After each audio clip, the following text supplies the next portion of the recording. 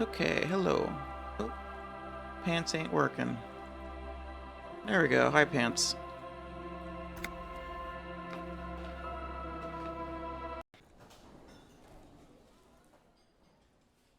I was supposed to get another drink.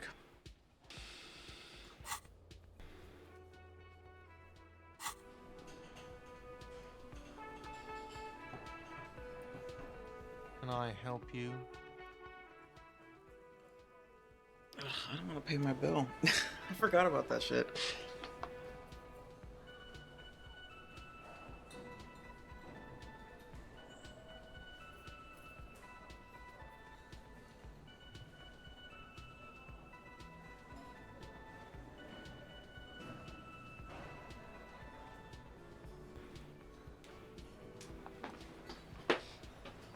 Alrighty.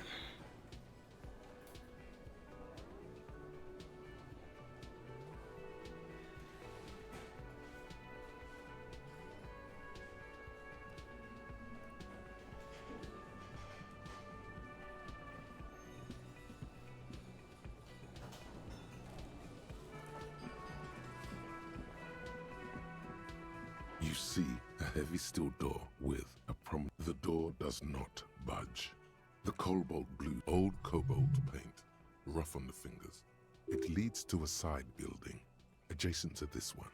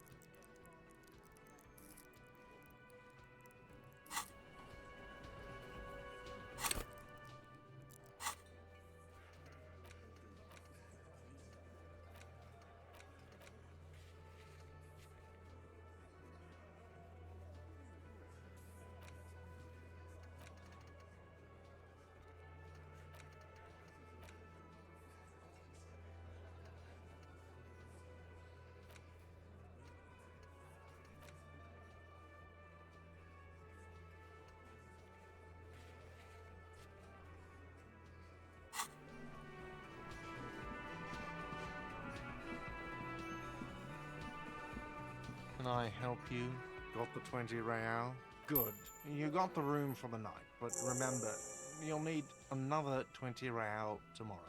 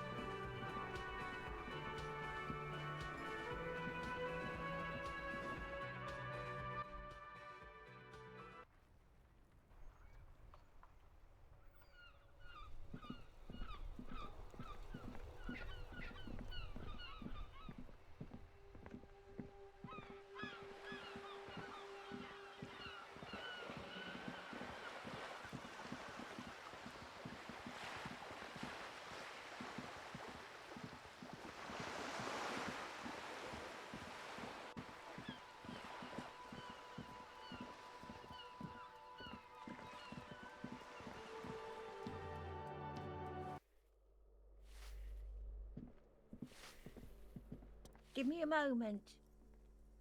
Ask away, policeman. Oh, that one is a scientist, a future scholar. I think he studies astrology at the community college. Education's good. I always tell them to study. Something to do with all those stars around his door. He asked me to leave his drawings up on the wall.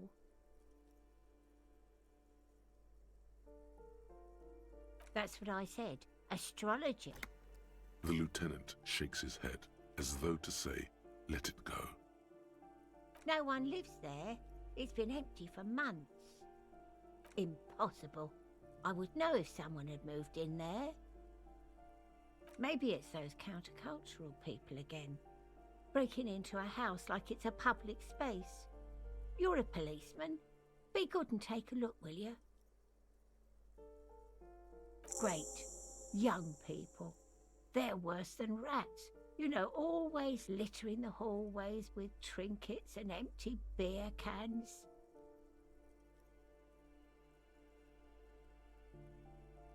People come and go.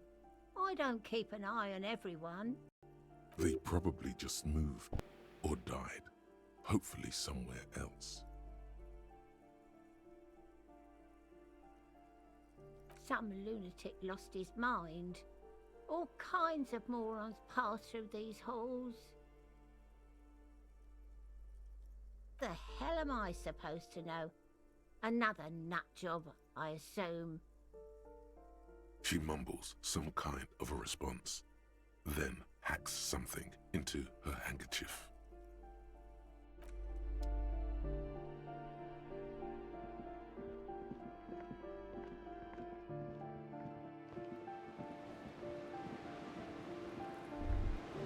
A shift in temperature, the air chills around you.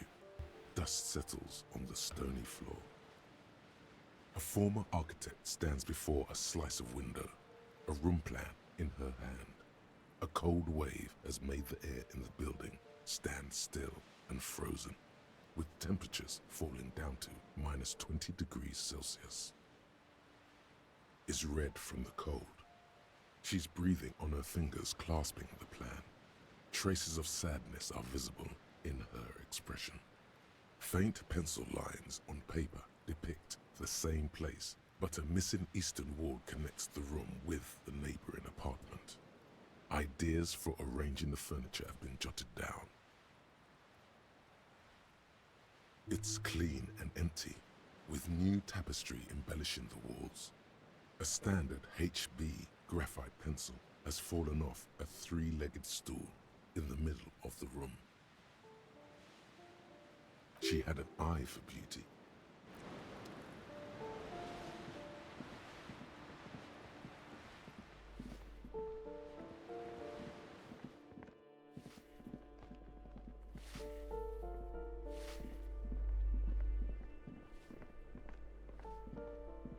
You hear someone walking around inside.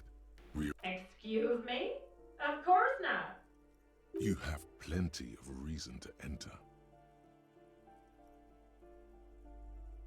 Oh, come on! Well, that was easy. That was smart.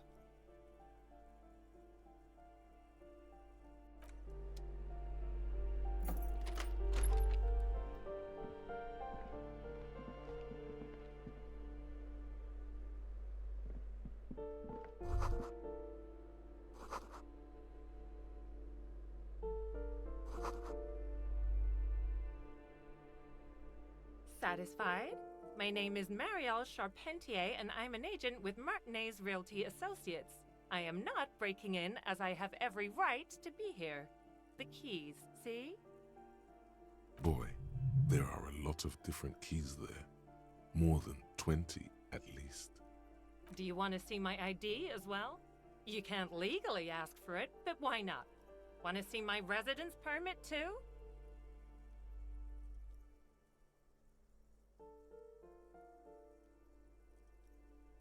It feels flimsy in hand, with the words Revachol Zone of Control written under a nondescript municipal logo.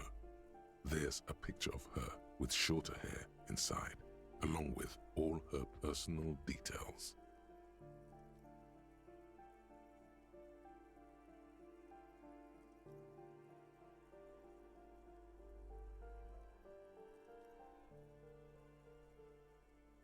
Thank you. Do you have any questions? I need to be back in Midtown in an hour. This person is speaking. This person clearly does not have an American accent. I need to be back in Midtown in an hour.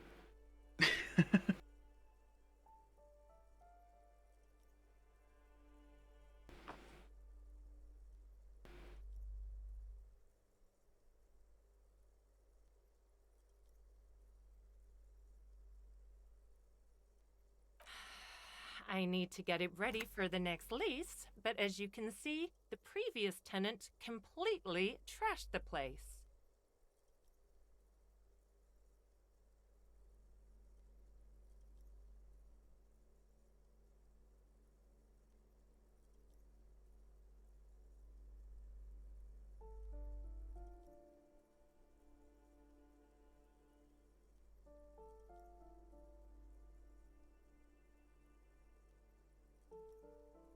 It was some kind of a moribund old man who used to be a business owner. You'd think they'd make rent. A sudden serious look crosses her face. This story didn't have a happy ending.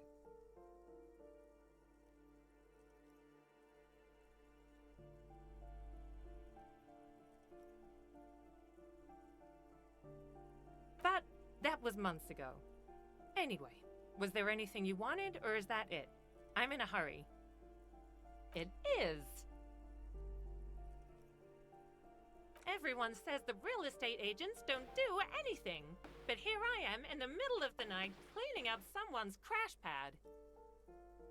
So, the sooner we get this over with, the better. Oh, that's another huge mess. The former tenant owes us 3 months of rent. 3.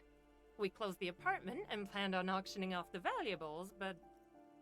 And again, I have no idea how stupid mistakes like this can even happen. But Ron, when he came to close the door, didn't close the neighboring door. And there's a hole in the wall. A hole in the wall. Can you believe it? And then the tenant ran off with his stuff. He's gone. The money's gone. Just like that. The sum must have been puny.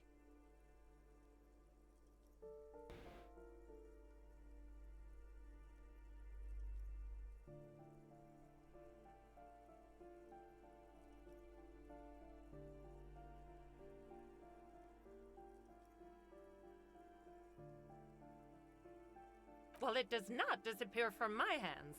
No, I don't let it. These apartments are perfectly fine. They have gorgeous Oh, architecture, wait. a million-real view of the bay, good ventilation, neighbors, life, spark, and they are affordable. I'll tell you, Martinez has a future. In a few years, it's going to blossom. Could I have with gotten an artists apartment and here? creatives and those radio computer wizards. Don't ask me what happened with the wall. I have no idea how we're going to find the time or resources to fix it. Both apartments are now unrentable. Both. Of course.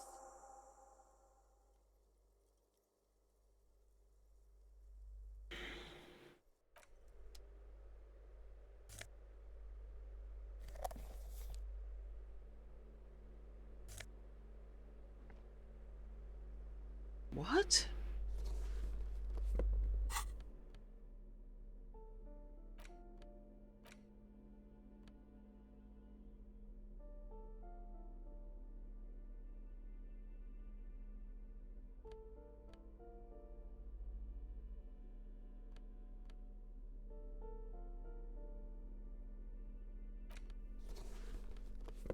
Indirect modes of taxation. What the fuck does that mean?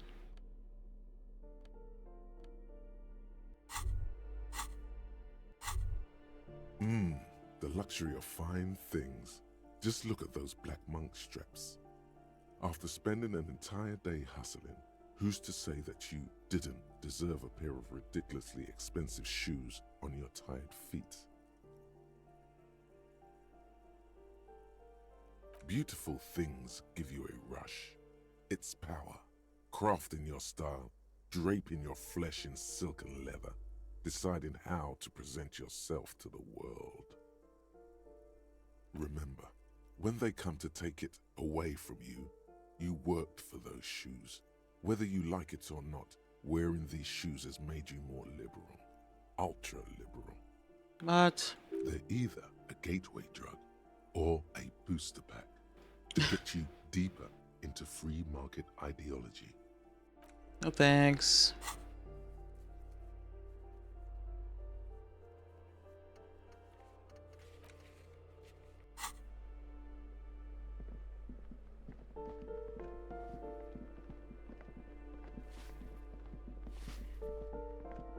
Give me a moment. I see. I hope some good people are finally going to move in. This place needs them.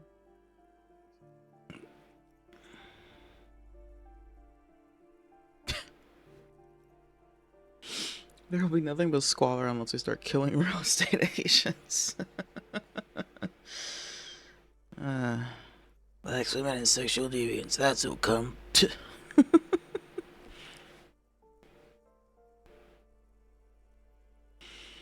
Oh, I do like wizards. And people like that in general. They have a lot to tell us about our fates. She means clairvoyance.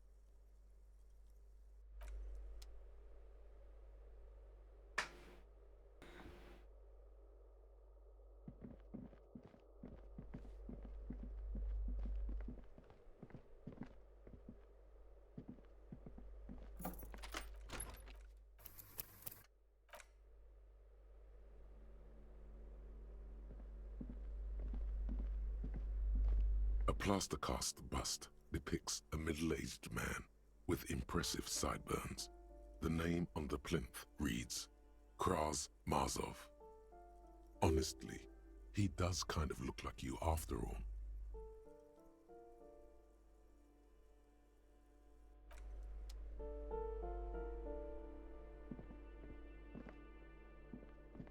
A plaster cast, honestly. The White Star, the photos on the wall.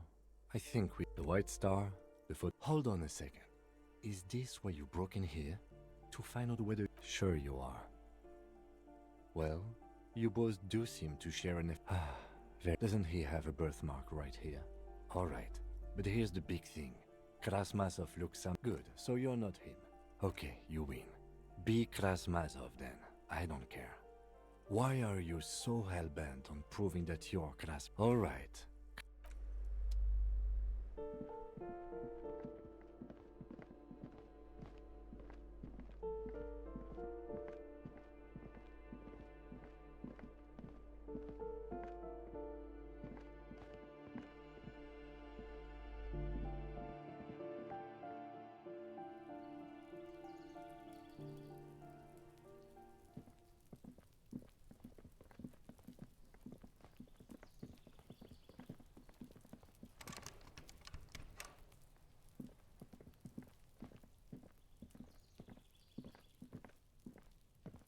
This door is made of metal, and no one answers. We should return tomorrow.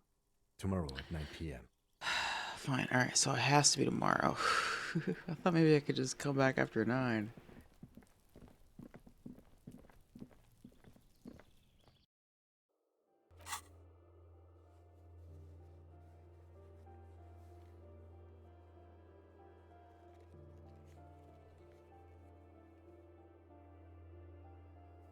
Wait, forfeited? What?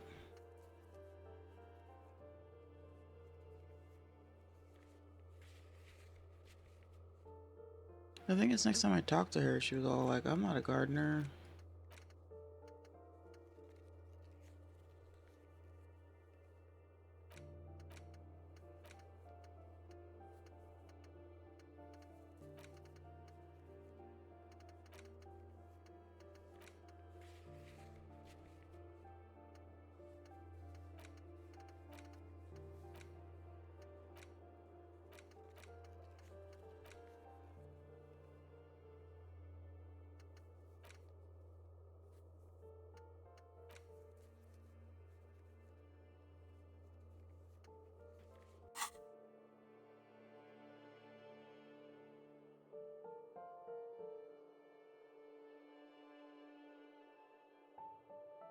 Can't tell if I should tell Siragi to take the body now, or if I should wait and try to steal the boots. Because then because once he takes the body, he'll be gone for like a whole day.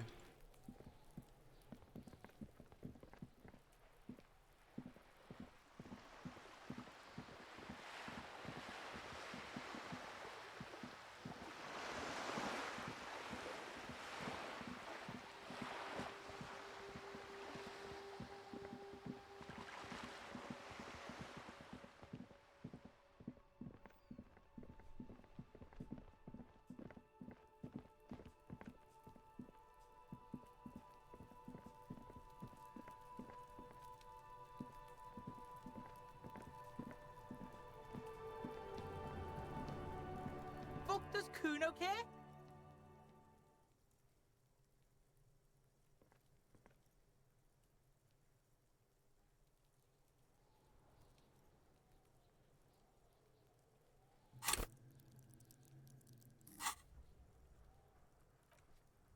Kuno doesn't. I'll die before I squeal, pig.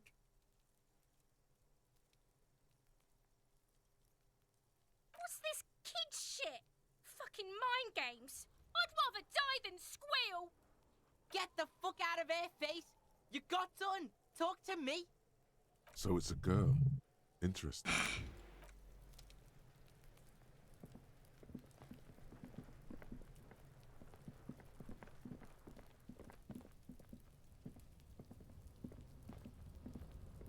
An inconspicuous pile of the roofing material, Eternite.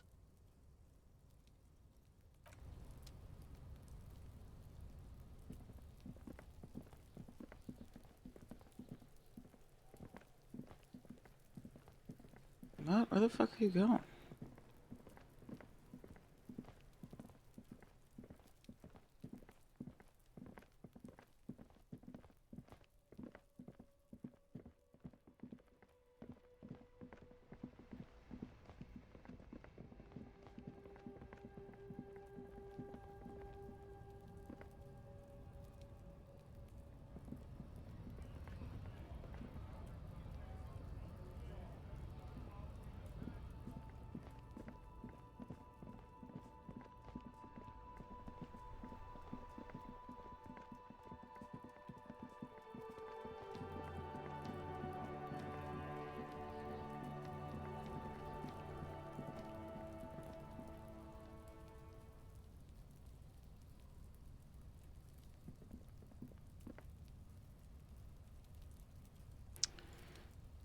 You get up there, man.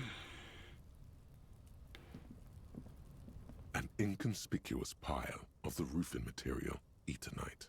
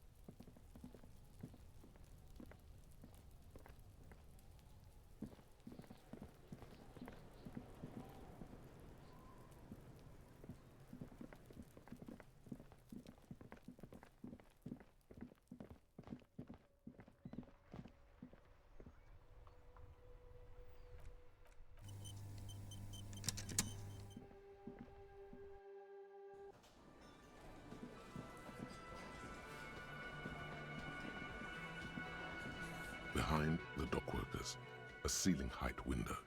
The hawthorn branches scroll.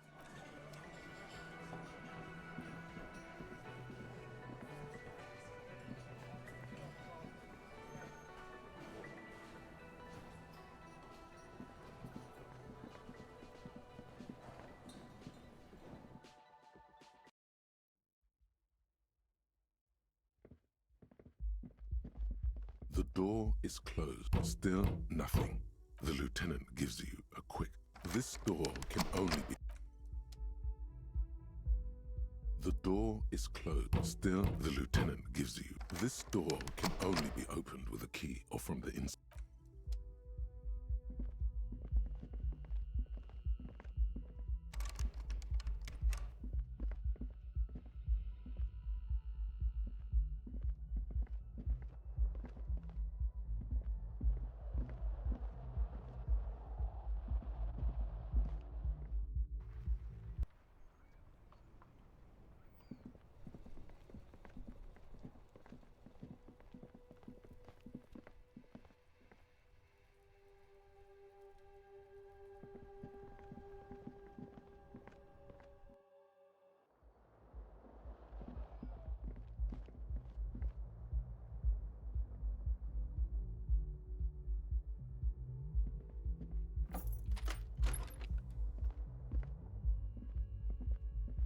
Yes?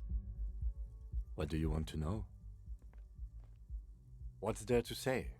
It's just stupidity. The cop kind. Our precincts can't decide if Martinez is part of Jamrock or the Industrial Harbor. Yours. Hold on, that's weird.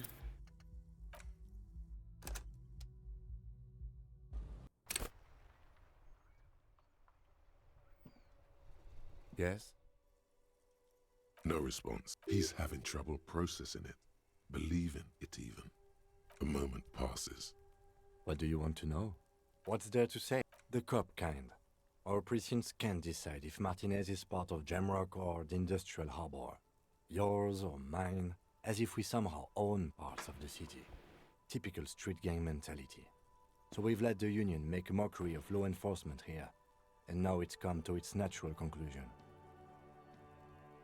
Well, sort of. It's less a matter of who gets to police Martinez than who has to. It's an orphan district, in other words. I think the dispatch desk just told both our stations about the hanging. There was quite the brouhaha at the 57th, I can tell you that. Time to settle it, they said. Cop off. But I assure you, I am not their finest or toughest with 102 cases solved. What I am is least interested in a pissing competition.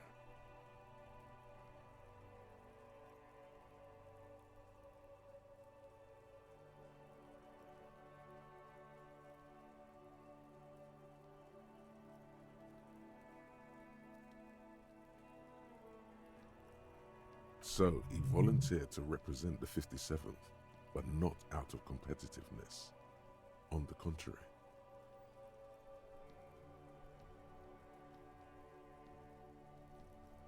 Somewhere in your mind hangs a dark green blackboard. There are two columns. One says, cases solved. The other, confirmed kills. The rows are endless. Jean Vicmer, Judith Minot, a special consultant. What was his name? Then the rows degrade into green nothingness.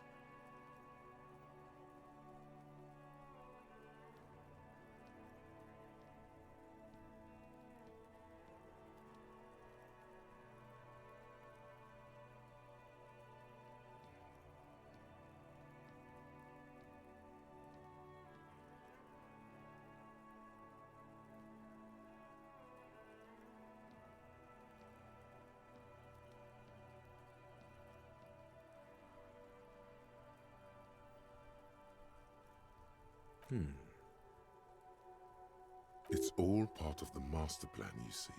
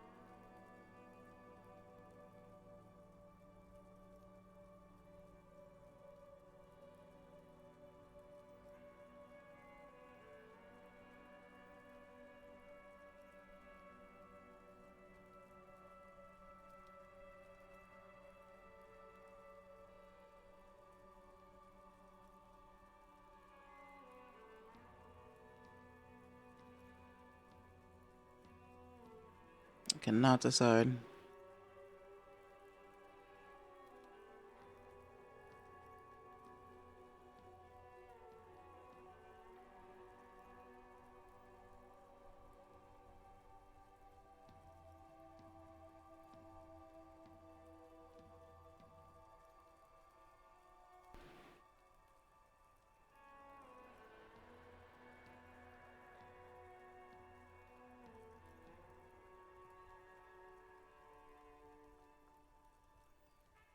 Really?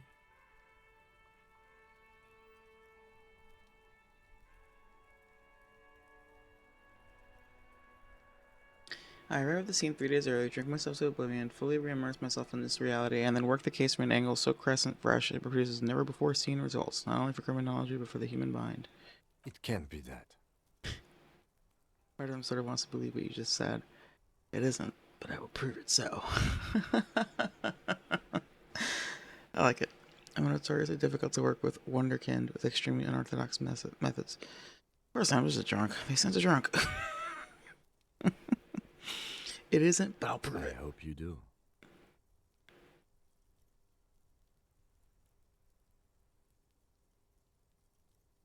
Well, technically, the official record keeper has been known to double count murder-suicides.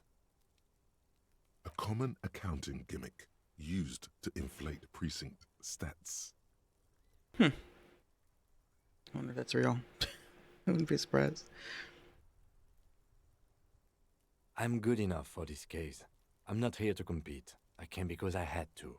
My fellow officers, the sergeants in particular, would have made this scene into a circus. Martinez? Nothing. It's just a puddle at the end of some drain pipe. No one cares about this place. They care about sports. Most of our colleagues don't even know how to get here. North of the interchange doesn't exist. A tremble comes over you.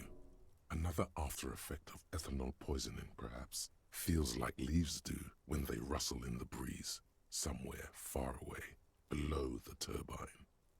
The 41st and the 57th. The lieutenant was right.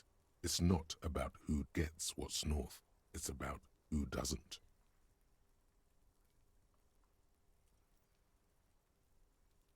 Yes, I'm an unrepentant spoilsport. Nice. Yes, it's a wholly pointless matter. Forget I ever mentioned it. Ah, I'm a sorry cop. Sylvie's suicide jokes. Roy mentioned suicide. Wait, who are Sylvie and Roy? I don't remember.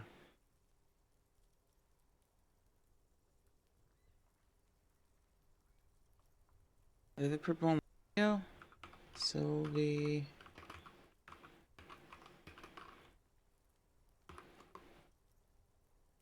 Oh, she's the one. Yeah, she was the girl that worked in the place at the very beginning. And then Roy is the guy who works at the. Yeah, he's the manager or whatever. Oh, no, he's the owner of the fucking pawn shop. Actually, you know, it's the guy, the Whirling in Rags manager dude is what's that nerd's name? Gart. Roy's the pawn shop guy. Sylvie is the girl who quit. Who used to work here. Look at you. It's because you're a failure. They sent you to Slight, Precinct 57.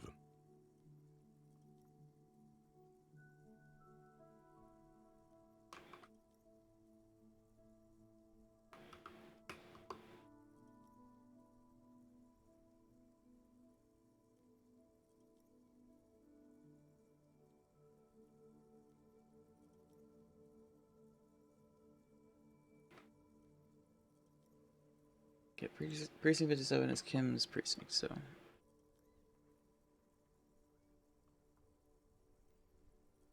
Just think about it for a second. You're a raging alcoholic who showed up 3 days late wearing piss-stained disco garb. You weren't sent here to win.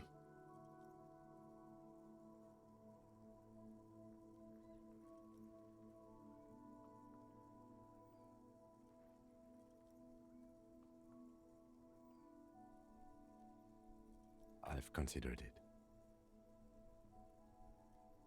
It would be immensely ugly of them, not to mention unprofessional, but I also think it's somewhat unlikely. Word? I checked the records.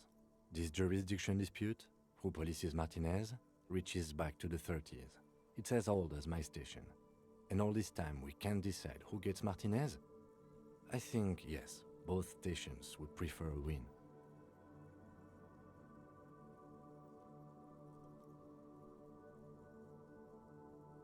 I am the finest of nothing.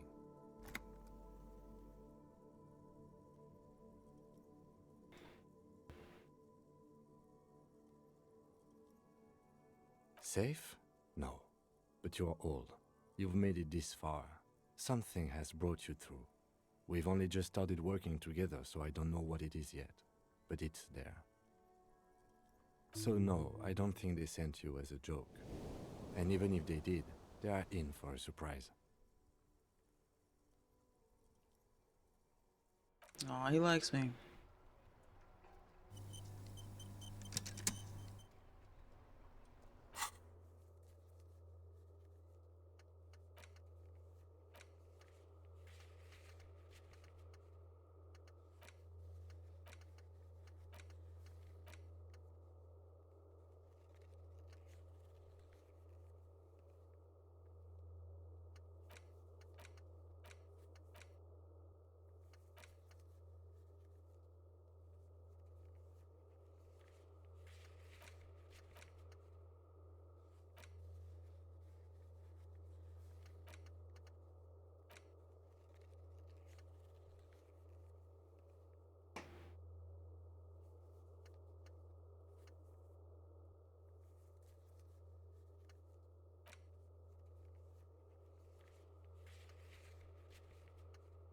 I only really want the boots because I can sell them for money. Oh, and there's also this. But I wouldn't want to piss off Kim. We're gonna see how this goes. It's possible I'll save scum and undo it, because then I don't know. We'll see.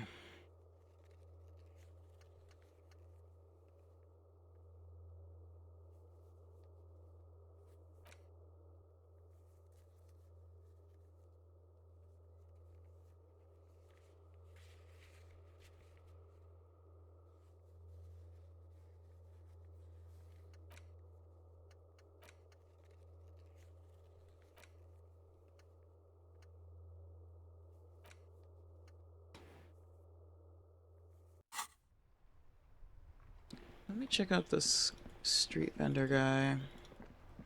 See if he has any weird shit. I still need that fuel for the painting.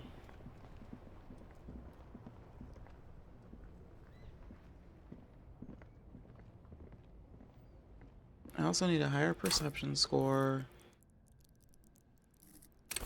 And where's the shit?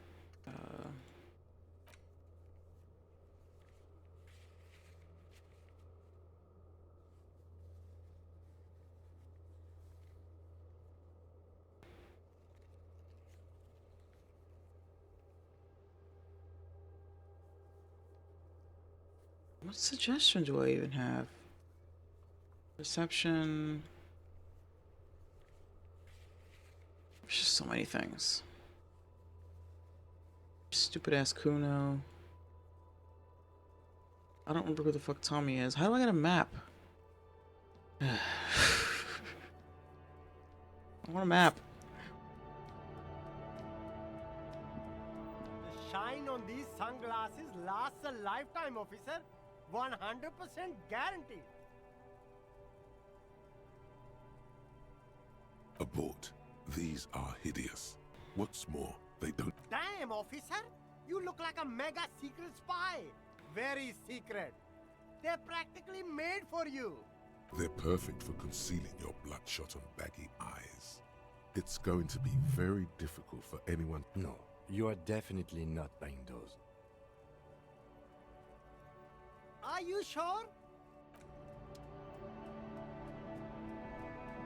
The speakers below are banged up and worthless. The sneakers triumph over them. They're the star of the show here. No way, officer! No, officer. You're a high-class policeman who accepts nothing. Well, but see, if on the other hand... Damn, so you have to buy the sneakers first. You keep coming back. That's good, officer. Keep browsing those clothes, keep saving that economy. You find your hands deep in tattered. The box smells like cat piss, or like an old person with no money. Economical, but also trendy. Look first-hand, buy second-hand. Keep the economy moving. Haven't you heard, officer? Look around. Is this really the economy we want to? Too bad, officer. Kids make it all worthwhile. Without kids, who's going to be around?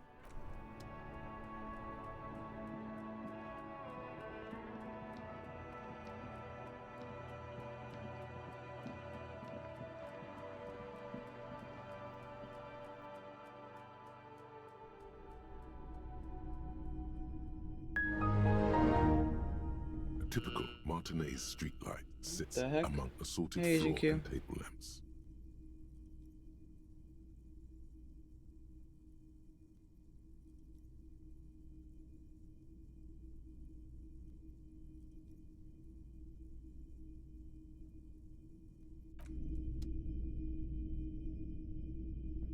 Hello, hello.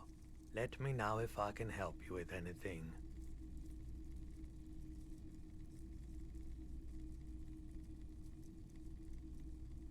Someone else came here earlier today asking the same question. This is a pawn shop, and it did. The lieutenant Damn it. shifts from one foot to another. Alert. She didn't seem like a... Truth be told, Right, so let me get this right. You sold your sidearm, issued by the citizens' militia, and now a civilian is running around the streets of Martinez with it? You're right that she could cast aspersions on the force. We have to find her. Forgot about that. Seems like a waste. But I haven't saved in a while. Keep forgetting about this stupid morale dump of that dialogue. The boomboxes wait on the shelves. And your boombox, that gold and amber Harmon Waushi, stares. Run is going fine. I'm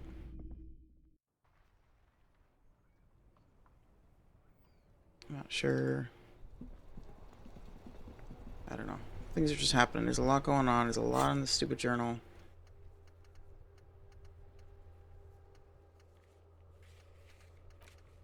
I think I'm just gonna go to bed.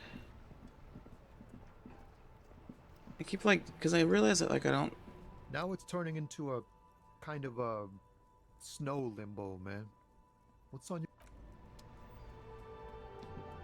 Some things are different at night.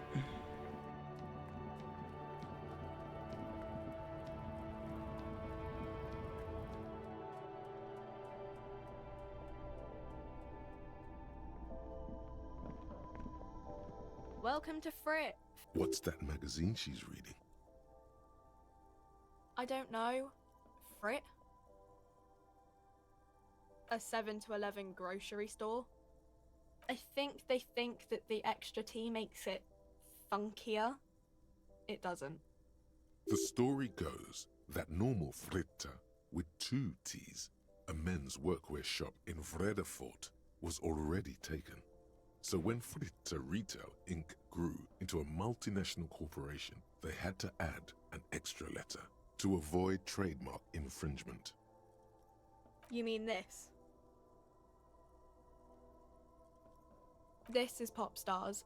It's got, famous people in it. It's not for sale. Looks like it also has something called Police de la Mode, featured on page 34. This speaks to you.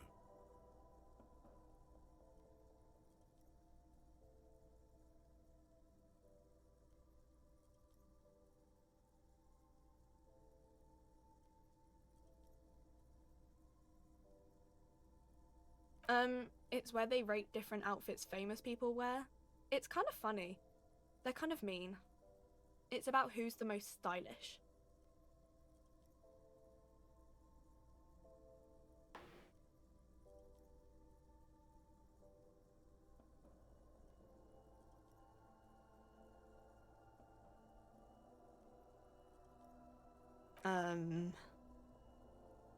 No, I don't think so.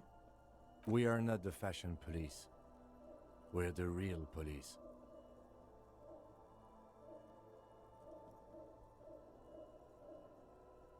You mean this? This is pop. Looks like it also has something called... It's where they rate different outfits. No. I don't like it. I hate it. We are not the fashion police. Okay. I'm not really supposed to be chatting to anyone, but...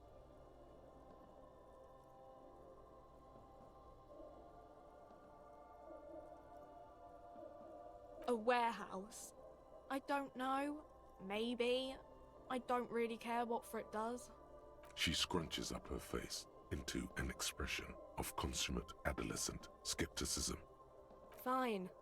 Frit doesn't have a warehouse. Just a little back room here. Okay? I don't really know anything. I mean, I know it's there, but I haven't seen it, so... Not really. No. I didn't know him at all. I don't know, really... long. I don't know. No need to worry. It's just standard procedure for us to ask around. If you hear anything, let us know, okay? Okay. Uh-huh. A colourful display of cigarettes and the bottles wink at you in the light. The smokes too glitter in their wrapping. It's like looking into a kind of heaven. There, in that dark green glass, all in vain. The great flowing river of warmth, wine, alcohol, beer, alcohol, love, alcohol.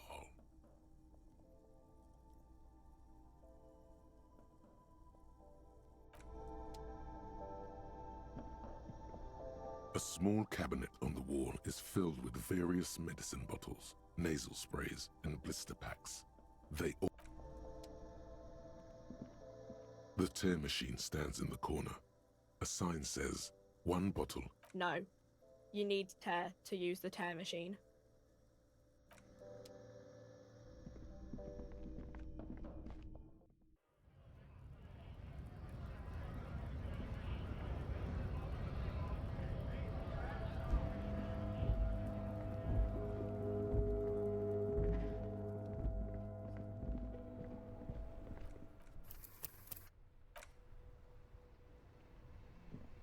Okay, so...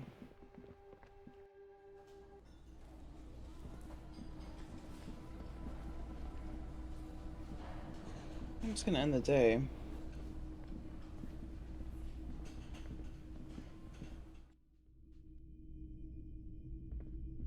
Let's take a quick pause for the ad break and then we'll end the day.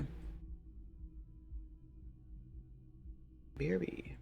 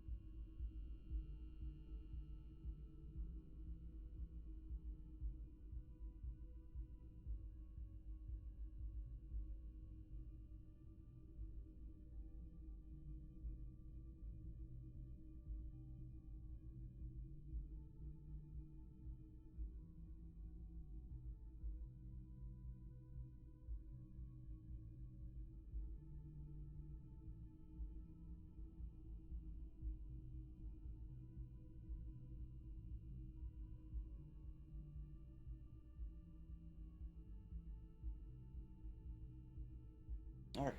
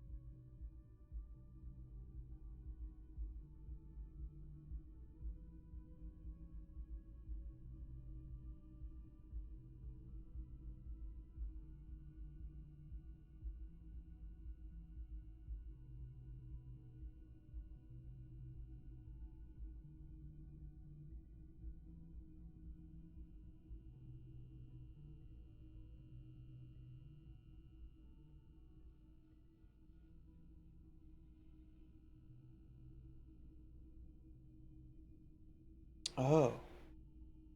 Hold on our way to get to. Oh, okay.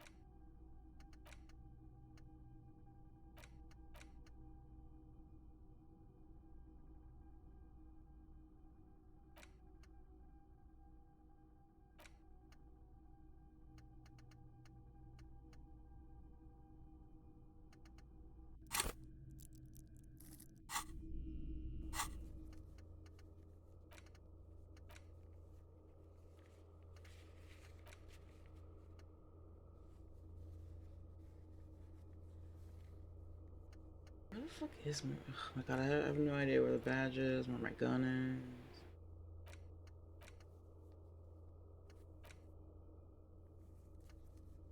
is. Locate a working firearm that shoots 446 ammo.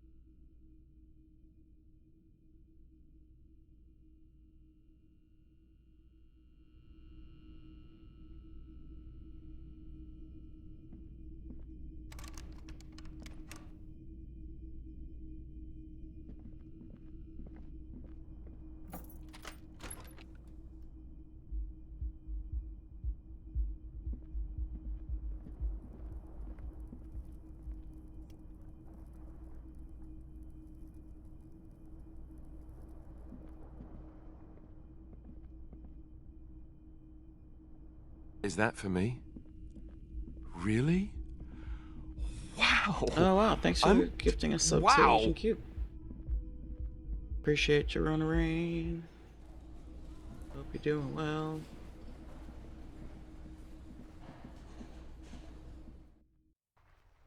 Let's see if I can steal the boots now.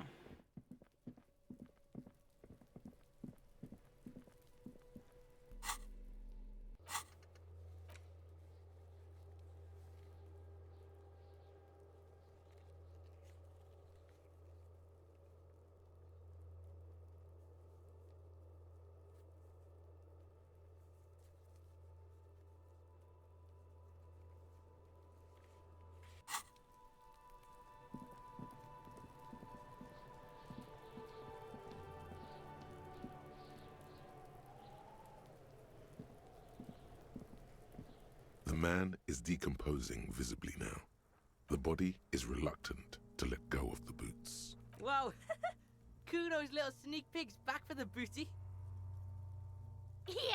it to pieces for us, liar cop. It's not completely useless. You're able to reveal a little more of the putrid polymer sock beneath the boot. Is that for me? Oh shit, thanks for the Really? sub. I appreciate it. Wow. Wow. I gotta change the goal for the sub points because it's definitely too high now. But yeah, I appreciate it. Hope you're doing well. We're playing Disco Elysium.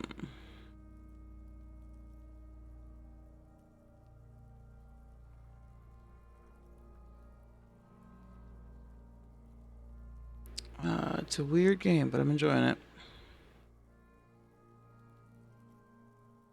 I know everyone's watching the PC game announcements or whatever the fuck. I don't really like watching stuff like that live. But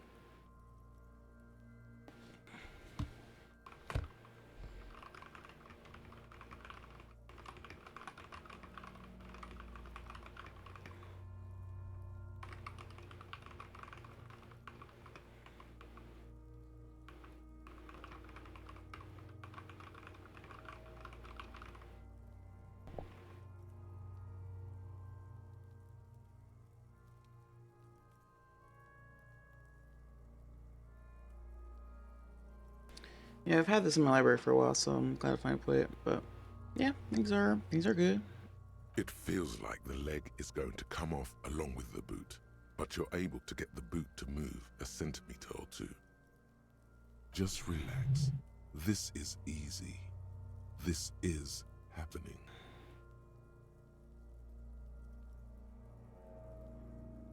This is the right method. It takes some time, but eventually good. the boots come off, with nasty slices of polymer sock stuck to even bigger pieces of skin and rotting flesh. Look, he's skinning the fucker up good. Puka style. Hell, keep at it, pig. The legs look like they've been clawed at by wild animals. As for the boots, you can't possibly do anything with them until you've cleaned and disinfected them thoroughly. Yes, these absolutely need to be washed before. The stink is incredible.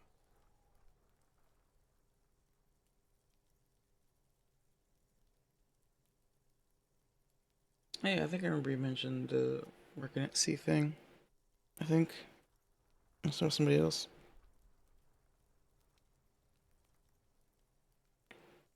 But I mean, hey.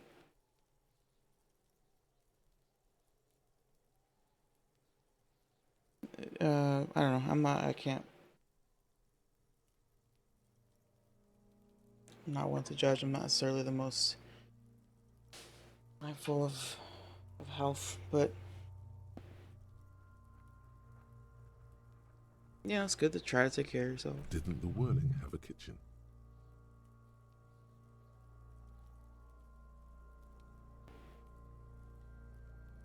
Shoot, Looney Rooney. Come back later, Corporal.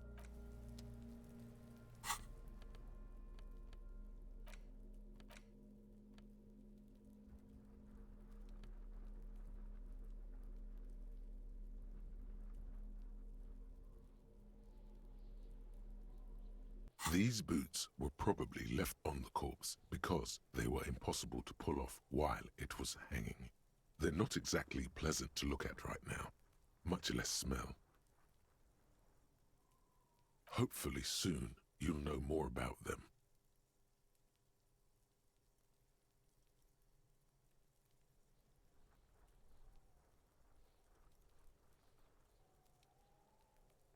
The size seems about right. Once you get the foul-smelling flesh gunk out.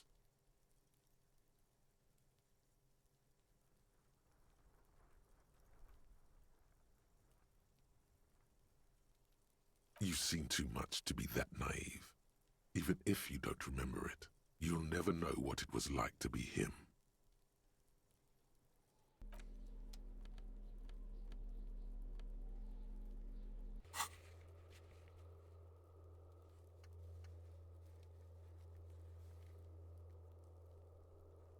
Oh yeah, I guess you don't have good internet there.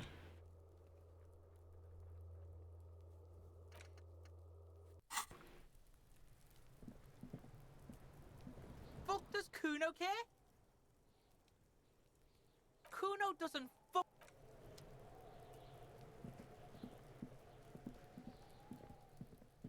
How do I get up there?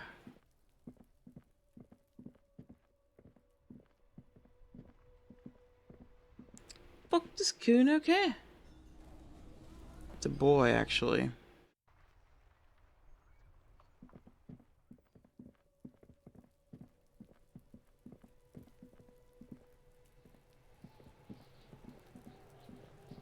Fuck does Kuno care? The fuck about it? Kuno's fuck imp. Kuno uses the fuck imp for target practice. He's trying to hide the fact that he doesn't know. Kuno knows all kinds of shit. Kuno's not a snitch, that's all. Trying to make the Kuno sing into the popo phone. Just a lone pig trying to sugar talk some kids. That seems pretty fucking suspicious to Kuno. Yeah, you tell the faggoty Kuno. Fuck are you talking about? What is this contusion shit?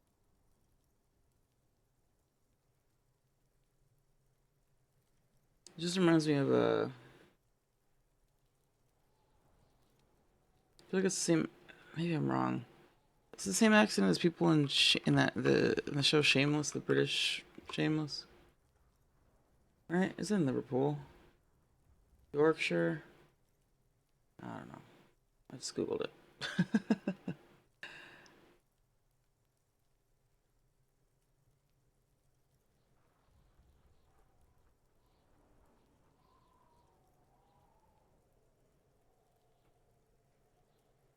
Manchester, okay. Manchester. He says you're stupid, Kuno. They want to make you. Oh, did Kuno make your shit snip? Your test. Get lost.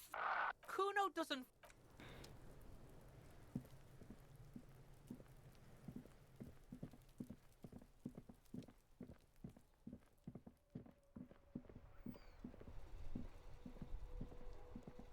Yeah, I guess it is different. Manchester. I just couldn't. I haven't watched it in a while, so I wasn't. I'm like, it sounds similar, but it's not the same.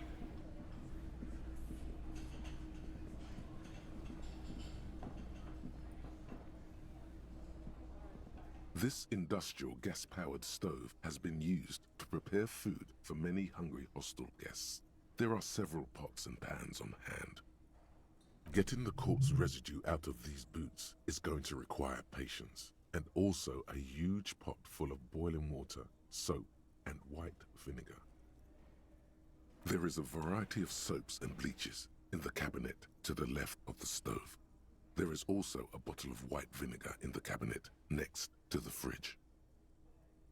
It's bad with those boots. Don't be stingy now.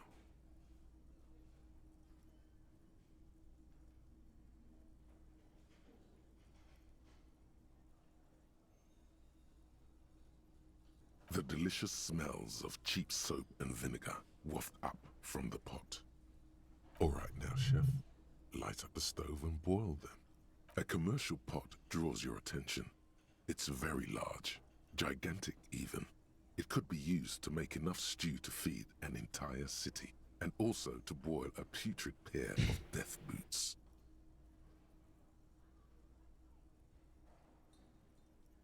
Yeah, I don't even remember who Mimi is. I watched the American one and got really into it, and I watched the whole thing, and then I started watching the British one, and I like enjoyed it-ish. I think I got like 3 seasons in or something, maybe 4. I just kind of like, I don't know, fell off. They like changed a lot of the characters, like like Kevin and what's her name and Kevin and Veronica are like gone after the first season or the second season maybe. I was like, what the fuck? Where in the American one, they're like there the whole time and like a big part of, not a big part, but like they feel like important characters and that they like are constantly like there in some way and like kind of tie everyone together. And like they run the bar that everyone hangs out at and stuff, so it's like it feels weird for them to be gone. And I hate to like compare it to the American one. It doesn't have to be the same, obviously, I was more taken aback. In general, my sort of vibe with it was that it was different in the sense that it felt like more of a drama than a comedy, which is fine. But I want more of the comedy, I guess. Mimi's a mom. Oh, God, she was annoying. She was crazy.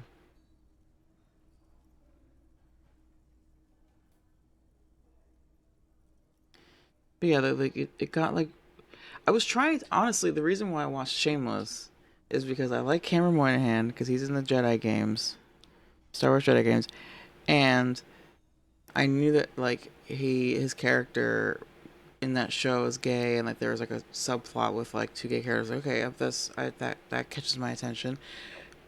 And then I heard it was a good show. I love a good like show about like working class people, whatever. So I got into it, and I liked it just overall, and I found it to be quite funny, even though it is dramatic at times and kind of sad or whatever, right? It's got like a Trailer Park Boys vibe, but with more drama. Uh,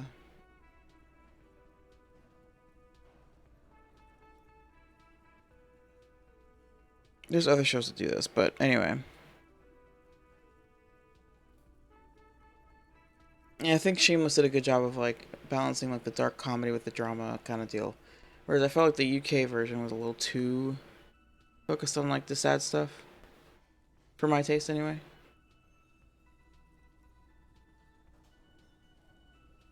Oh, she was in Big Brother. Mm. I mean, yeah, it's and that's like part of why I was interested is like let's see how they handle like the gay subplot thing because even the U.S. one came out like a little later. It wasn't that much later.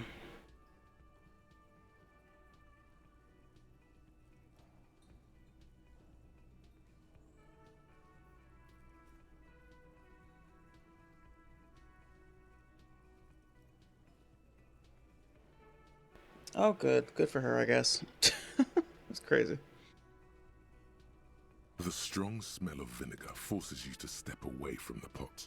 The water slowly comes to a boil. Strips of polymer fabric and human tissue separate from the lining of the boots. They float to the bubbling surface. Ugh. The boots look cleaner and cleaner. Those bits of human flesh are beginning to look cooked. Oh my god, you dude. could smell it too. Just like beef stew. Yeah, I mean, this game is very slow paced. It's very slow paced. Let's see, I've got 23 hours in so far, and I'm only on day 2. At the end of day 2, but still. So, like, the days actually kind of feel like actual day, like, their length. There's a lot to explore, and, like, clicking around, talking to people, a lot of dialogue, all that stuff. That's it, chef. The boots are as clean as they're going to get. Steam, dense with the smell of strange meat, disappears into the vent above the stove. A pair of real beauties. The boots are shiny, hot, and reek of vinegar. Just perfect.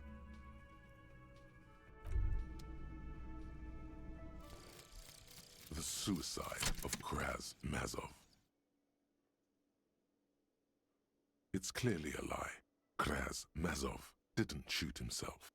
Reaction was on the counteroffensive. The State Day Palace in Mirova was surrounded. He was either assassinated or died in the bombing. You might even have evidence to support this, somewhere in your brain. Mazov was never given a state funeral by the communists. Some people even say the body that was recovered from the ruins wasn't his. There, good. Hero restored to glory. Carry on, comrade.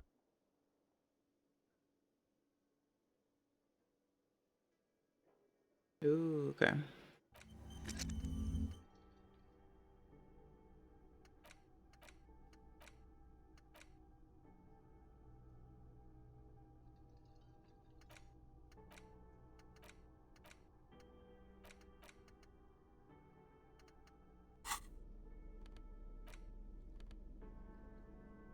Hell yeah, +2 authority.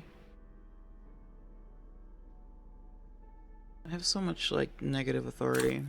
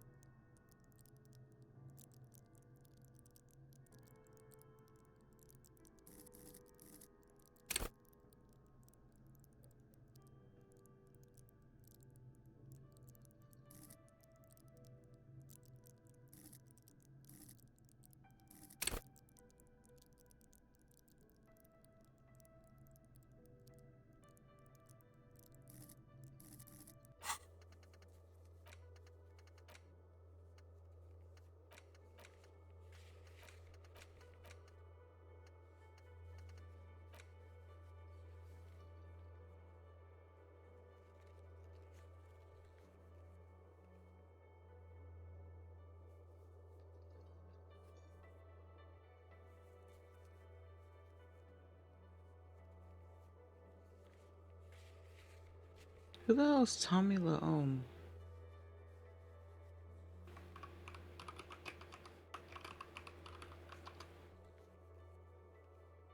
Oh, that guy.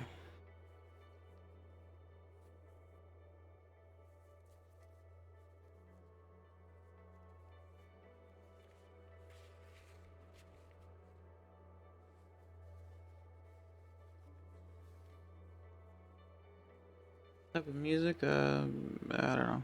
I don't listen to music that much. Mostly like rock music of various types, metal, that kind of thing. Okay, I'm just GTA 6 or Fable? I don't know. Fable, I guess. I don't know. I've never played Fable, and like I like GTA, but it's not like a big. I don't really care about it that much.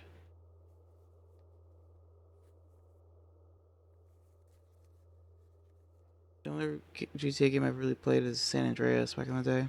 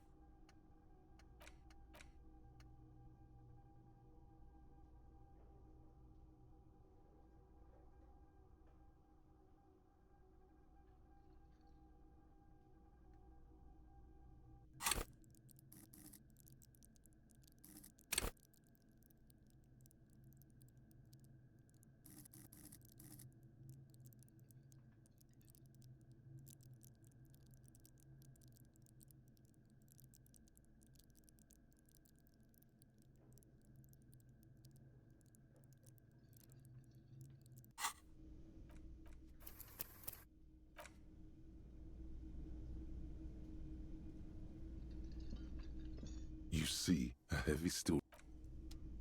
You see the door does not. The cobalt blue, old cobalt. It leads to a side build.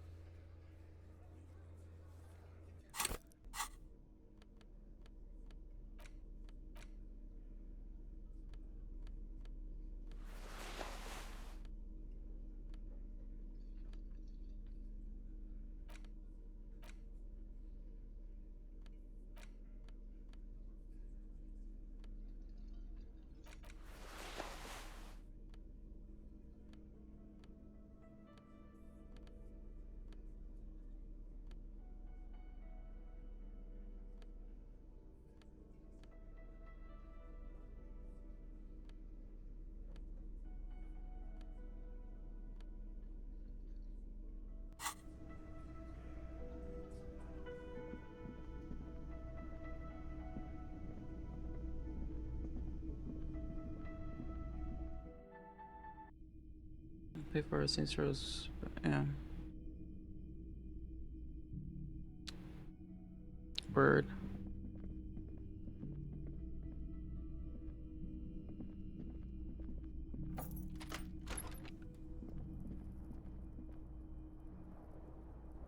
Yeah, I've heard of them. The bed is still cold from the broken window. I have indeed heard of Jack Off Joe. It's been a long time since I listened to A them. mirror hangs on the bathroom wall. In it, your face, adorned with the expression.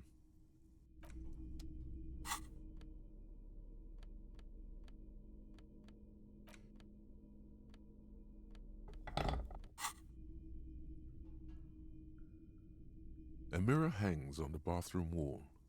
In it, your face, adorned with the expression. The faucet is quite terribly mangled, but you just might be able to twist its parts into place. You handle the chain cutters deftly, applying just enough pressure. The faucet regains a recognizable shape. The steam stops. Told you that you needed those chain cutters. Everything is connected. Everything has a purpose. The mirror begins to clear slowly without you having to wipe it.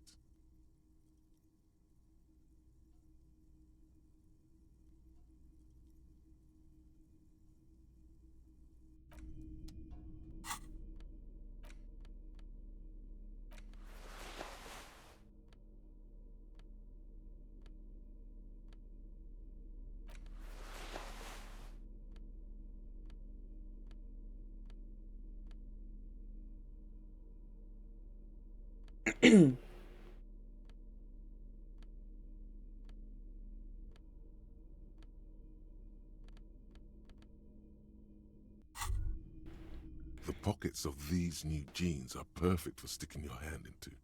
Makes you look cool, calm, and collected. As your hand enters the pocket, your fingers brush against something, soft yet crinkly. Hey, it's a chewing gum wrapper. It reminds you of the fruity juice of apricots. You should inspect it closer if you have time. Something about the wrapper's texture is familiar. By the way, the raw materials were most likely exported from Seaguy, the apricot suzerainty, and processed in sur-le-clay into the apricot-flavored chewing gum loved by kids of today and yesterday. Something about it is familiar, and not only to your fingers.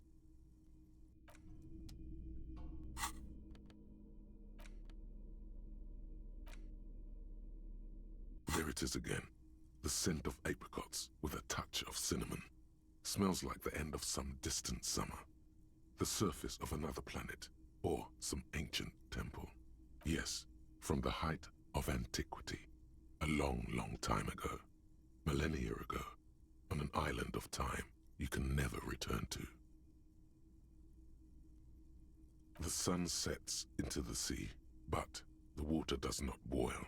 Instead, it turns to liquid gold. For a moment, the world's store of precious metals seems to increase dramatically, and you are rich. There is a movement next to you, the shuffle of a small coat, warm like the evening. But when you turn toward it, there's nothing there. Why are you talking to a gum wrapper? Bitter, citrus, sweet. It seems to grow stronger, like a glow, with every breath you take. Whatever petrochemical byproducts they used to create this artificial flavor have bonded tightly to the wrapper, or is that just your memory filling the gaps? Until a blossom of skin and flower petals erupts behind your closed eyes, made of toffee, cream, and distance. You just had to take a dive.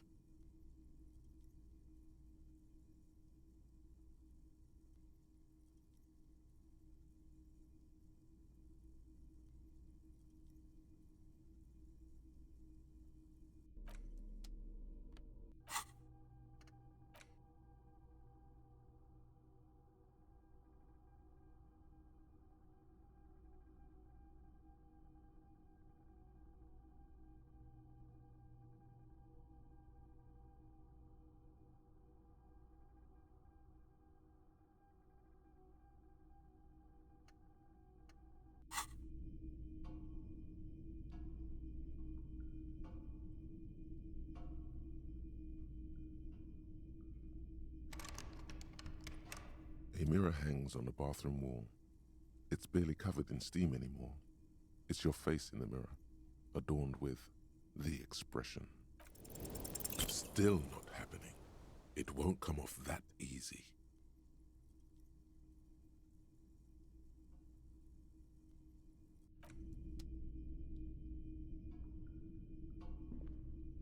This is not the cleanest bathtub in the world, but it's cleaner than you are right now. Ah, that soap scum smell. Oh, word. It smells That's cool. like life, at least compared to you. It's always good to meet new people. That soap scum smell smells like life, at least compared to you. The bathtub slowly fills with water. The water beckons.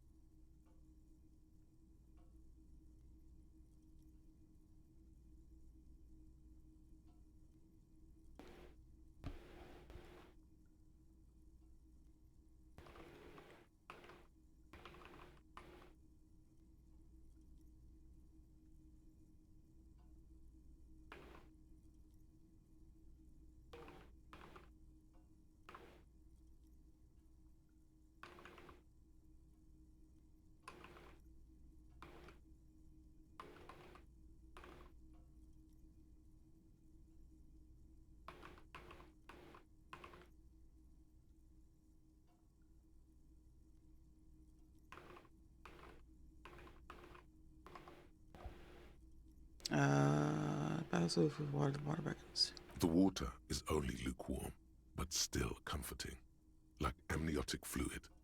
A few beer cans are bobbing up and down along your flanks, like sad duckies. Now you are alone with your thoughts in the tub, but it's easier than being alone with your thoughts outside the tub.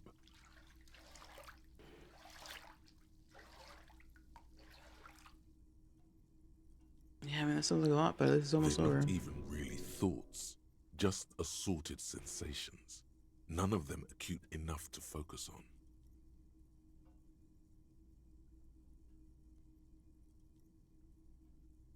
You see the corpse. You can still smell the cadaver on you. It's going to take more than one bath to get rid of that stench. Then, houses along a narrow street, a video rental, darkness on the planet's curvature. Your fingers grow pale and are covered with tiny whirls as the water cools. The waterline recedes as you stand. You are cold now. Your clothes stick to your still moist skin.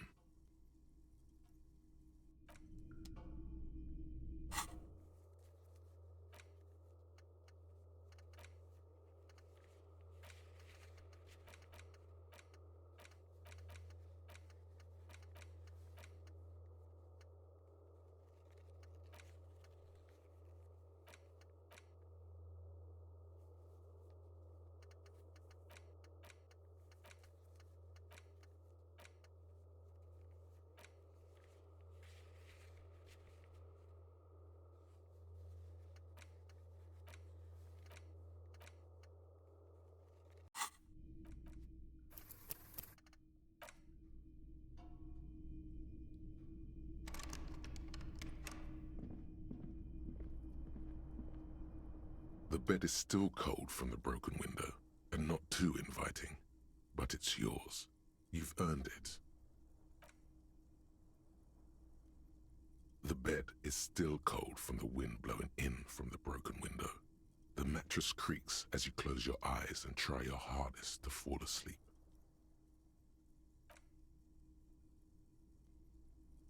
Here we are again, my broken bud. The waves are coming, carrying you away. But you can't go. No, you have to stay. Always half aware of yourself.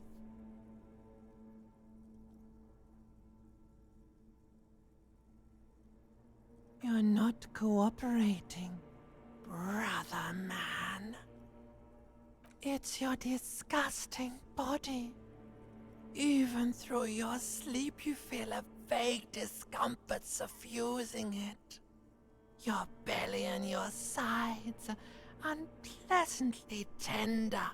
You wish you could curl up into a fetal ball of safety, but you cannot because of the pain. That pain in your right side is your enlarged liver, by the way. As for your kidneys, you've really been compounding the damage lately.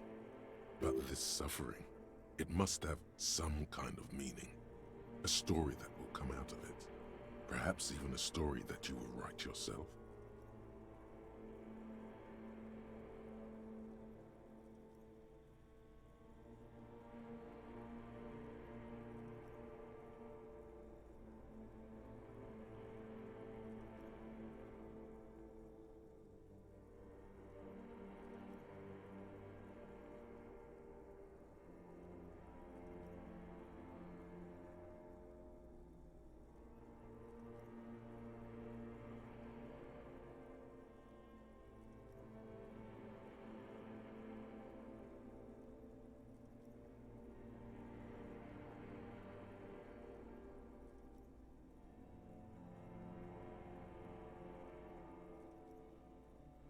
There's no dignity here. Only reflections of your body mass. Flashes of the day. You keep coming back to yourself in the mirror. But why? To admire all your accomplishments? You're just stuck here, in the half-world.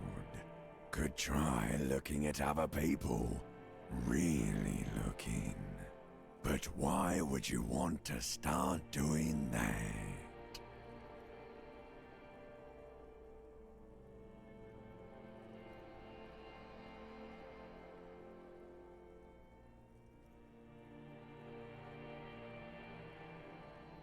Sure you do.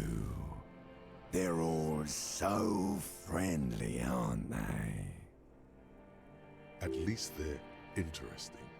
Each one has a process just like yours, running in the space between their ears, full of secrets.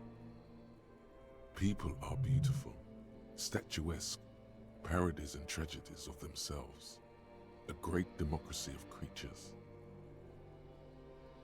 What do you think you're doing right now? Coming to some greater awareness? Look at all these lights, blinking in and out of existence. Thoughts! You're just pretending that you're asleep, even to yourself, while the world goes on without you.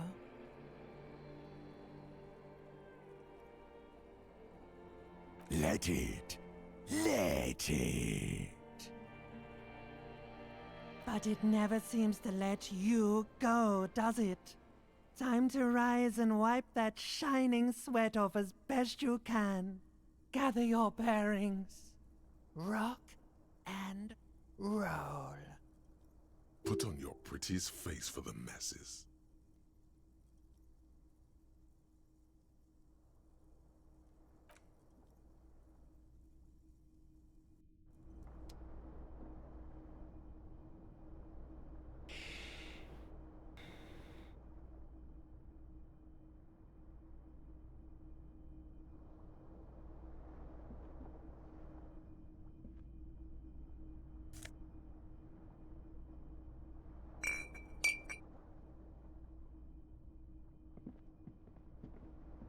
The window stands broken. The morning light hurts your eyes.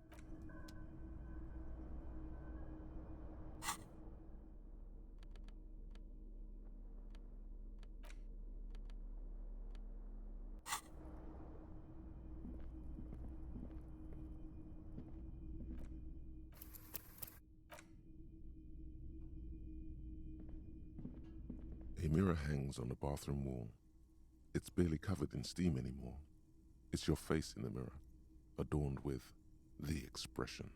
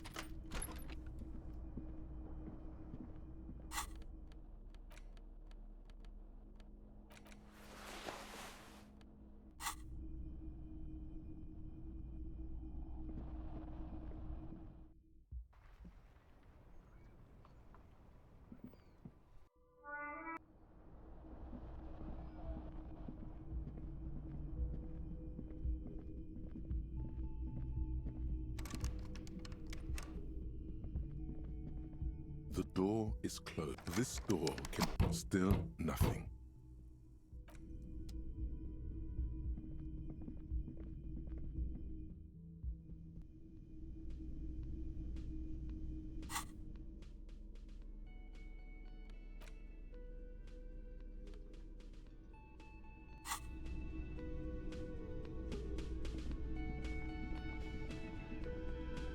The woman in an RCM patrol officer's uniform winces as she notices you.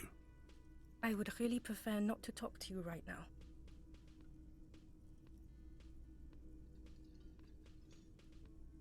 Yes, I am. I know. Here's the real deal.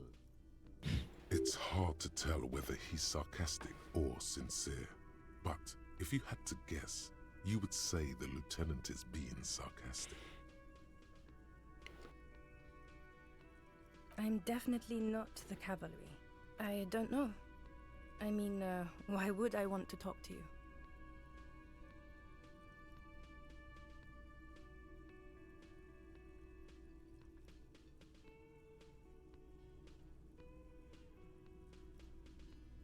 No, you haven't wronged me.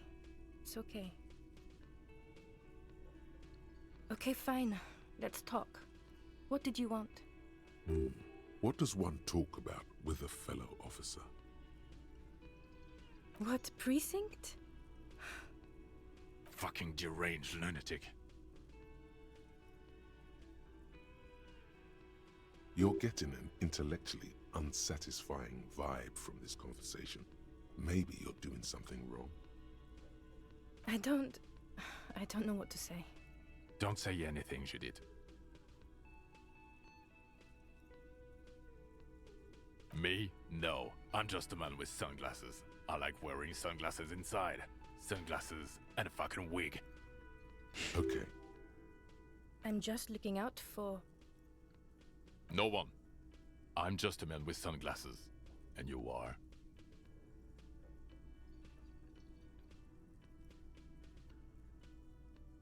I just want to do my job, that's all. Something about the man with sunglasses and you, the energy between you two, is making her uncomfortable. What the fuck? Who the hell are all these people? Okay, anyway, we're gonna take a quick break. Let's heat up some food.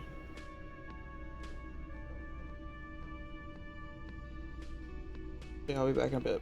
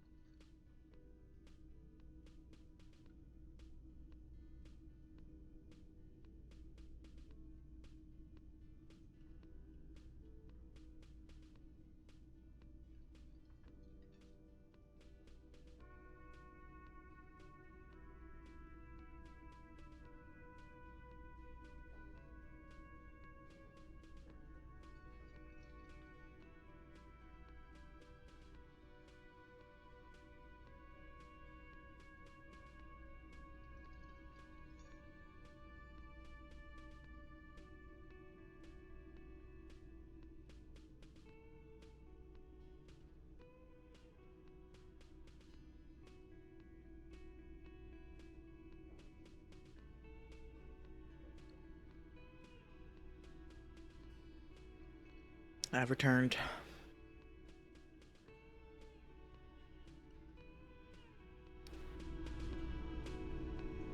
Yes? What do you want to know? Good.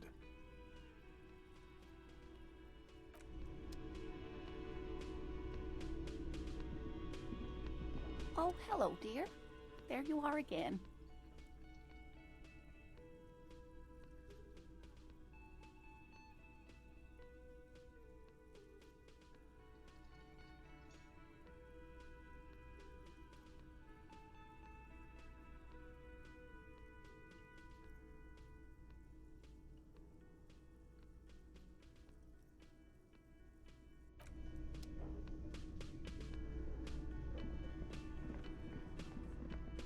The man ponders his cooking utensils and gives you a little nod, acknowledging your presence. He looks up at you, then looks away quickly, shrugging and muttering something to himself. Shrugging is an international sign for, no, I don't know what's behind that door.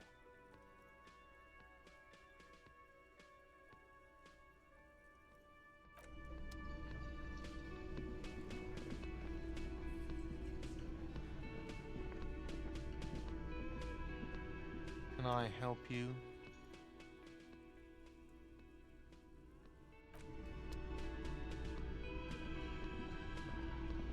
You look like shit.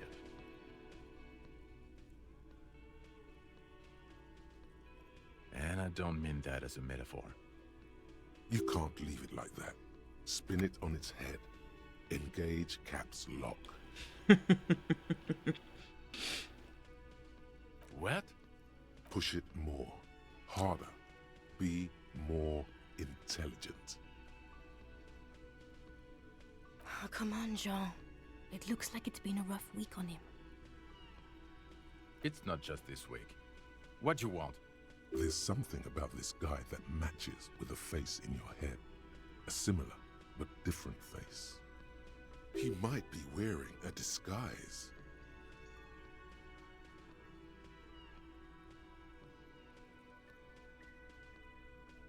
Yes, it's a hobby of mine.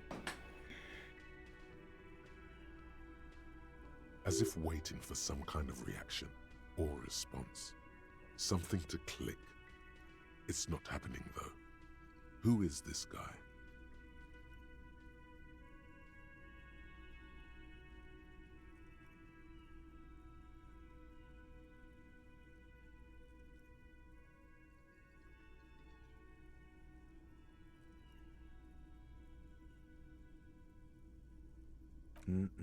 I'm not getting involved in this.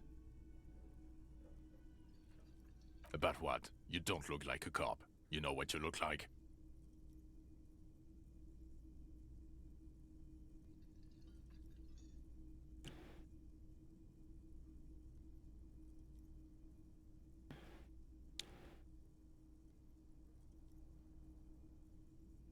I look like Krasmazov. Yeah, sort of. Okay, I get the reference. Like after he got run over or something.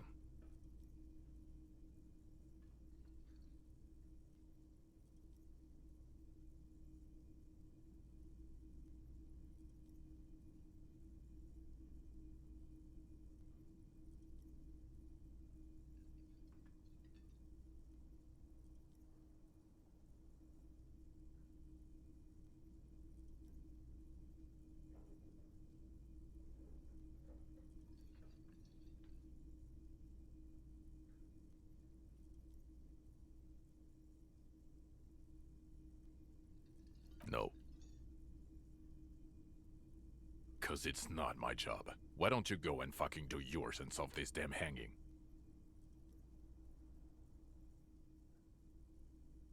Actually, I don't want to hear you say things. Come on, Jean.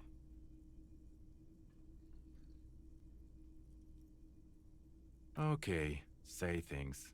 I want to hear you say things. Suddenly, out of nowhere, case-related things start popping up in your head.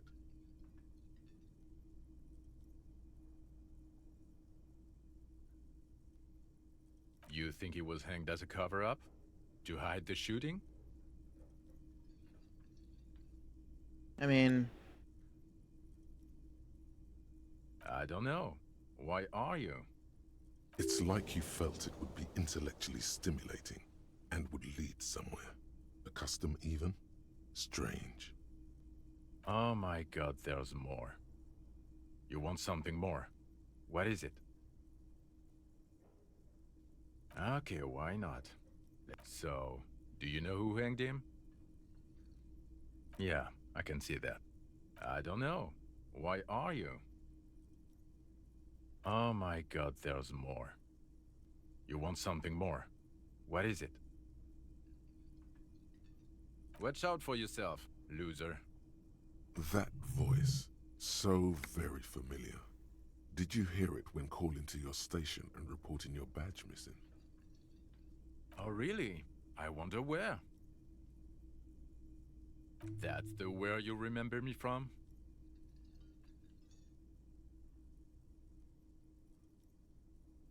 Okay then.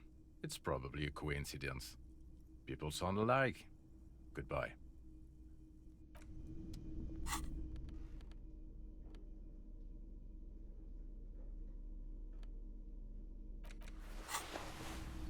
Again? I can't believe this shit. You know Nice. what it is. It's like the two of you know each other. Just ask him. Oh, I definitely know you from somewhere. Another life. Yes, from another life. A different life. Maybe the life of a police officer belonging to the ranks of the... To what station do you think you would belong in this alternate and totally fictional reality? Uh, Okay, that's plausible. That's entirely plausible. Now we're really getting somewhere.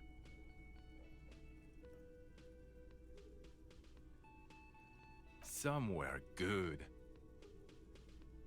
Okay.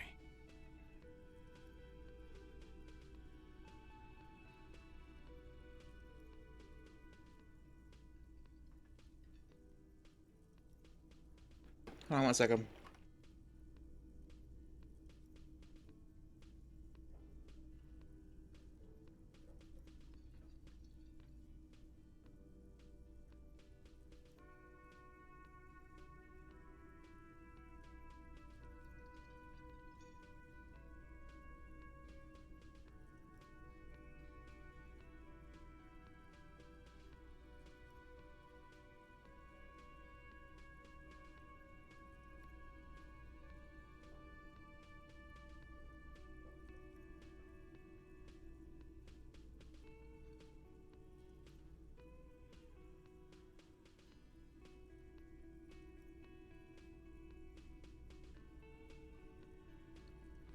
Alright. Sorry, I was just finishing up some food. I think it is called isometric. I'm pretty sure that's the word for it. Like top down, but at an angle kind of deal. I've not played Wasteland 3 though.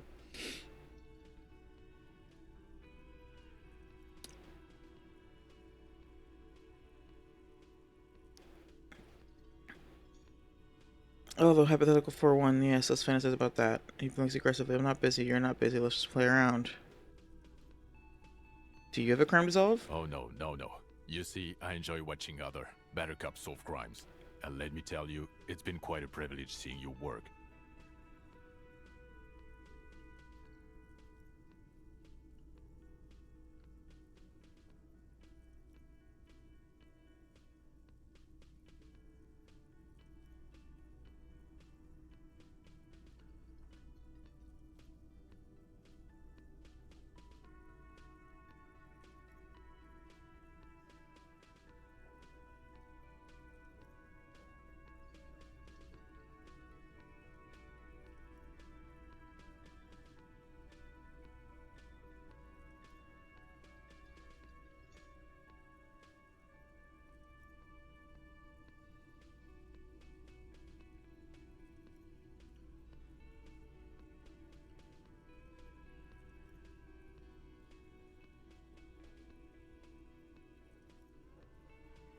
This isn't helping.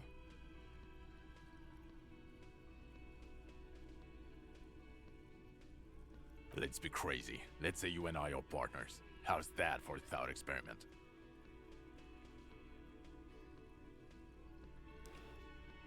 Kim's cooler than I'm you. sure he's fucking flattered. But Kim is not part of the thought experiment. In this one, we're partners. The lieutenant is silent.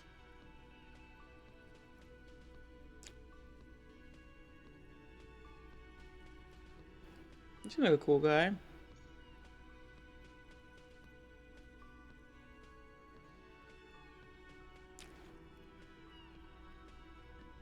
Actually, I think I want to say that he's a bit of a drag.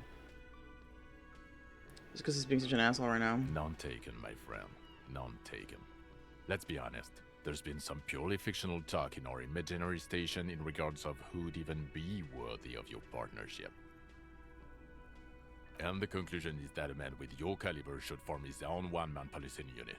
Anyone else would just slow you down.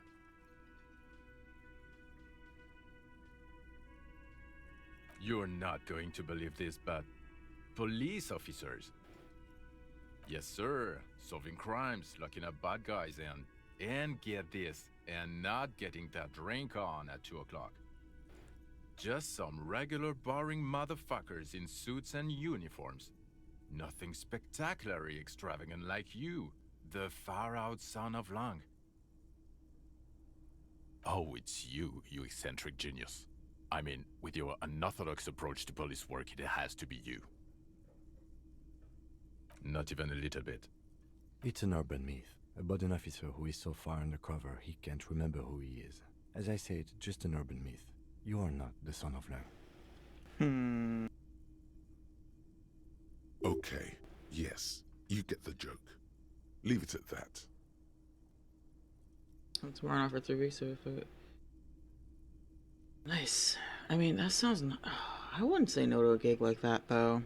I know it sounds nice on paper, and it's probably tougher than it looks, but having a huge chunk of time off like that, just built into the schedule, sounds great. Yeah, if I ever get an opportunity like that, I'd probably take it. Anyway, but I hope you... Yeah, 3 on, 3 off, like, fuck yeah. Work your ass off for a while, and then you just do what the fuck you want. Work at sea. Yeah, I don't know. I have a friend who was working like a oil rig, not in the ocean though. It was like up in Canada, like deep North Canada, and it was a similar setup like that, where he would like work a shit ton. He made a ton of money and would have a lot of time off. So it's like, all right, you just like work your ass off for a little while, and then you have the cash to like just live and like do your thing. That sounds great. Anyway. That said, you should get your rest, since you're working a lot. Thanks for hopping in. It's good to see you again, you know? Enjoy your upcoming mini vacation, whatever. Thanks again for the subs. I appreciate that. Yeah, well, still, though. Still get some level of freedom there. Yeah, alright. Talk to you later. See ya.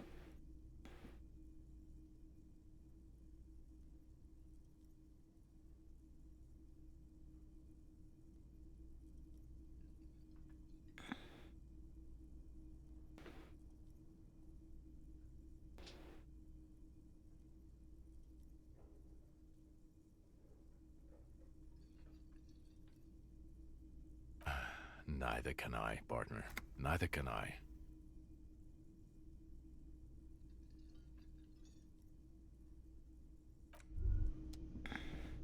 Okay, the man with the sunglasses and his hypothetical Station 41. Weird, right?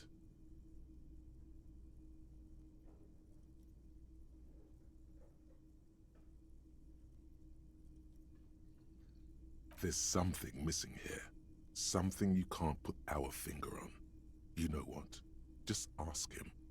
I know it sounds crazy, and you'll probably get laughed at. But still. Let's just ask him from the same station. Just cross it off the list. It's probably not true, though. Didn't we already establish this? Again? I can't believe this shit. I'm going to say no. Just to see what you'll say to that. What'd you say?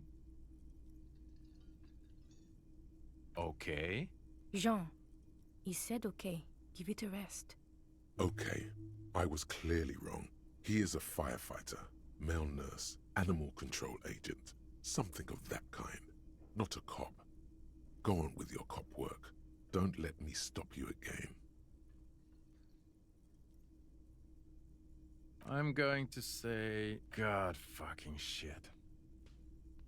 Okay, I was clearly...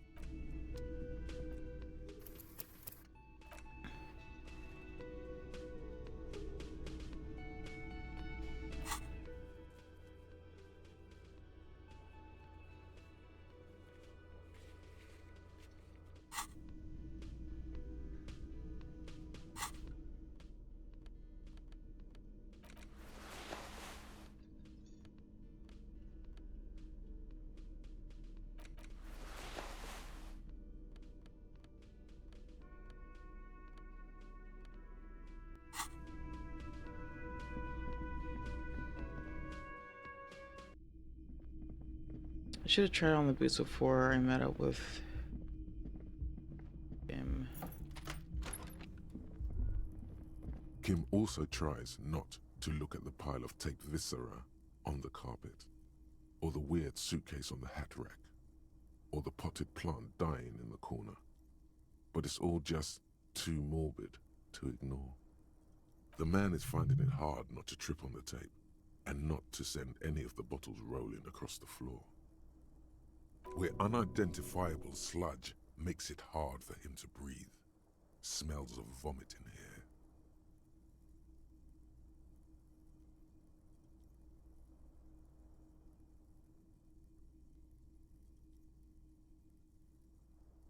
He nods.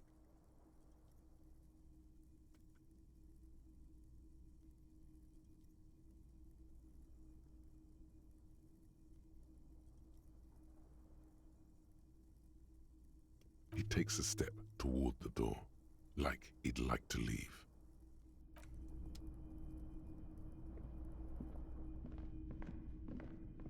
A mirror hangs on the bathroom wall. It's barely covered in steam anymore.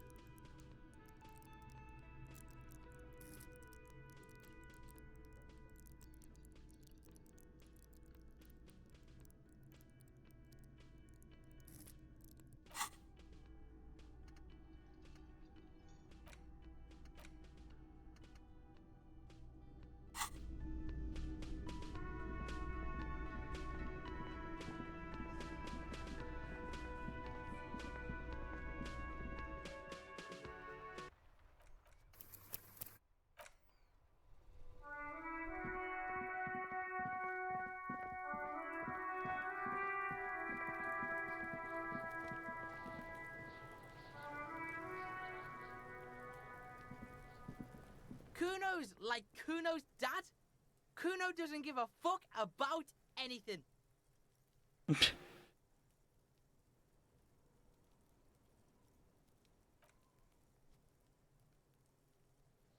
Kuno doesn't fuck.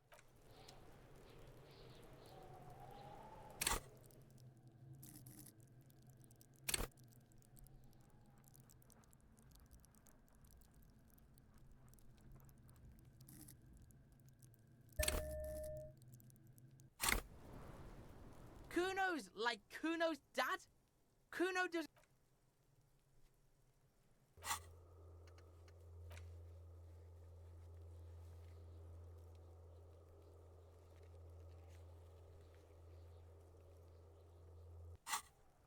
Kuno doesn't.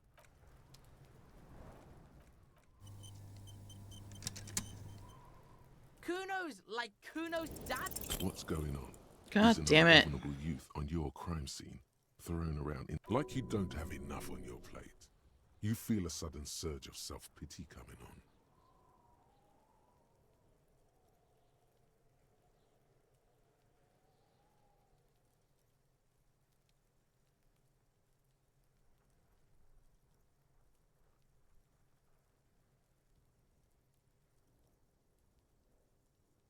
No!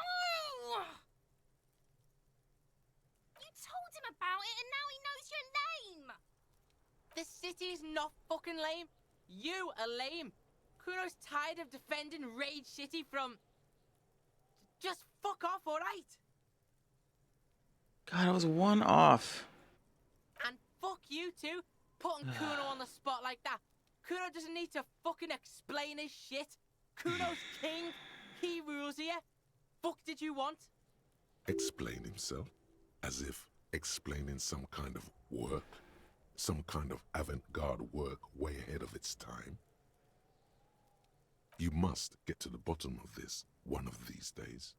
Sadly, it's unlikely to happen today.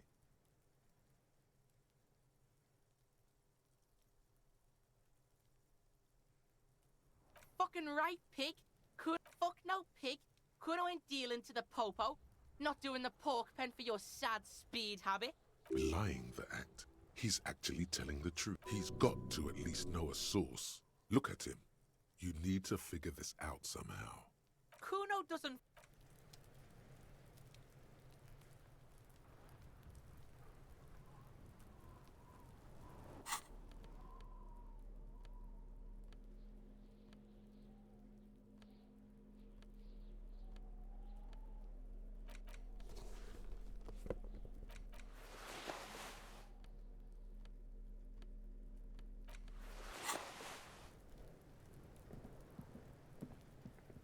The trash container the smell of rotten food rises to greet you.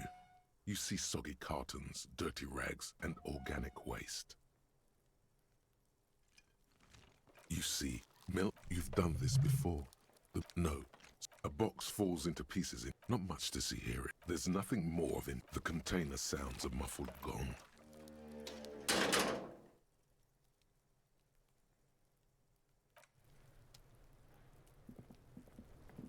I'll die before I squeal, pig. I come from the woods, good Davidu. You don't want to go there with me. You don't want to see what I've seen. Don't be traumatizing it. I'll die before I squeal, pig. Kuno's like Kuno's dad.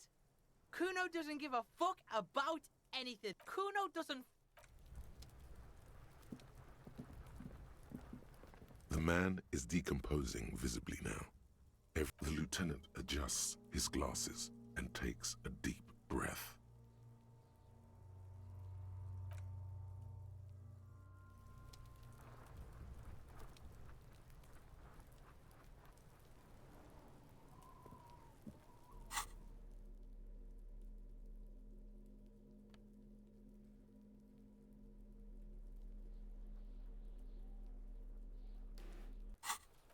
I kind of want to backtrack this. I mean, I don't know if I really care to put a point toward empathy just for that.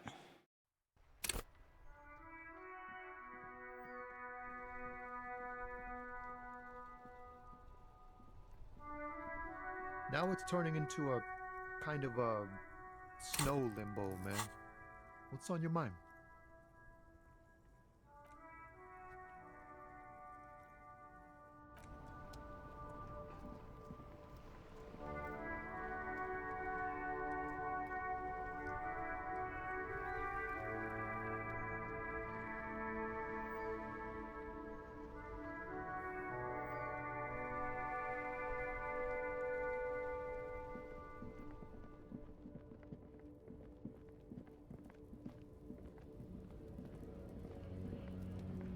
Looking for something, Hunt? Come to... No, he's got a smoke right there in his... Can't have it. That's too bad. It's all done for. I bet. Sorry I couldn't be of any help.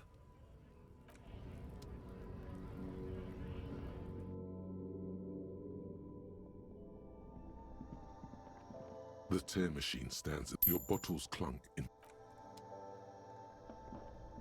A small cabinet on the wall is filled with various medicine bottles, nasal sprays, and blister packs. They all bear the Saint Baptiste Pharmaceutics logo.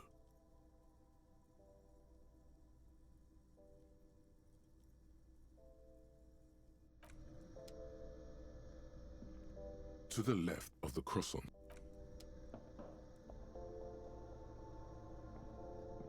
a colorful display. The bottles wink at you in that dark green glass. All in vain. The great flowing river of warmth.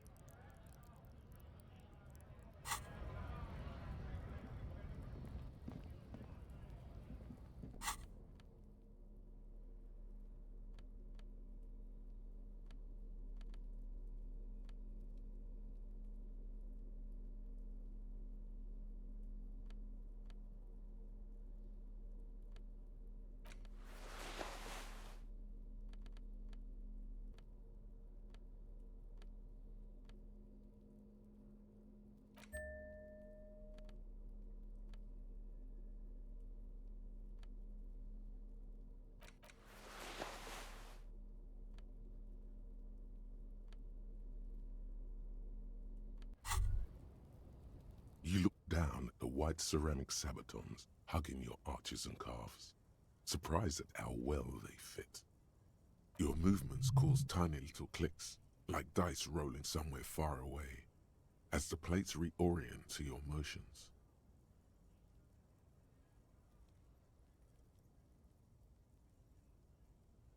The hardened vitreous enamel, at once sleek and light, adds a glow to your cheeks and a spring to your step. Just imagine what a full suit of this stuff could do for you.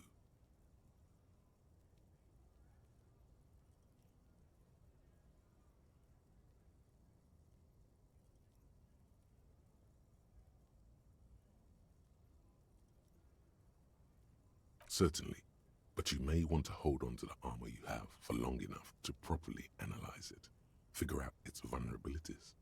Remember, this is a highly specialized kinetic redistributor meant to stop bullets. Wear it, observe its properties, see if there's a weakness in the design. For the day you have to fight someone covered in the same material.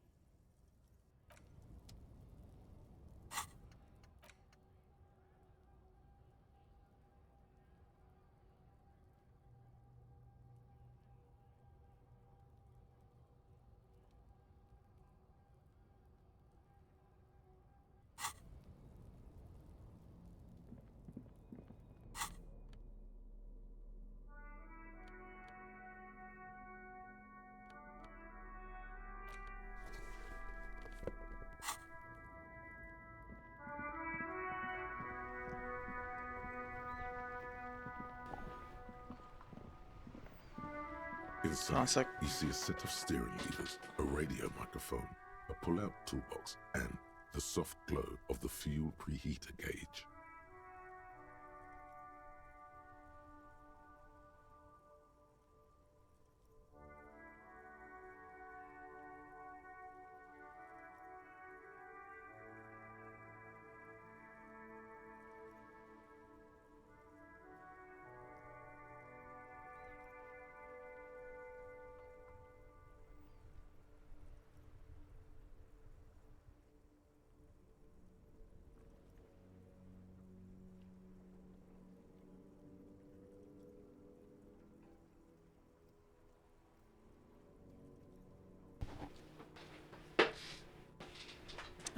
Radio. This is Precinct 57. How may I assist you?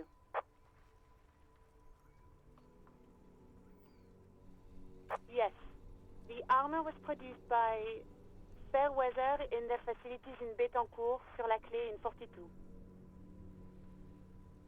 It was part of a special order for Corps de Pharmacie, a security firm contracted to protect the interests of Oranese pharmaceutical companies in the Semenine conflict. So, it seems the armor went to Semenine. That's where the paper trail ends, though.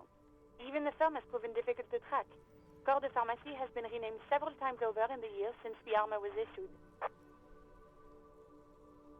The most recently registered firm that the ICP has been able to connect to the CDP is a military contractor called Trinell, and the one before it was Downwell. I think they might be the same contractor. A suit of armor like this would have been manufactured with a particular person's physique in mind. You should ask for whom this suit was fitted. Hard to say. Their client list is rather diverse and incomplete. The only constant seems to be that the mercenaries are always deployed in third and fourth world countries. Yes, but the ICP tends to be reluctant to share private sector records. I could try to talk them into it, though. Sure. Call back tomorrow. Hopefully I will have more information for you then.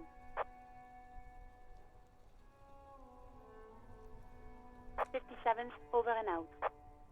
In the cabin, you see a set of steering levers, a radio on a hook, a pull-out toolbox, and the soft glow of the fuel preheater gauge.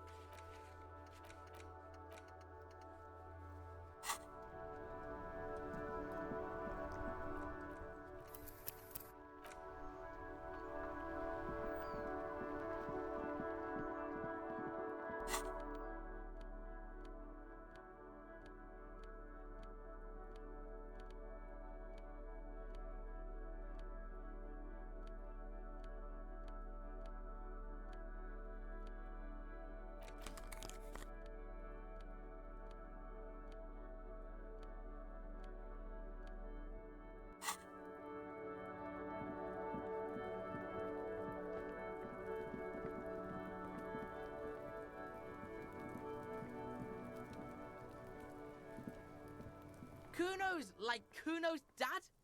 Kuno doesn't.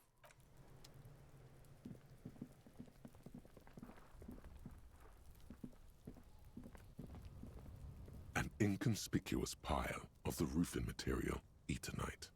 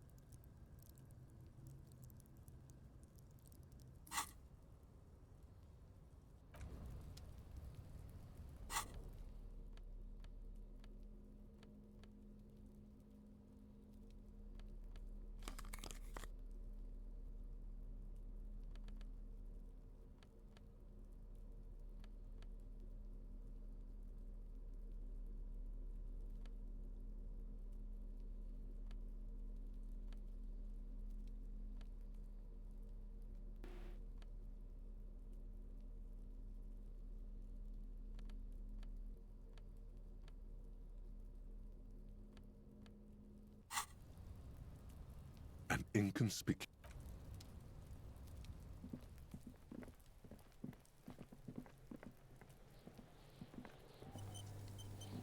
Kuno's like Kuno's dad? Kuno doesn't.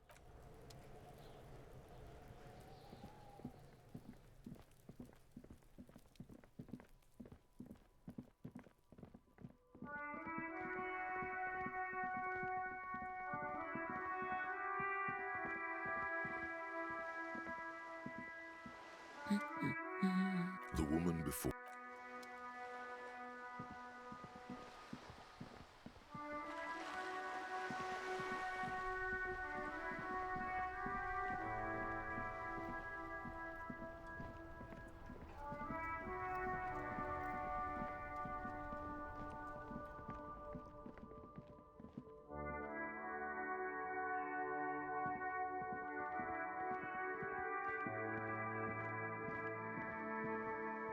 A rusting control panel with loose wires dangling out from the hole where an indicator light used to be, and a mechanical lever sitting in the middle.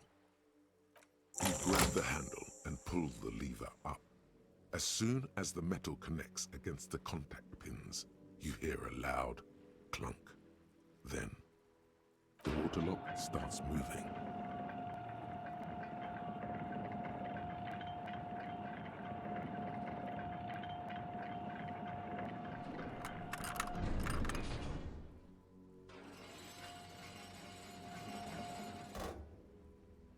Okay, if we ever need to get to the coast, then this is the way.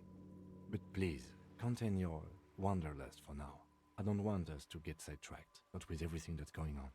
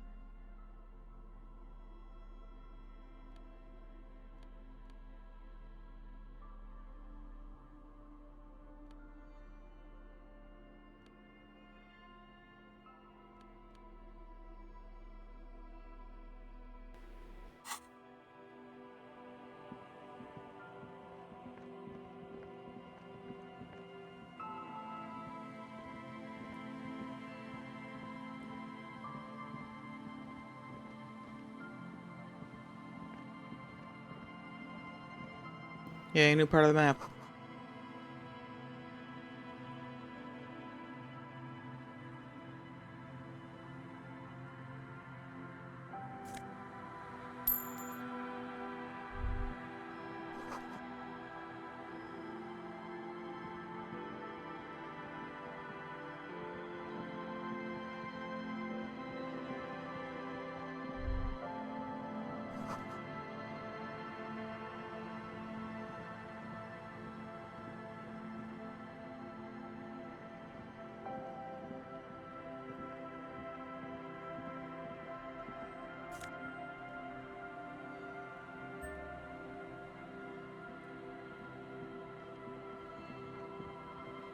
A banged-up motor carriage lies half submerged in the icy water, slowly sinking into the Insulindian Ocean. Only the cabin top, rear wheels, and the engine remain visible.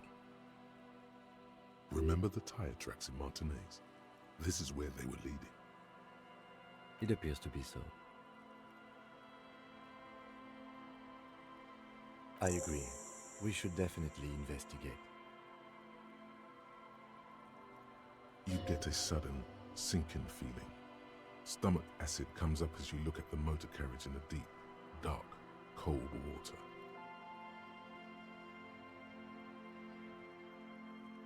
The motor carriage is properly stuck in the ice. Getting it out would require a team of specialists.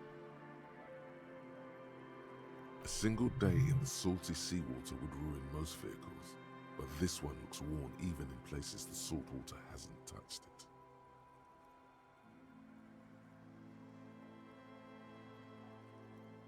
The logo is too deep in the murky water.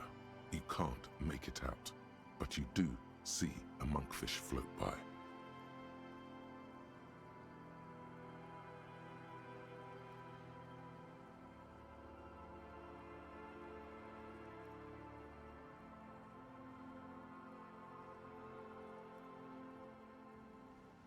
The ice hasn't closed around the vehicle yet. My guess is it's been here since last Saturday or Sunday. The estimate is correct. The incident probably occurred on Sunday evening.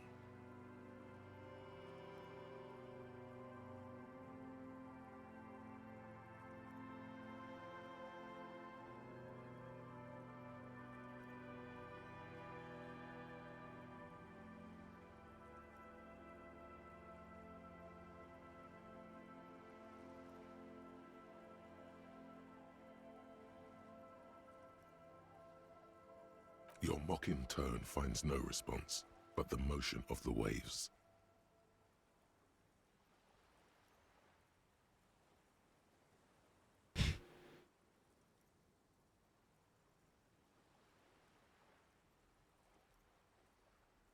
Yes.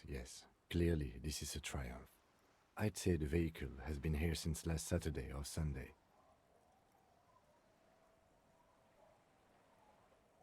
Let's wait for the low tide and see what's inside. Great idea. Then we can get the things inside. The joyrider must have left something good inside. Guns, papers, maybe a cool jacket. A joyrider jacket.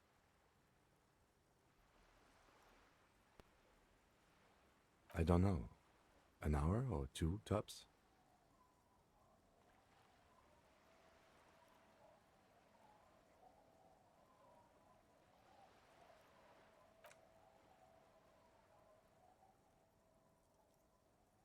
As you sit down in the old, rusty playground, the world around you becomes very silent.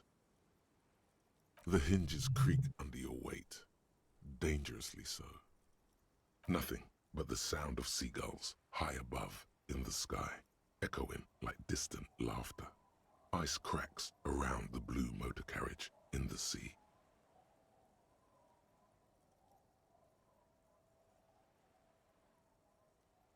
Yes, it does.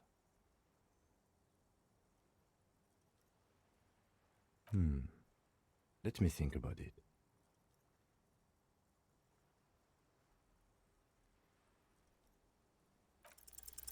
The tune on your lips forms a strange, yet undeniably Of course I get a 12 on a with the surrounding. 90%. The lieutenant gives you a quick glance. Then, still looking straight ahead, he joins you with a higher pitched and slightly more melodic trill. Nice. Two birds on a wire, whistling by the seaside, looking at the water and the sunken car. We're like, da-da-da-da-da-da-da. The wind blows. In the distance, behind the church, some vagrants are having an argument over a bag of tear they found in the reeds. Further away, a flock of seagulls lands. The clouds pass in the sky, and the shadow of the swing moves like the hour hand on a timepiece. 30 minutes have passed. Looks like this might take a while. Time to present a good topic for discussion.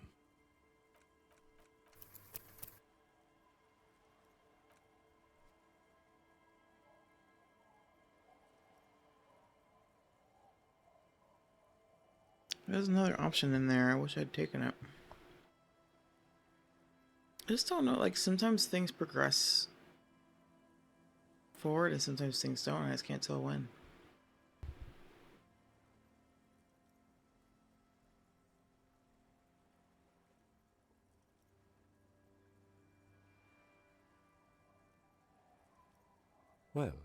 Historically, leeches have been used to prevent and even cure many ailments. Okay, he's thinking. I can do this. Let's do this. Who'd want to sit on an anthill? There are no therapeutic benefits to... Well, napalm ants, for example, are used in some rites of passage rituals. Clouds on the horizon grow darker, and the shadow of the swing set keeps climbing. You hear the distant rumble of the city. 30 minutes pass.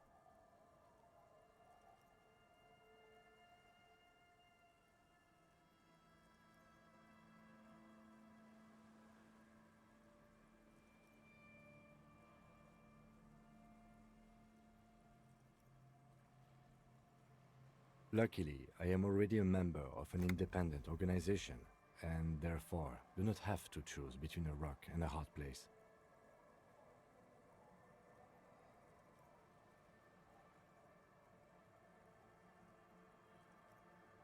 Your voice echoes on the water, strange and out of place in the environment. 30 more minutes pass. Detective, I've been able to make out the mark ever since we arrived. I find it odd that you haven't. It's a Capri, Model 40. Yes. Why haven't you? It is a simple and rugged machine, favored by working men, government offices, firefighters, animal control people, you know, those kinds of people. Yes, 41. What do you think it stands for? Oh my god, this is my It's car. as if he knows what it stands for, but wants you to say it. It's pedagogical. 41st Precinct, right? Is that the Does precinct? he know something about the driver of this vehicle?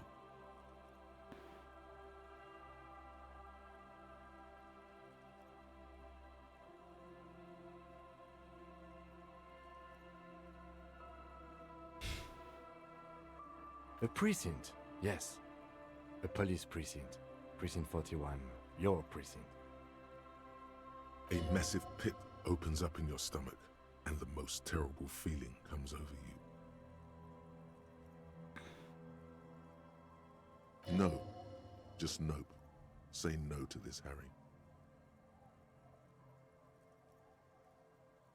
Yes, your car is in the sea. Face it, so we can start dealing with this. The lieutenant just shakes his head. I'm afraid so, yes. It looks like you started in front of the whirling, jumped over the canal, and then drove your vehicle in the sea right here. Of whom? I don't think so. If anything, you were probably drunk. Detective, we don't. A rescue operation really isn't viable at this point. I'm afraid it will have to be there like that for many years. Look at it. Parts of it might be salvageable, but overall, this machine is a write-off. That is very unlikely. All the electrics are toast. That goes for the electromagnetic steering and brake systems as well. You'd be lucky to find one undamaged component in there. In a few months, there will be nothing but rust left of this vehicle. It'll be cheaper to buy a new one. Well, not cheaper. This motor carriage costs 40,000 real. But in the long run, it still makes more sense to buy a new machine than try to refurbish this.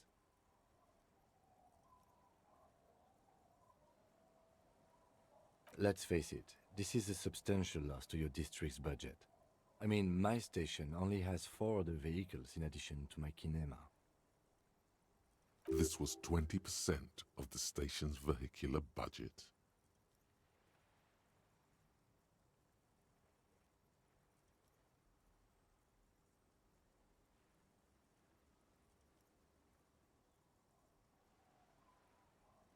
Well, shit. Well, it isn't.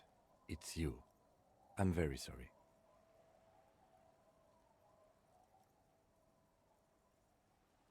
People are more valuable than machines. Training a police officer is even more costly. People are more valuable than machines. Training a police officer is even more costly. The lieutenant adjusts his glasses and doesn't say anything. You can still whistle. Besides, the night is always darkest before the dawn.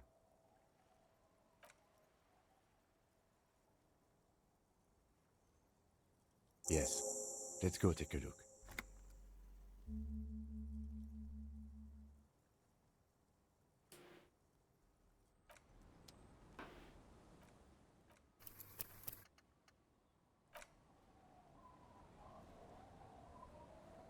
Alright, let's take another break. Be right back.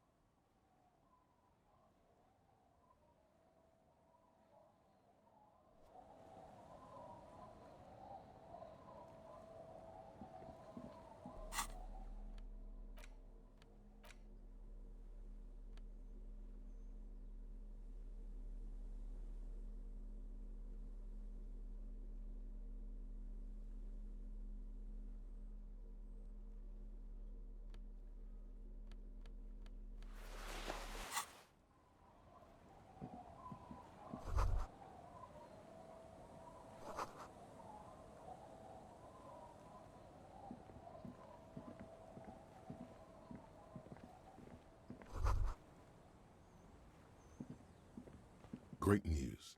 The boat is big enough for a grown man like you to fit underneath it in a supine position. I don't know. Sleeping? What do people do under boats? This is merely a measurement from your visual cortex. Do with it what you want. Huh?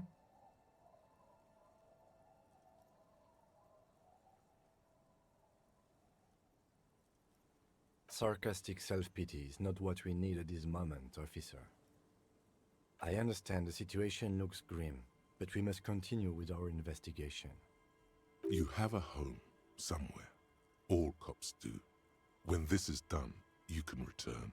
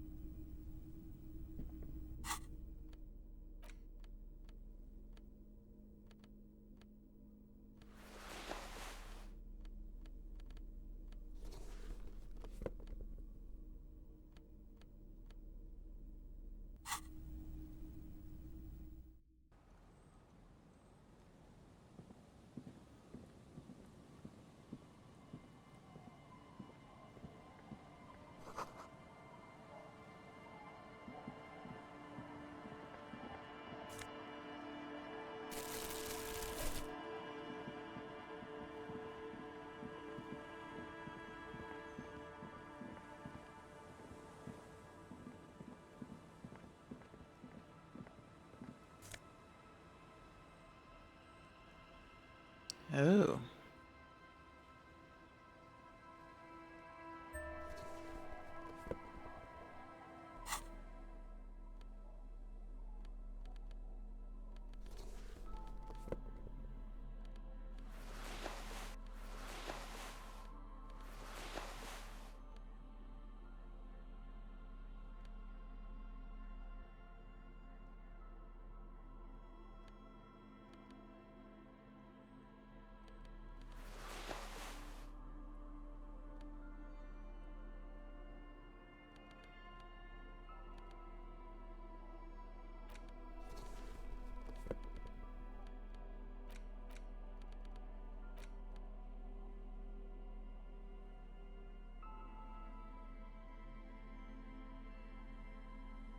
A police badge on which you see the photo of a man.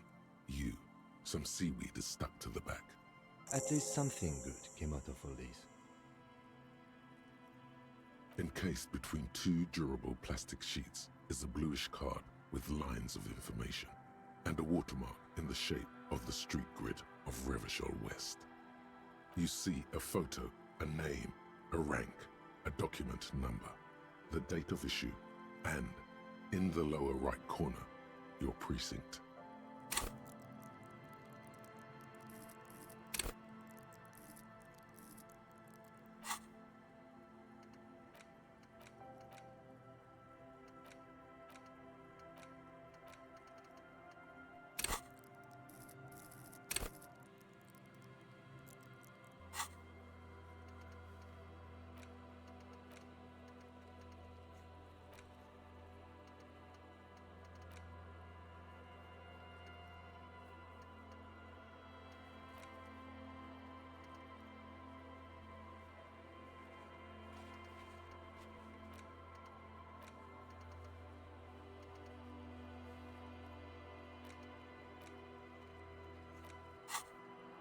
The man keeps winking at you with his green-grey eyes. The photo is old, no doubt about that. But the badge is new. You used an old photo for a new badge. 8, maybe 10 years. The guy in the picture is rather good-looking. He's got a nice haircut and is distinctly lacking in massive sideburns. What do you think? His face is already contorted by the expression, or the badge in your hand of information on it. and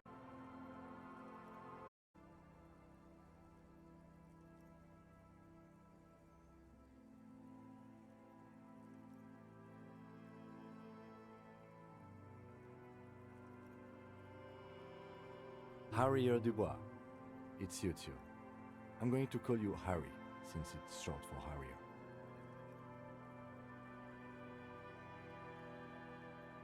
It's a wartime name, revolutionary. The kind mothers give their sons during troubled times, like Undying or Boxer or Ironhide. a name like armor. Pleased to make your acquaintance, Harrier Dubois. The badge in your hands shines as you rotate it, catching light. You see lines of information. Lieutenant W. Freighter. The lieutenant is a rank above sergeant and below captain. It's the highest rank in the RCM that still does field work. I am a lieutenant. The title of Freighter is added to your rank when you decline a promotion to a higher rank. In your case, captain. You have declined twice, thus you're W. Freighter. There are many reasons one would do this. The rank above you in your precinct's décomptage might be taken, or sometimes promoted officers do not want to replace their superiors, out of respect. And sometimes they just prefer the type of police work available to their current rank, in your case, lieutenant.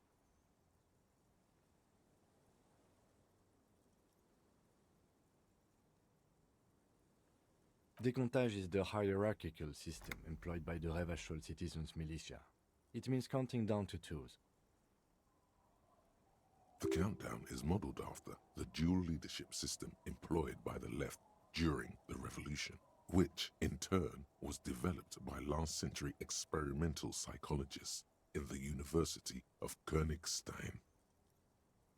The lowest rank is junior officer, usually teenagers.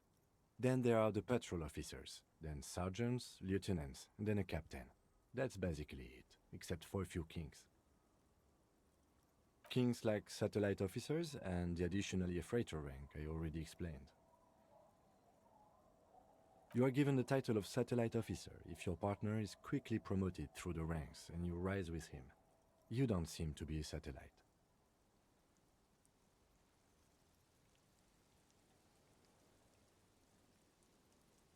No, I've been putting up with you because despite an unconventional approach, you are doing good police work.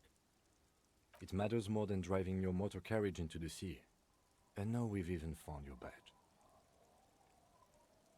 Yes, apparently you've had a rather successful career in the past, and this leads me to believe maybe your current situation is only temporary.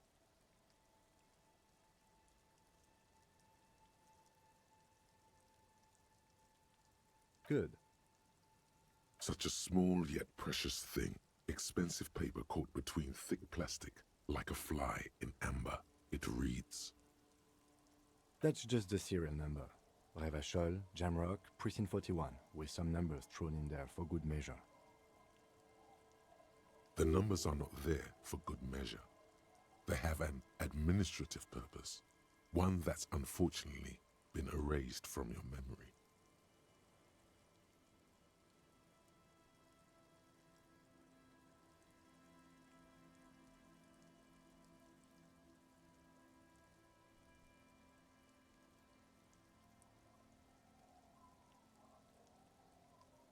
"4 months ago. I'm guessing that's when you were promoted to the rank of Lieutenant W. Freighter. A new badge usually comes with a new rank. You seem to have been doing well then. You're pretty sure you weren't doing well, but better? Probably yes. Yes, it's the designation of your precinct. 41, like mine says 57. The 57th is mostly industrial harbor, a lot of asphalt. The 41st is... it's a tough station to work in. You have all of Jamrock to cover. That district should have 3 precincts, but money is what it is. But then again, it's a legendary district, and a hell of a station too. It must be an honor and a curse to work with people like Price, McCoy, Berdiaeva. Roberts, Feuerbach, Dimitri. Suddenly, names from your decomptage flash in your forebrain. He knew all those people, although they're not from his station. They must be big. The badge in your hand shines as you rotate it.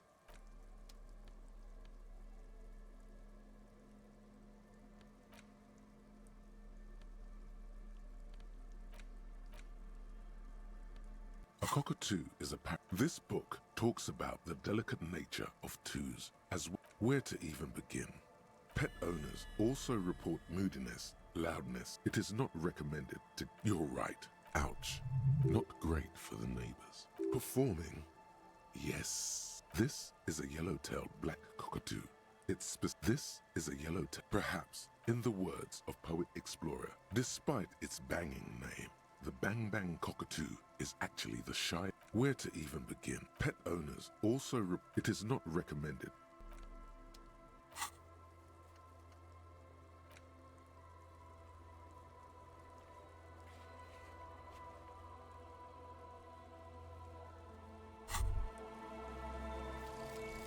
Aces low.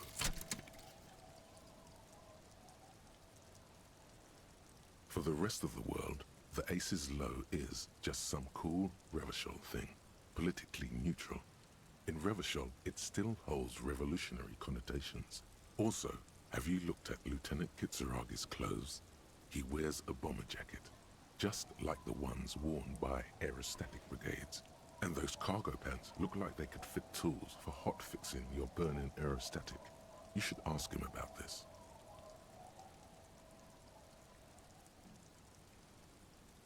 Sweet.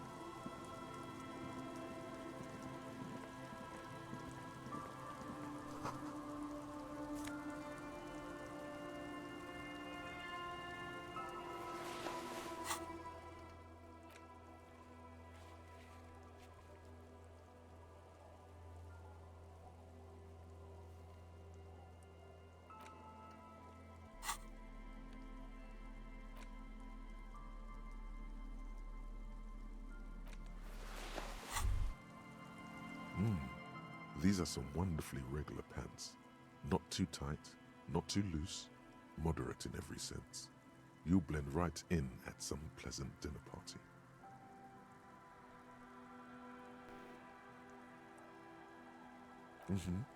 I know you do. These inter-Isolari pants are like wearing a perfect compromise in your nether regions.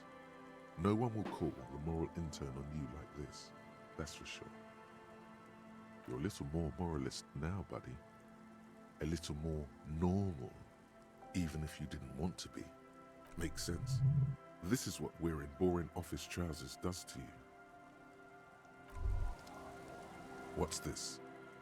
We're getting reports of normal, reasonable, temperate, political opinions somewhere in Martinez.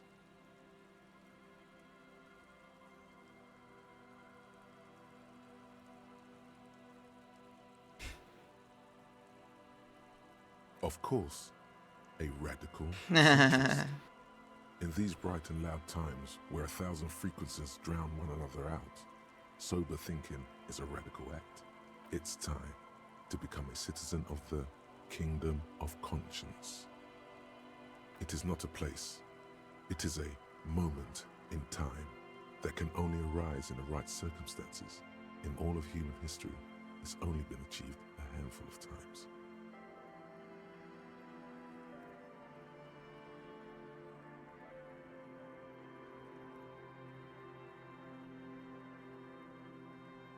Incrementally.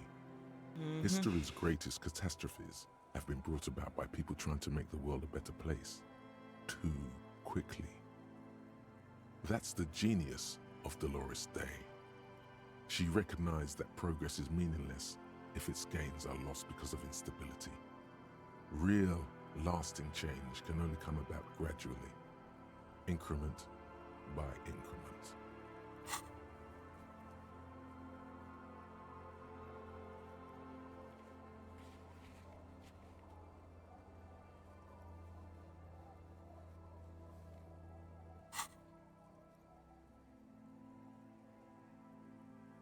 Tisk tisk.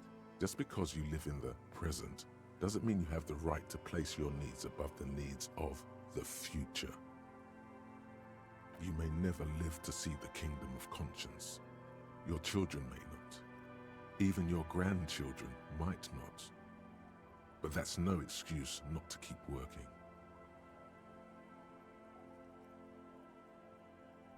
What rationality? What sang-froid?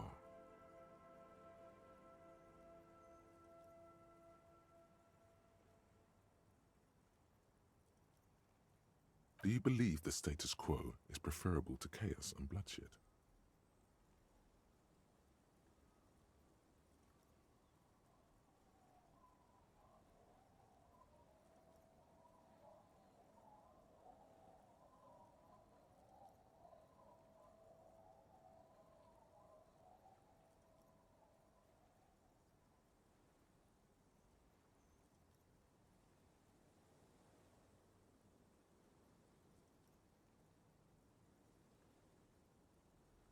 Classic.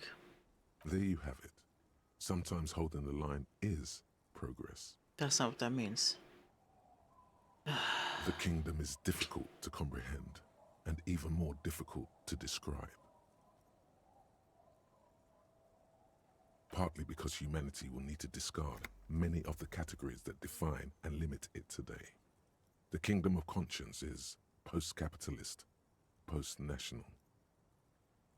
It's also post-industrial, post-ideological, and even post-sexual.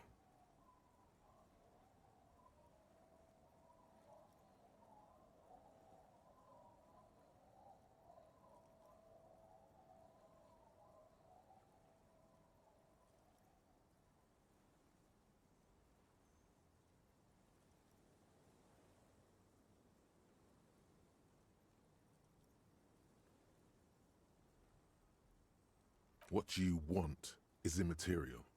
The kingdom of conscience is coming, whether you like it or not. Only very slowly.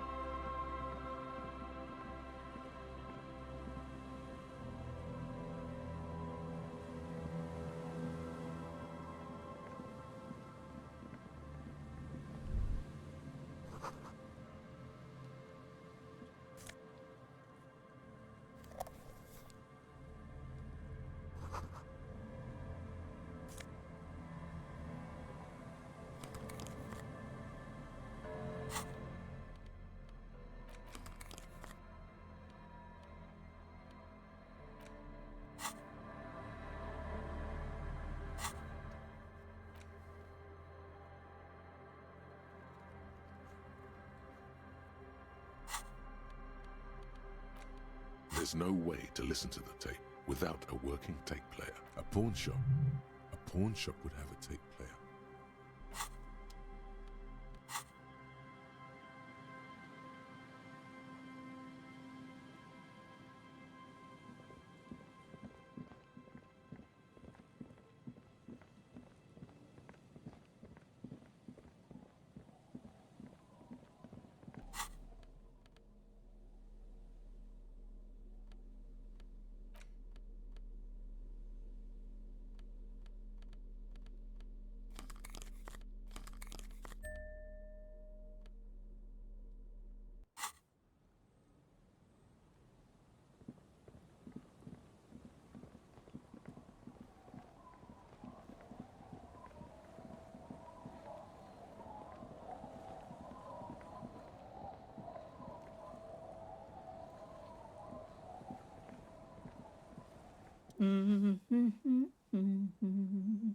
You're not sure about the melody, but it might be South Samaran, possibly Sigayan, also known as the apricot suzerainty.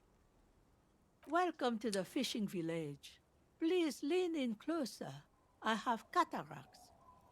Then how does she know you're here?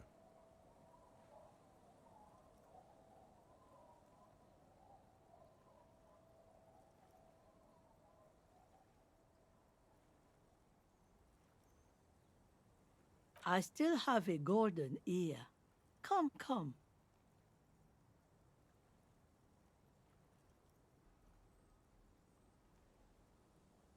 Oh, welcome, police officer. We don't cause any trouble around here. And we don't want any trouble either. We are not here to cause any trouble, madame.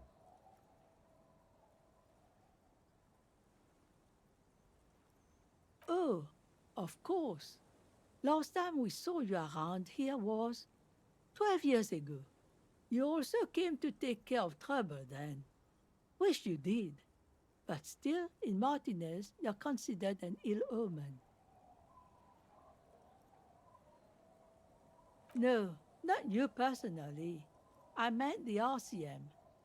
Some of the men got into a fight. One of them killed another. Locked himself in that woodshed over there. He was brooding, needed some help opening the door. You got it open for him and took him to think about what he'd done in a more secluded place, somewhere more quiet. She says it as if he was on some kind of spiritual retreat.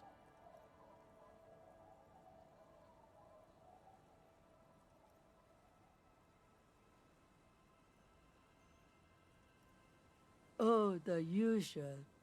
Dark tidings. Black hound.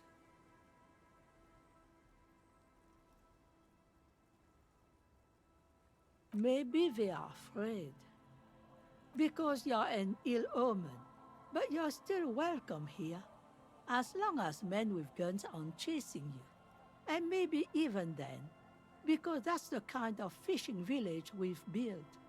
I'm sorry there's not a lot of room to park the motor carriage, and not a lot of houses, or a lot of people. My kids are long gone, searching for treasure. So are others.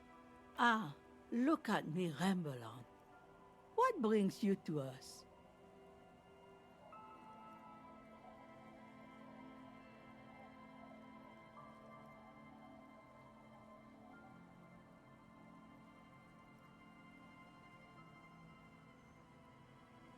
Stay? Most people here are trying to leave. That said, if lodgings is what you're looking for, I've got a free room in the shack.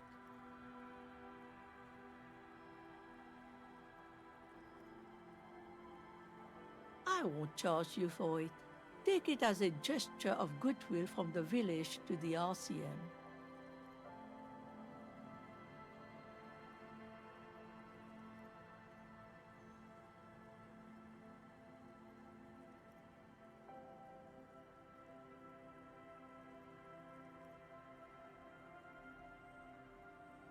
No one is using it, and God knows it's not much anyway. You can stay there.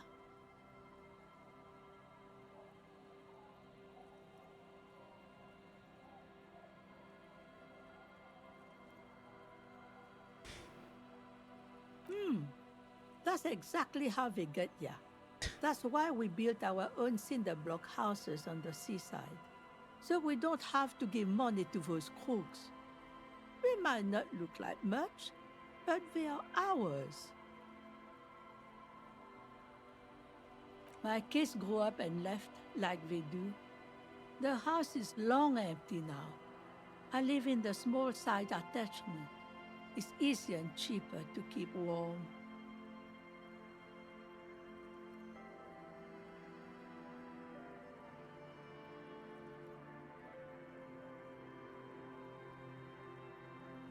Aye. The room is pretty bare bones, but it's got a bed and roof over it. That's more than some folks have around here. When Varson communist revolutionary Ignas Nielsen was in hiding, he stayed in a hut on the Boreal Plateau for 10 months.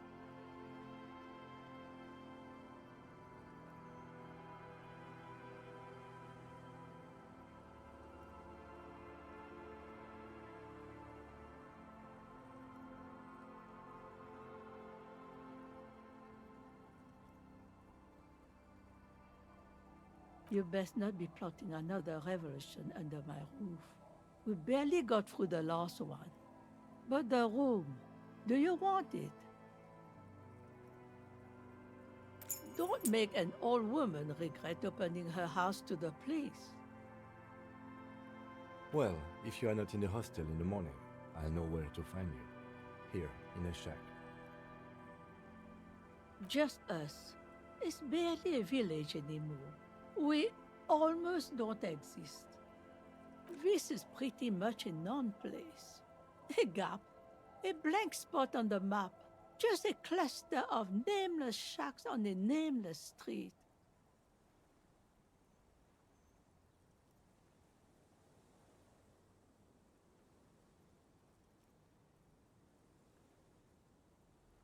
The place is so pornographically poor, it's not even funny. Over there, you can find more of the same. Shacks and trees growing wild. That's the pox. Between here and Jamrock, a dusty sea of old trees, all covered in industrial soot. Small houses under them, an overgrown park. An old military hospital and its surroundings. Or it used to be, during the time of the suzerain. After the war, it was turned into a goodwill hospital for shell-shock veterans and folks looking for some quiet in the old sanatorium gardens. Now the area is crisscrossed with nameless streets and makeshift cinder block houses. Shacks as far as the eye can see.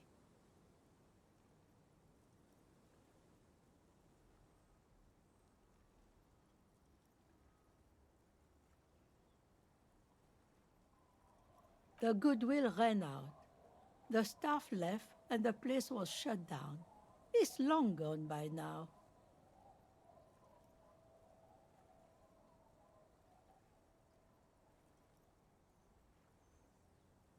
Well, there's Lillian and her kids. A few new folks live in the house to the east, but they're away right now.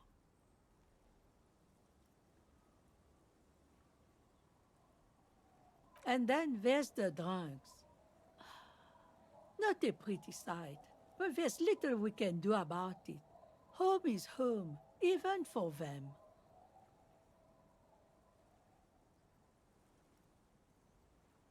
Sooner or later, you'll see for yourself. Don't have to look long to find these guys. Here, for you, no officer. The only money we have here is some coins the drunks tried hiding from their women and then forgot about. Under carts, boats, in little boxes, it's not hard to find. She nods, rinsing another piece of cloth. Not much. There's the abandoned church, the DeLorean Church of Humanity. It's been there since before my time, even. Some things just don't fly, officer. Look around. who'd go to church here? They built it 300 years ago. Must have been nicer then. So, they don't hold services there anymore? The Ecclesiastes? No, we've tried, but things just keep happening. Crime, accidents, other things. The place never stays open. It's a pity. It used to be such a nice church.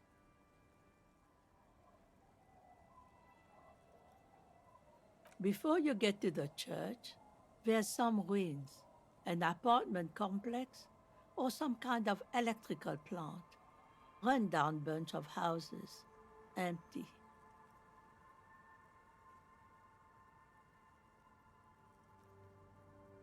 I don't know exactly. A pre-war place. It used to be something. Before the war. I wasn't here then, you know. Was born in Samara. Of note, the old fish market up on the boardwalk. But it's closed.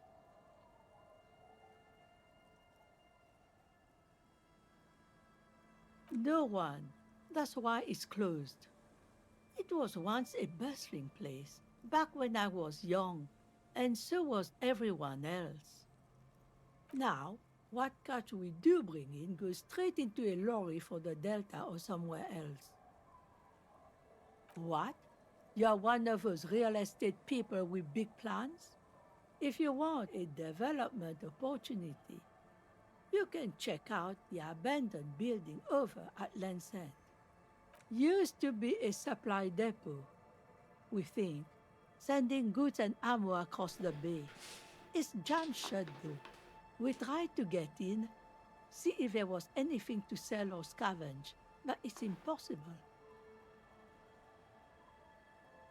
Nothing is impossible, surely. And now you know everything there is to know about this coast. Me? No one. Just an old washerwoman. Mother called me Isabel, if that's what you're asking. And my married name is Sadie. Now it's your turn, Mr. Quite a handle you got there. So many titles. One of them double.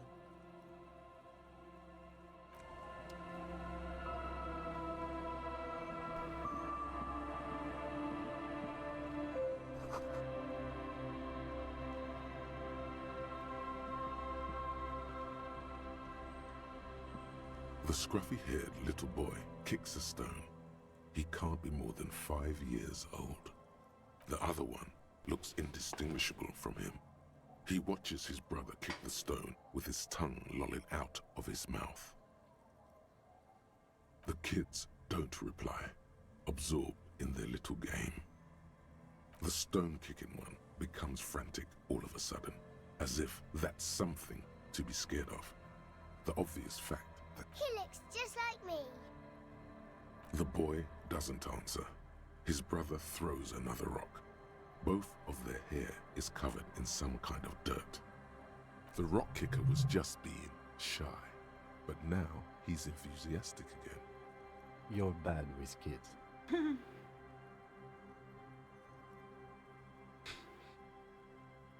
What are you, Kid Master General? Maybe I am. Now, how about some actual police work? We are not getting anything here.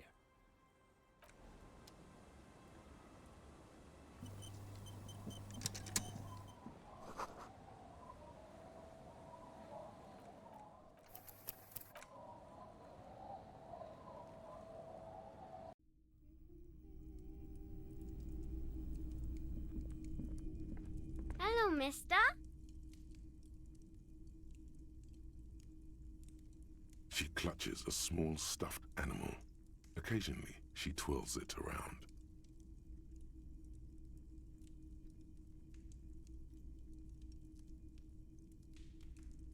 My mom's outside, and I don't really know about my dad. Yes. They don't want to play with me. They're older and play outside. They're older? They acted like they were young. They look the same. sometimes I can't tell them apart. They look identical.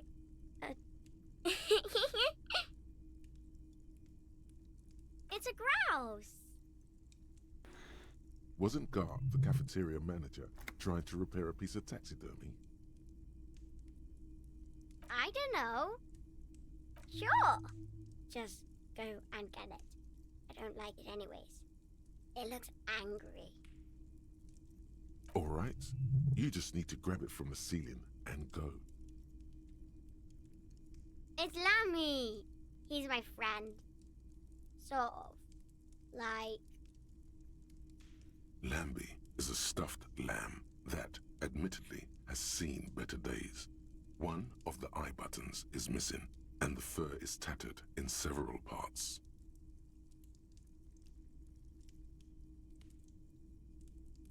Lammy usually doesn't like strangers. But you're also fuzzy, like Lammy. Oh, I had gloves. Very big ones. Heavy, too. Where did you get these gloves? Found them when Lemmy and I were playing hide and seek. In an empty house. Where no one lives. I think someone hid them there. I hid them. The twins were gonna take them. They're stupid.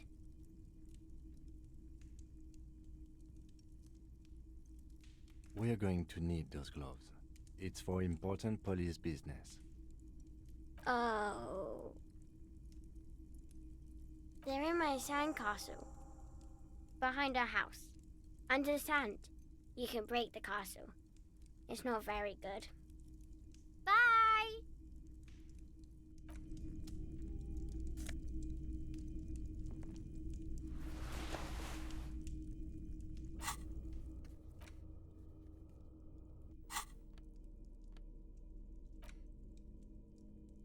Alright, thanks for work.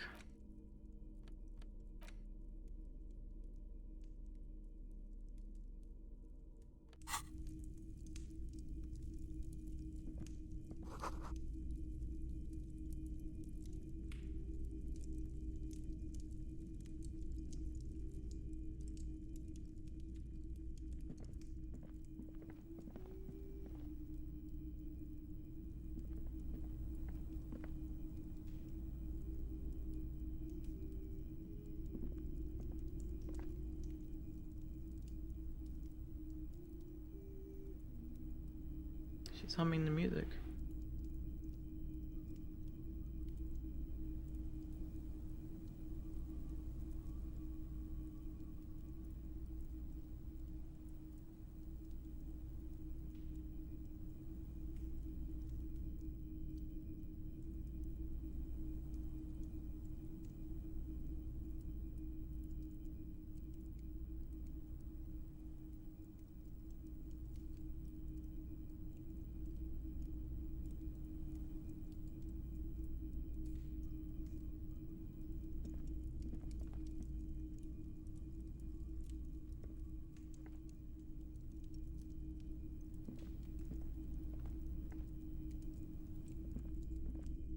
Hello, mister.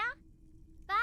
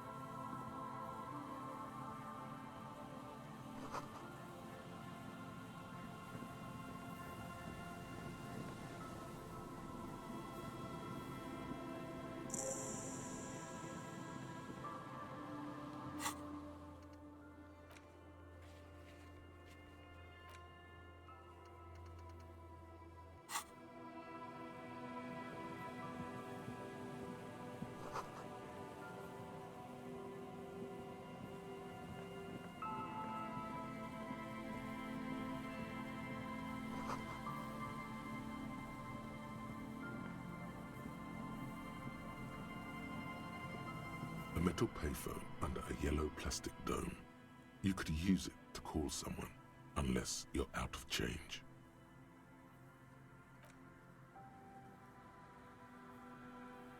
You hear the tone.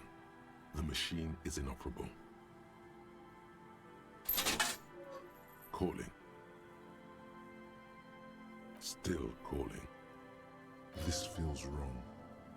Should you be doing this? End of tone. Someone picks up. Pierre, is that you, Pierre?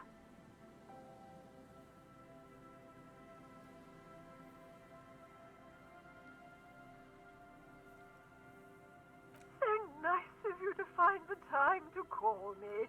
It gets so lonely. Even the animals have died.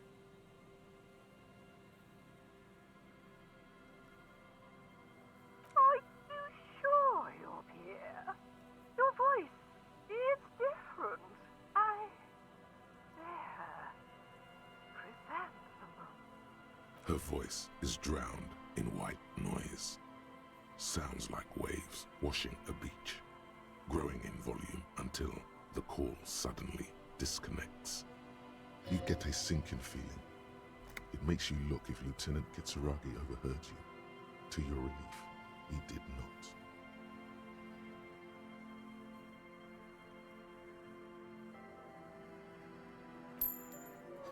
Calling. Still calling. Someone with a masculine voice picks up. Hello, Gerard speaking. Hello, Gerard. Technically speaking, you're electricity. No, what you are is a surprise. Get his wife on the phone.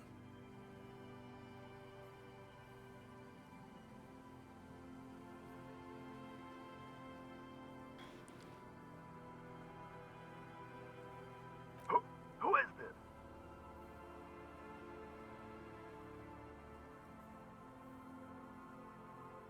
You shouldn't mess with people like this. You go have a nice day now. Phone hanging up. Disconnect tone.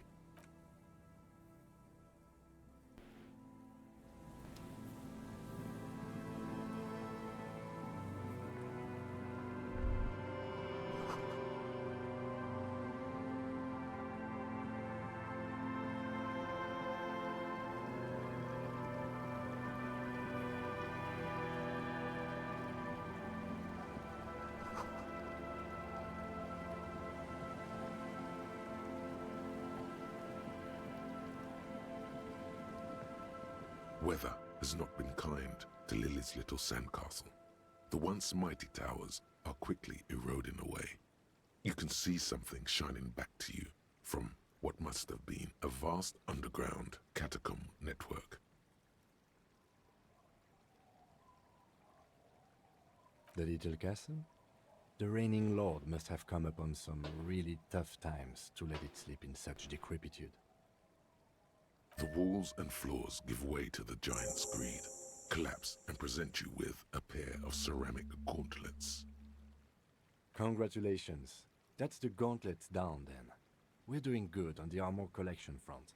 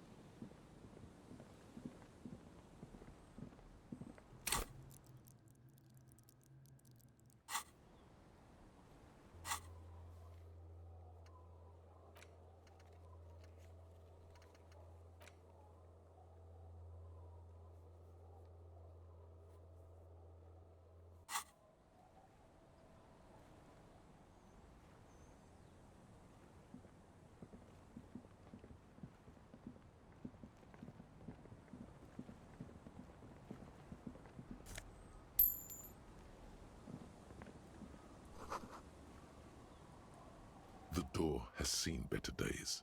The layer of paint has started to peel off due to the salt and wind from the sea. Even the lock looks slightly rusted. I'll wait outside to give you some time and privacy to check out your new living arrangement. But just so you know, after we are done with the day, I'll still be staying in the Whirling in Rags for the night. We'll meet in front of the shack in the morning. The key turns with a satisfying click. You can enter the shack now.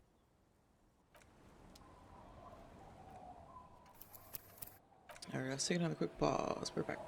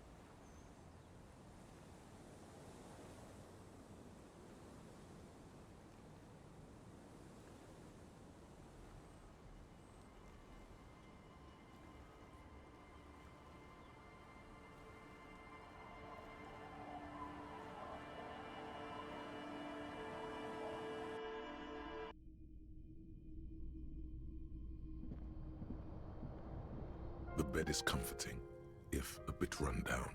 Still, you've earned a rest.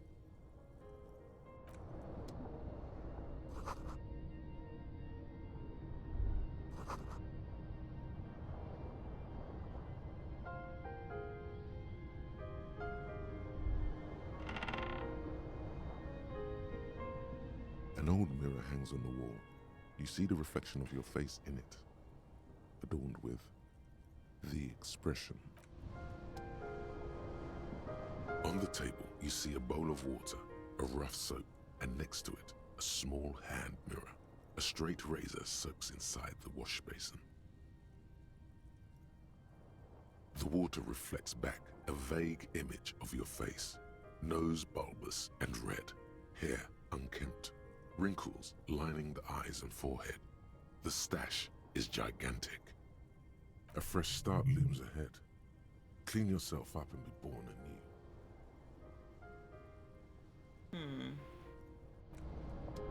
Do I want to shave? A brisk coastal wind still howls against the window of the shack. Occasionally, the waves crawl in under the foundation, producing a low hum. The room feels muffled, like you pulled your hat over your ears. Outside, it is cold and windy, but you're inside, and it feels safe and warm. What is this place to you?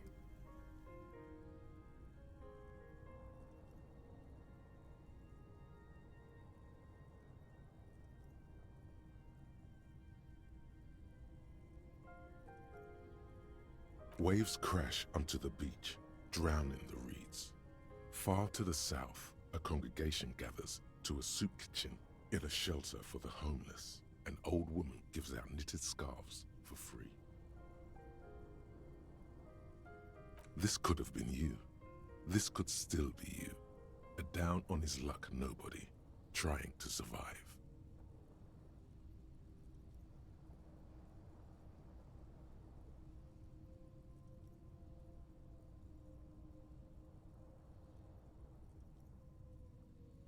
Outside, the howl of the wind has picked up.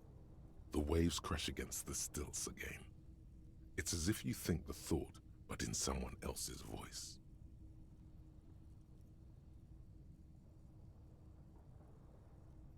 Look under the floorboards. It's here under the some fucking telltale heart or whatever.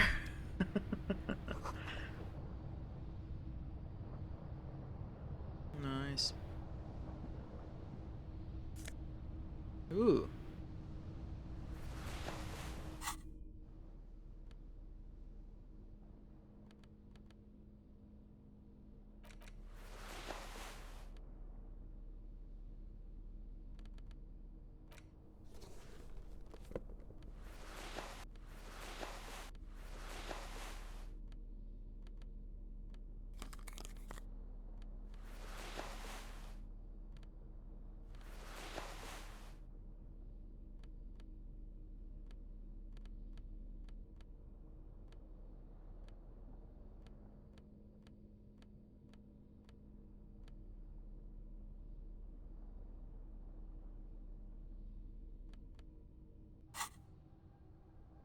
I have skill points.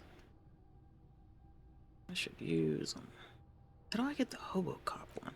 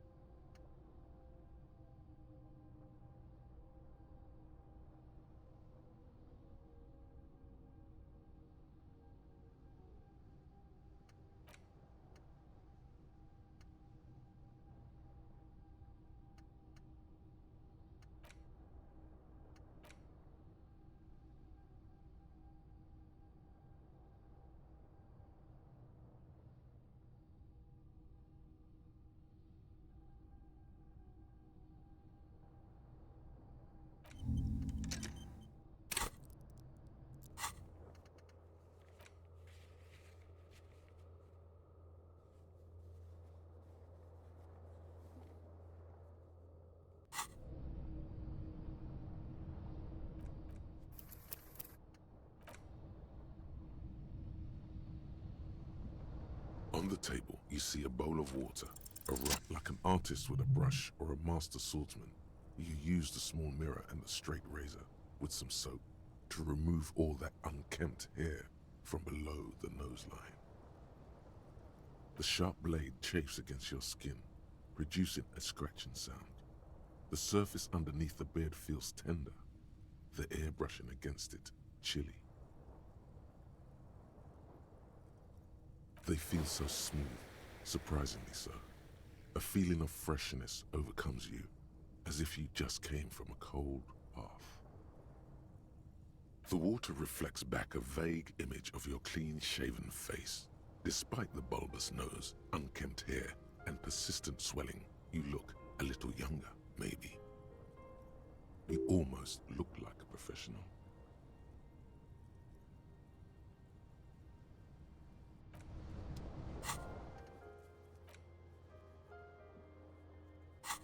Yeah, see, now I was like, okay, so now I can... An old mirror hangs on the wall. You see your reflection in it. It's still so low. The expression fixed to your clean-shaven face.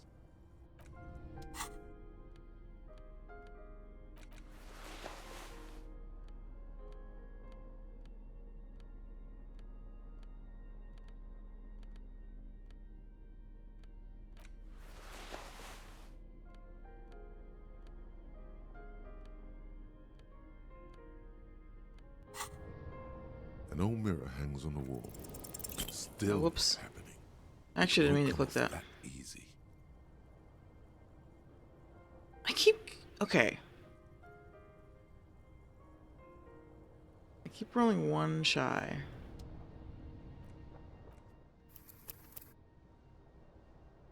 I didn't mean to do that, though. Genuinely, I did not.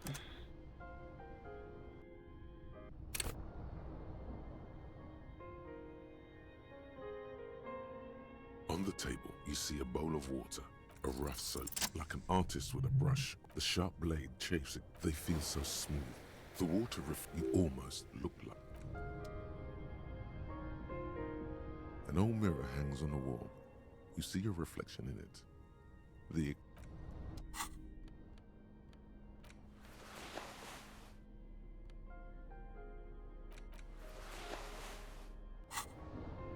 An old mirror hangs on the wall. You see your reflection in it. The expression fixed to you.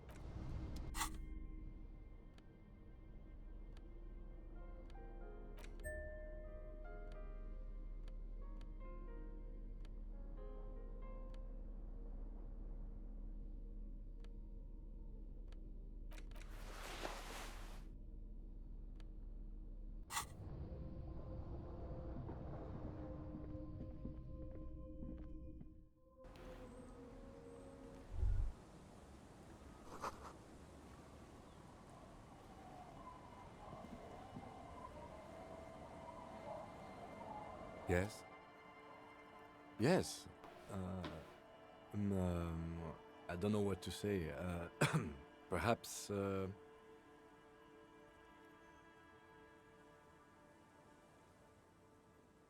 I'm not really sure about this turn of events. I think the mutton chops might have been a better idea. They sort of seem to cover up some of the... Yeah, damage. He means damage. Either way, good on you. You were saying?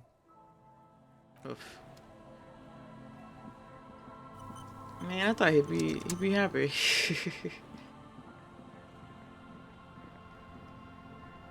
Hi, officer.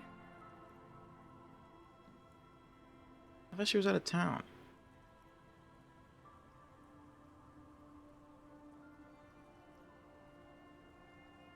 Anything I can help you with? A fishing village on the seashore. This place doesn't really have a name. It's sometimes called Elysium. The sign on the street leading here is illegible. Has been since they built this place. The name is Lillian. People call me Netpicker. I think I have time for questions, and that was actually the second one. Indeed, you're always confused as to your whereabouts. Let's see. Who are you looking for? I don't think I know what these are. Care to elaborate?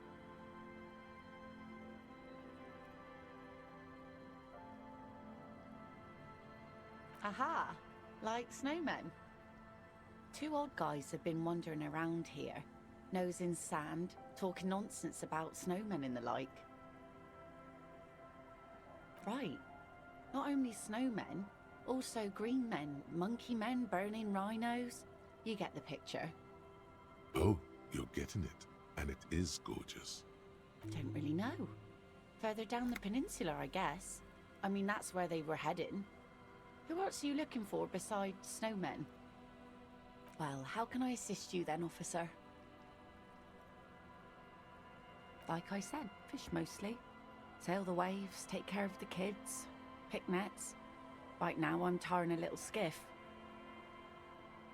Sometimes I also walk to the beach to see what the sea has given up. The sea is full of surprises. Keep it professional, man. Don't make it sound like you're hitting on her. Wood, pieces of glass. Every once in a while we see dead bodies. Human, animal, fish, other odd sea creatures. A mine washed ashore once.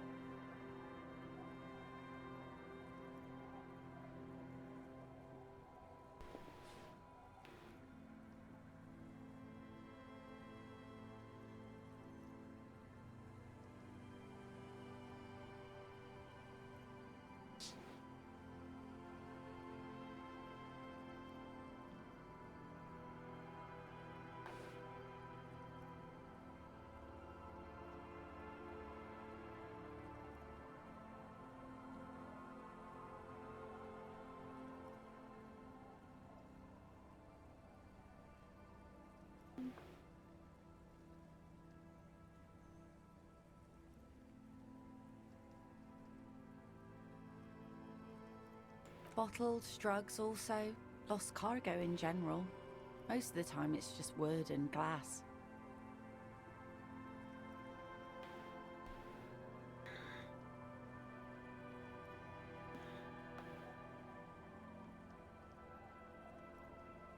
All right. Major choice moment. You only get to ask one thing. It would be weird to say them all. Choose wisely.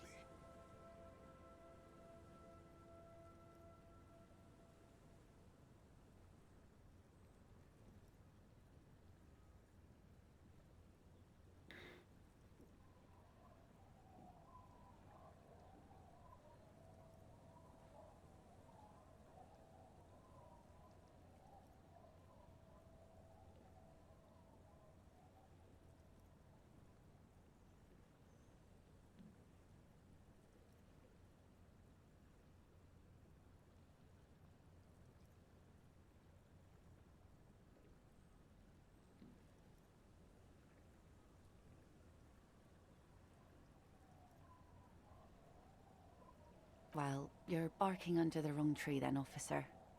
I have no interest in floaters. Seen enough of them in my life already. Very unattractive bunch. Sure is. The Sun, I call her.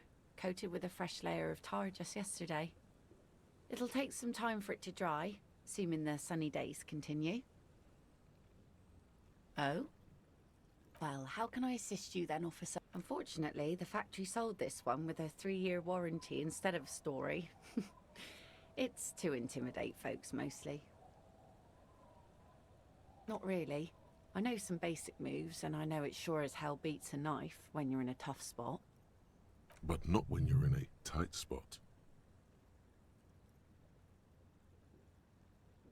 It's a regular mass-produced sword, like a shovel or an axe. Nothing fancy, just for intimidation. From time to time, people need a lesson in respect. That's just the way it is. Back in the day, I caught the eyes of many men. And believe me, men need a lesson in manners from time to time. What makes you think we haven't? The truth is that almost everyone in this life is scared and tired and stupid and too dull for that. That goes for men too. but they put on an act for us. Pretend like everything's good and living in shit doesn't bother them. Like anyone falls for that.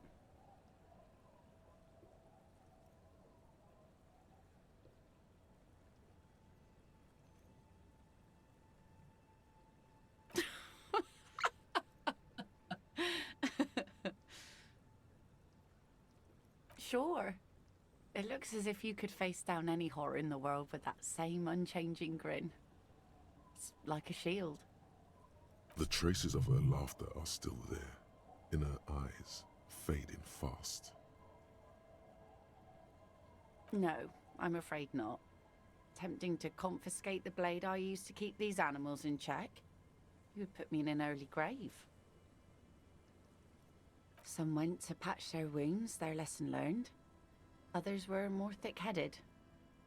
And one of them, I ended up marrying. Gone.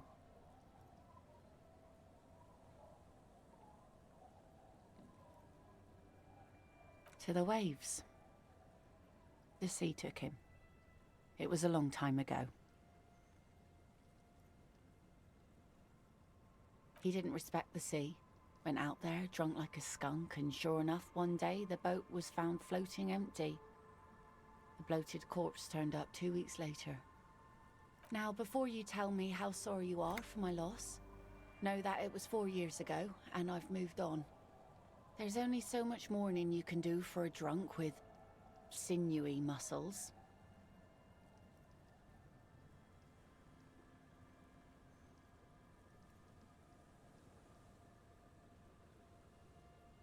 Us working folk don't have the luxury to be bedsick with melancholy. I buried him, mourned for an appropriate amount of time, and went on.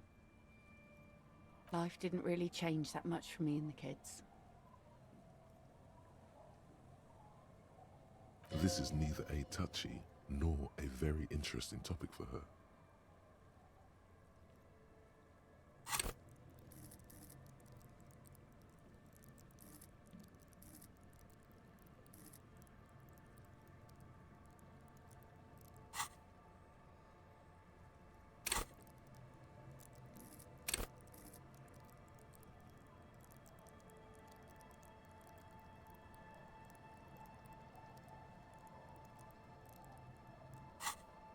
She looks like she's ready to go on a date with another, better, drunk.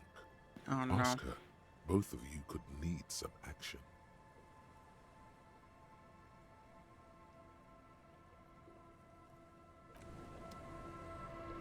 That is not a good idea.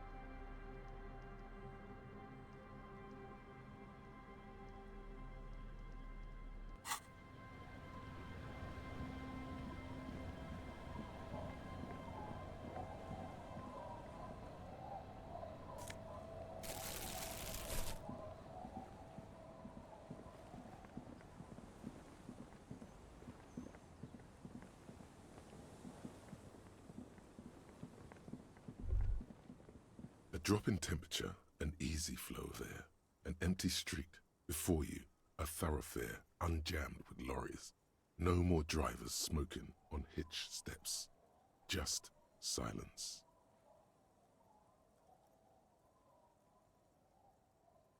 Chemically sweetened. Across the road, a forgotten bus stop. Corrosion has opened a hole in its roof. An elm tree watches over the building. Its branches are dripping with rain and snow. The road is smooth and motley, craters filled with a black asphalt. The asphalt, first laid, is grey already. A row of tenements are under construction in the distance.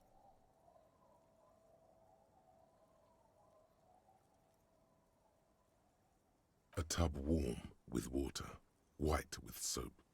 A man bathes while radio waves transmit the lottery numbers. 4, 18, 21, 4, 1. A modern washing machine rattles a drawer full of silverware. Number 312D. Young girls used to come here huddled up, hoping for more warmth than their thin coats give them. The bus took them to school. It has not run for 8 years. There were not enough girls to sustain its cost. Craters pocked the surface. Children played in them until heavy trucks full of black pitch rolled in. The landowners have filled the craters with money. It is a vital artery of the flow of trade. There's one bump on the road. A dead dog lies flat about 200 paces away, right at the turn. Tragedy comes from the wheels of a fast RCM vehicle, hurrying to work. The cold washes over you. The sound of the sea has grown distant. The wind moves the aerosol. A detective stands behind the boom barrier. A breeze moves a curl of his hair.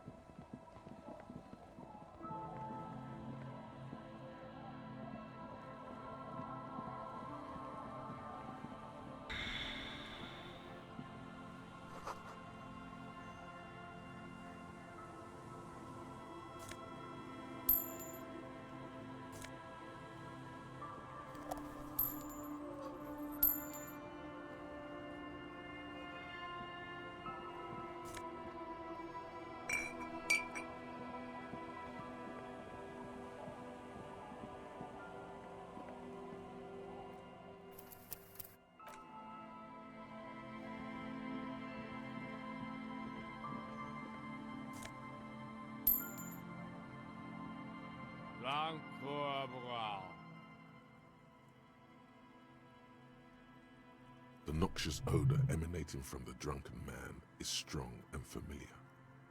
Don't you call her? Yeah! Don't call Abigail! Uh-huh. Abigail. Don't you fucking call Abigail. You're not going to get anything out of this guy. He's too drunk. He snorts and beckons you to lean in closer. Don't call Abigail. Don't call Abigail. Don't call Abigail. The man hiccups, then mumbles something unintelligible. Don't you fucking call her! Hear me? Abigail? Is this the woman on... Is Abigail the one on the There's other no end of the use phone? yelling at drums. He's barely holding it together. Guys, the woman is looking for Drunk Pierre or man something? Or... starts coughing, a really disgusting, hacking cough. Don't call. There was little chance he'd be a reliable witness anyway.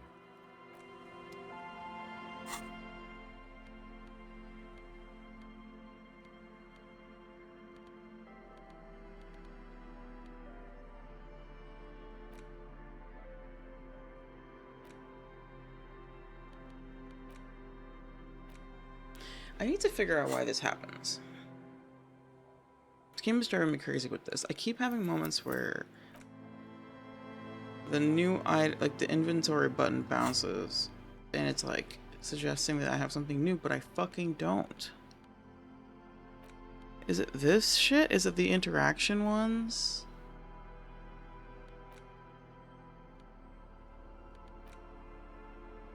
A cockatoo is a parrot. This book talks about. The note is written with a blue pencil on a.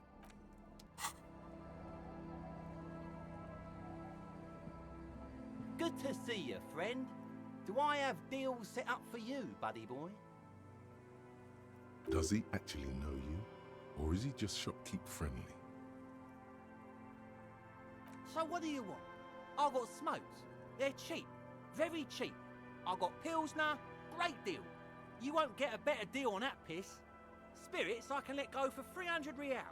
I also have speed. And by speed, I mean amphetamine.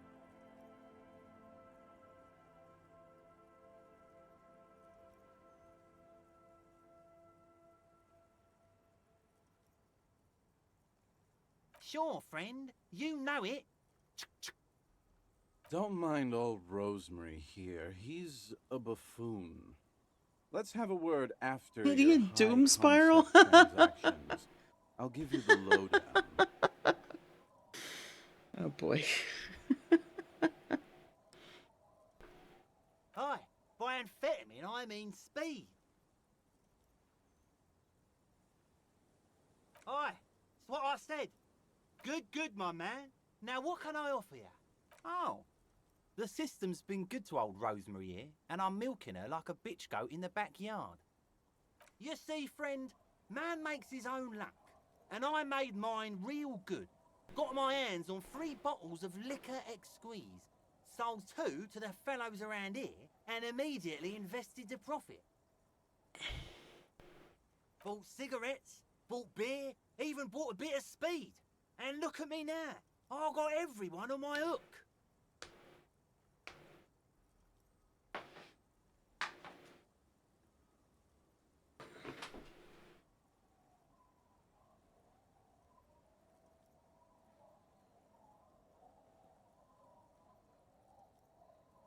The hook?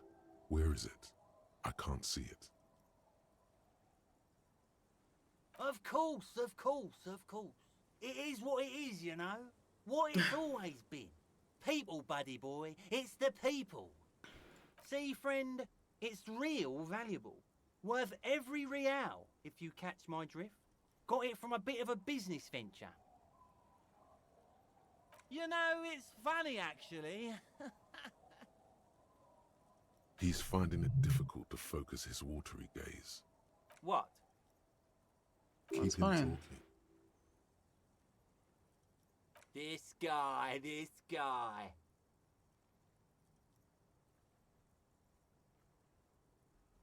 Oh, this is medicinal spirits. The good stuff. Got it from the doctor's office. I got one of those scientific ampoules a few months ago. Torpedo, they call it. It's supposed to keep a man from taking a drink.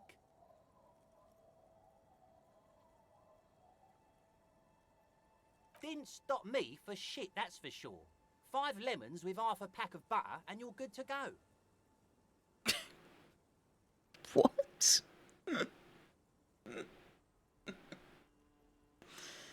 Okay. It really isn't. In a week, the goddamn kidneys started giving me all kinds of hell. Finally, the missus took me to a private doctor's office. Not a charity, the real thing. Those arseholes charged me 4 real to remove the damn thing. But I came out on top after all. The idiots left me alone in there. Now, I used to teach high school biology. I know what doctors use to preserve dead fingers. like 3 cans of this blue medicinal stuff from the Holy back room. shit, is Threw that the fucking snakes out and voila, formaldehyde? what's left is this beautiful blue stuff. 98.7% almost pure alcohol. What?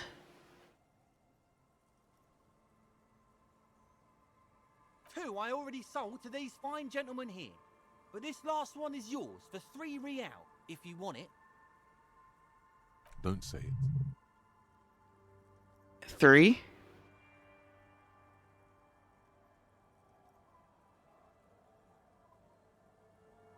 Yeah, be careful. It's extremely flammable. One spark and the entire city of Revachol is wiped off the map. Feels like someone set a mustard field ablaze right inside your nose, then drenched it in tear gas. Your nose is a singular source of pain, but at the same time you don't remember the last time you felt so alive. In all fairness, that might be attributed to the retrograde amnesia.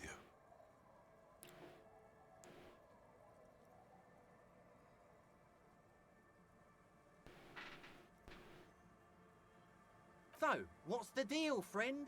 Want the spirits or not?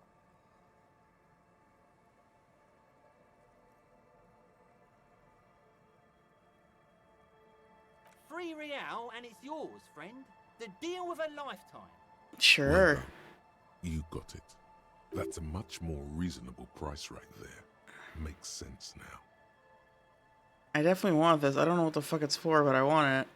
I got it for cheap. He has speed though. I also want the cigarettes. I haven't been able to get cigarettes in this game. If you drink this, then you'll die. Obviously. That's a fact. And that's why we're going to save you from yourself and store this as a sellable item. Yeah. Go sell it at the pawn shop for a profit. I wish I could get the fucking cigarettes. Oh wait, no, I can't get the speed, but I can get the cigarettes. Alright, give me that. My kind of guy. Here you go, friend. In the civilized world, it's a custom to tip the shopkeep, friend. But come back anyway. Ugh.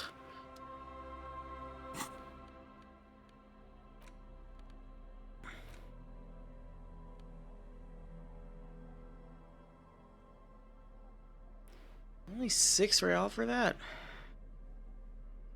I mean, it's still a profit, but still.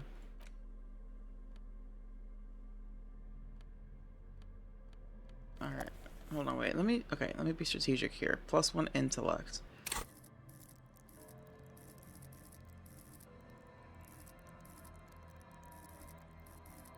I'd have to...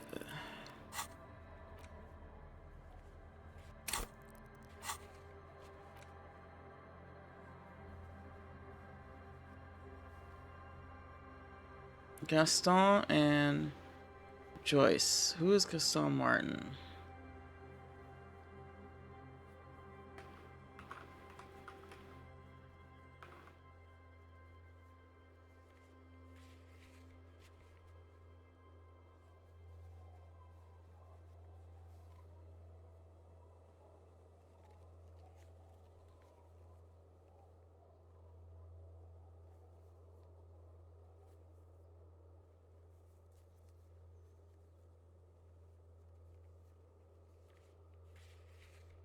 He looks familiar, but I can't remember him. Okay, yeah, he...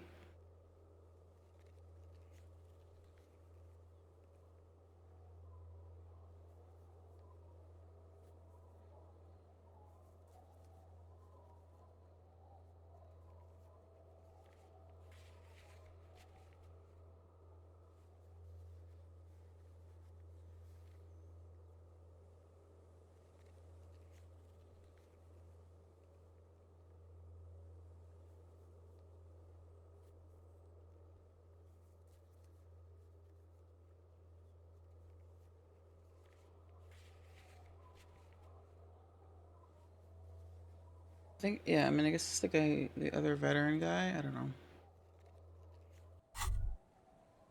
There it is. A brave little army in your pocket. The 1st Smokes platoon 20 brave souls standing in salute, ready to step into fire for you, sir. Already you regret it, looking at the pack. But don't worry. You can come back to this later. The army of smokes is honorable and faithful to you. You have your entire life to return to it. You've passed up your chance to start smoking cigarettes for now, but don't worry. The option to start... Wait, what? Okay, hold on.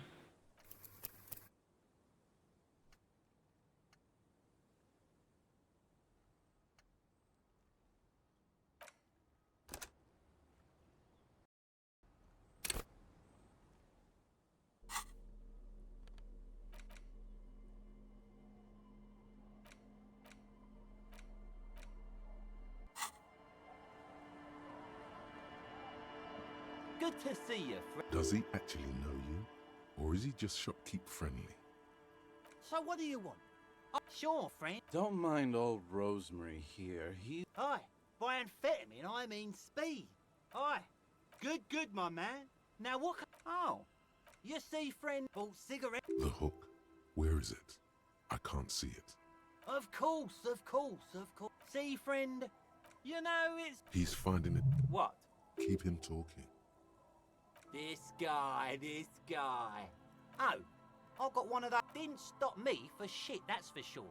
5 lemons, it really is. Those arseholes charged me 4 real. The idiots left me like 3 2, I already... Don't say it. Yeah. Feels like someone said, in all fairness. So, what's the deal, friend? 3... Well done. That's a much more reasonable price right there. Just make If you drink this, then you'll die. That's a fact. And that's why we're going to save you from yourself and store this as a sellable item. Go sell it at the pawn shop for a profit. My kind of guy. Here you go, friend. In the civilized world...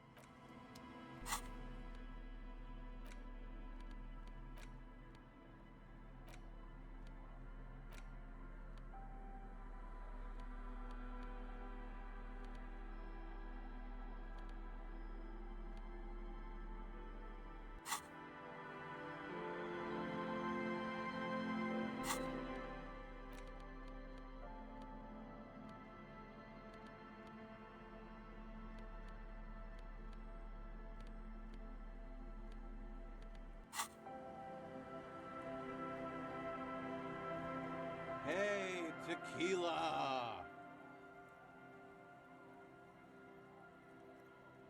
Good to see you. How's business? How's the whole reality situation treating you? God, what a name. Idiot Doom Spiral is so good. So what's happening? Yeah, Tequila Sunset. How are the, high-concept, reality-based adventures proceeding? He says it like it's obviously your name.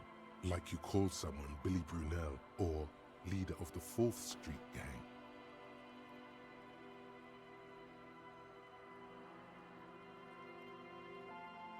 High concept reality based adventures, huh?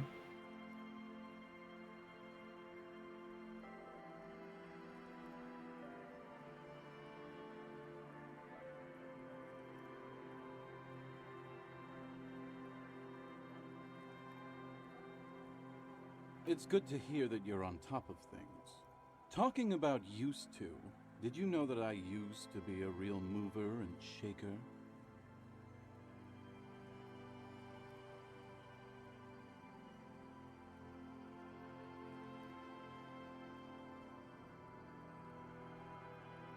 Sadly, things aren't going that well in Idiot Doom Spiral Land. Haven't found those keys yet, haven't won that great piece of ass back. No word from my business buddies. Idiot Doom Spiral, huh? This is bound to be a good, high-concept conversation. At last.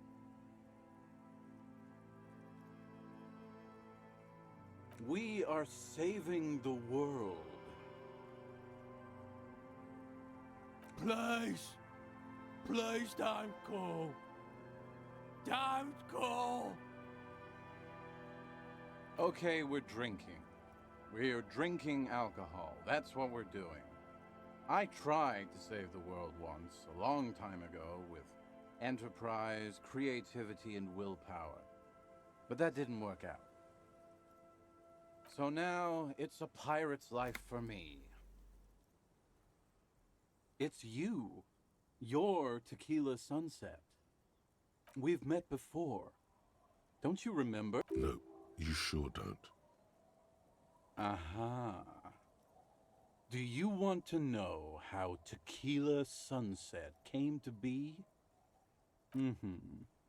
Let me take a sip to moisten up my cords. Tequila Sunset rolled into Martinez last Friday, and by Tequila Sunset, I mean you. The man, the myth. Hey, let's not jump ahead of ourselves. This is your story. Stop interrupting. You got here on Friday to solve a case, hoping to be the early bird who gets the worm. And by the worm, I mean the buzz. Because as far as I know, all you did was get piss drunk. Word on the street is you went around the local hostel telling people that you're a police officer, and that it would be really fucked up if you shot yourself in the head right in front of them. That's pretty high concept, if you ask me.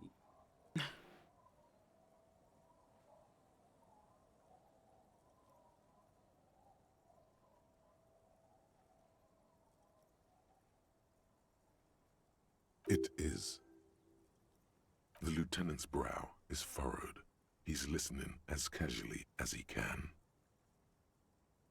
It was a late Saturday night when we, the Union of Moribund Alcoholics, were getting our drink on. Nothing remarkable about this. We get our drink on 24/7. Makes everything warm and glowy. I trust you know the feeling.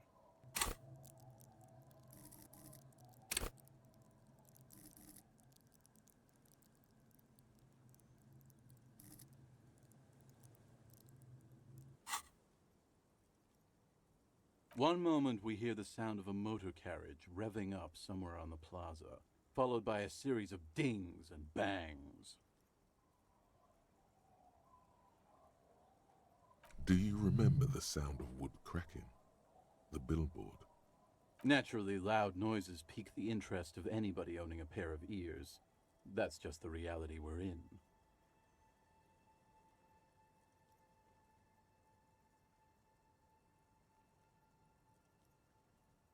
Anyway, there was a brief silence, a gasp of silence, if you will, followed by a real commotion. We heard the carriage careening towards the coast at top speed.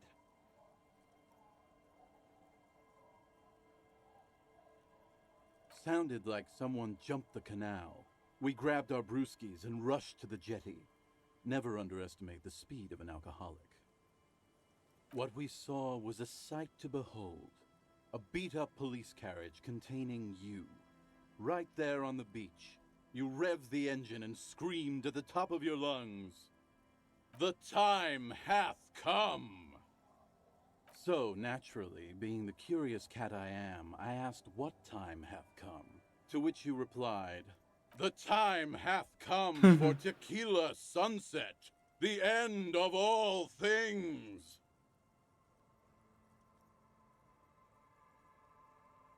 After which, your reality contracted. You jammed the pedal, plowed right off the jetty, and through the ice. The muscles in your right leg tense up.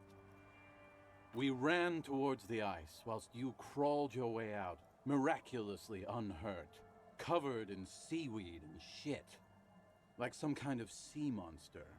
When we finally got there, you were sitting on the beach crying. You said that your badge and uniform were in the car. It was too late to get in there, though. The carriage had sunk too deep. In this way, you and your motor carriage have a lot in common. Recognizing a brother in need, we offered our condolences and invited you to party with us, which you naturally agreed to. We asked about the whole Tequila Sunset thing, and you told us it was your name now and insisted that we all call you that from then on.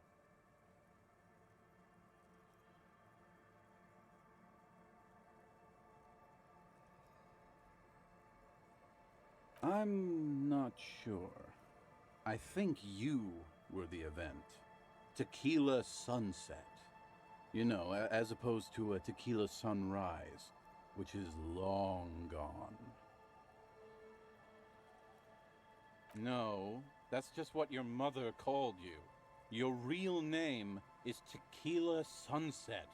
Just embrace it, brother. Ours. It was an all-night drink-a-thon. Then, at some point, I think it was Sunday morning, you got belligerent and wanted to talk about Revacholian women. How they're beautiful and also whores and so on. How one of them fucked you real bad. After a short while, you crossed the event horizon, looked sullen, got up, and left without saying anything.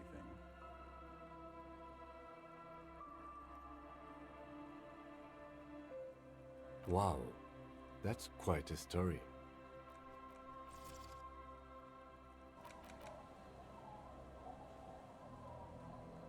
I didn't know I had turned down any of this stuff.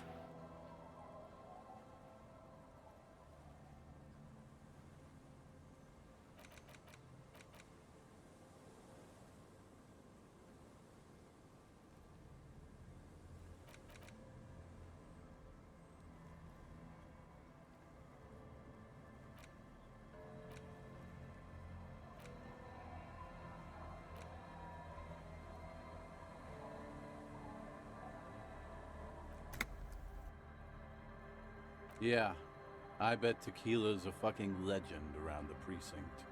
You must be proud to work with him.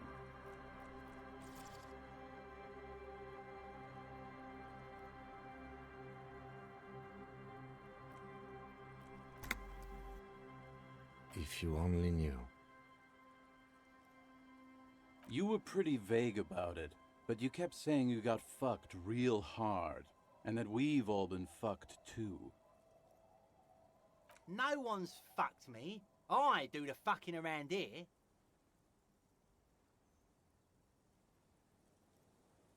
Abigail! It seemed pretty painful, to be honest with you. If I had to guess, I'd say you're still working through some shit.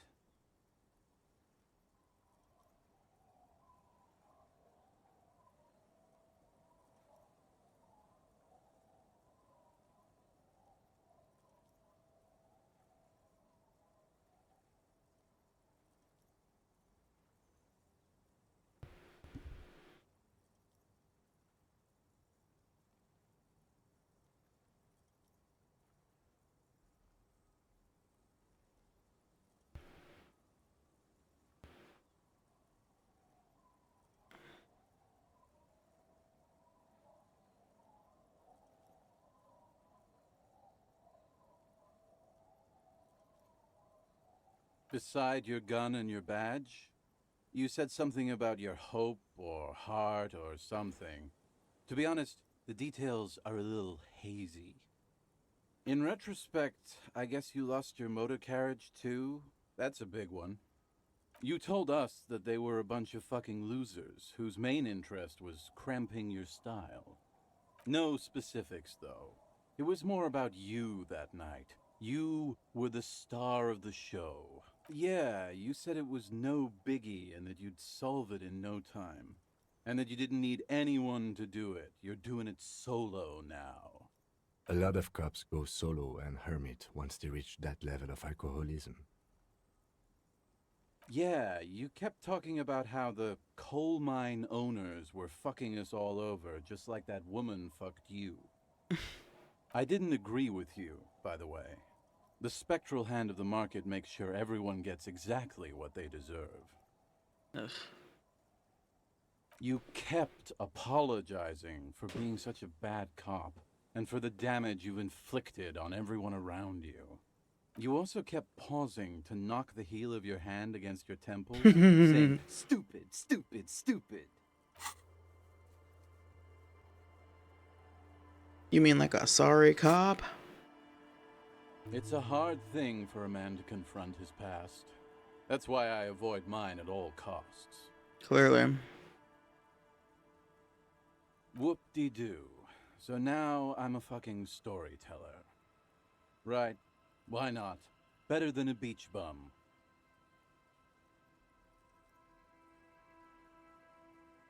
Hold on, another pause.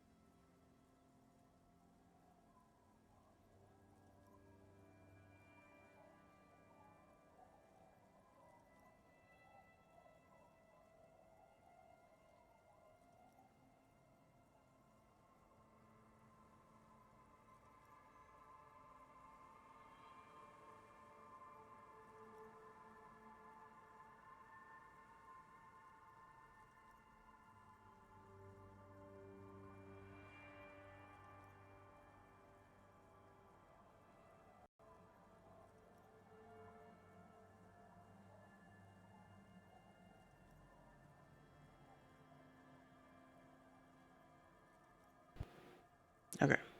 Tell us a story, Idiot Doom It Spiral. depends, really. Are you willing to help me out? Hell yeah. You might get scammed here.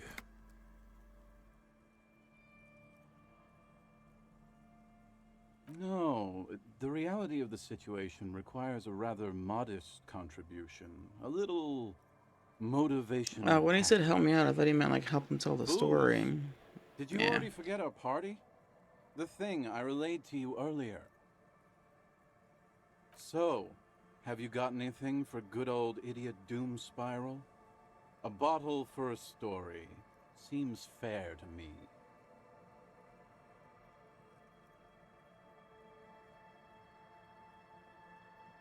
That very well might be the case, but looking at you, I can say with great confidence that I needed more.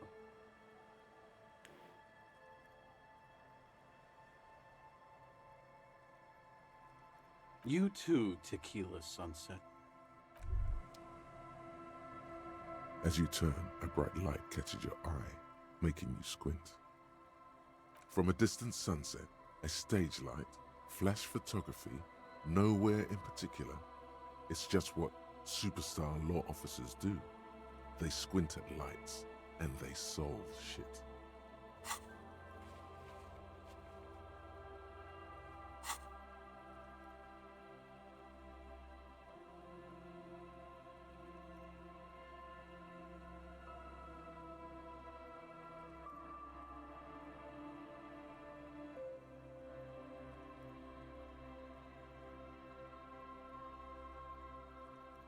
Yeah, you have. You're a big dick cop, Dick Mullen. Salam Rocky Baye, badass on the edge disco cop. Time to recede into a ludicrous fantasy world. Here we go. Camera, lights.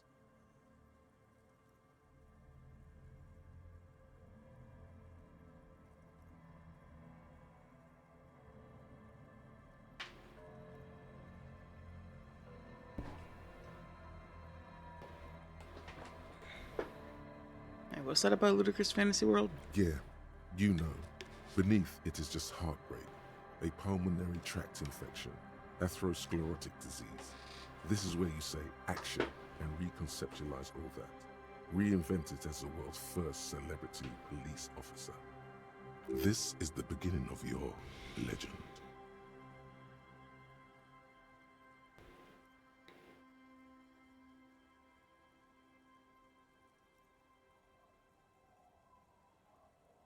I guess I don't hate the idea of embracing the superstar cop like angle.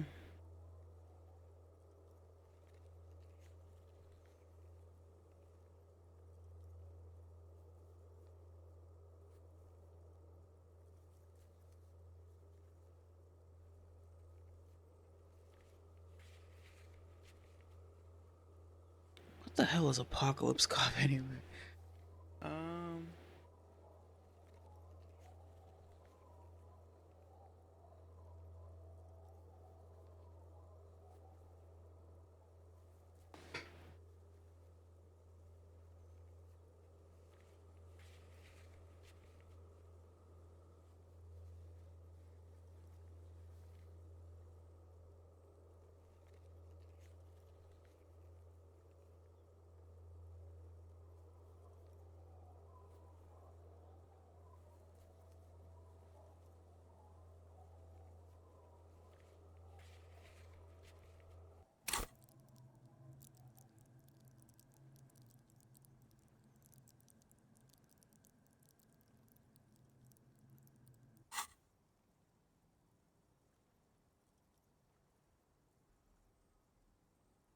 Yeah, fuck it. With a sudden flash, the world freezes Still a little around Johnny Silverhand and energy. you along with it. In an iconic monochrome solution, a black silhouette against a rasterized orange world. It's on.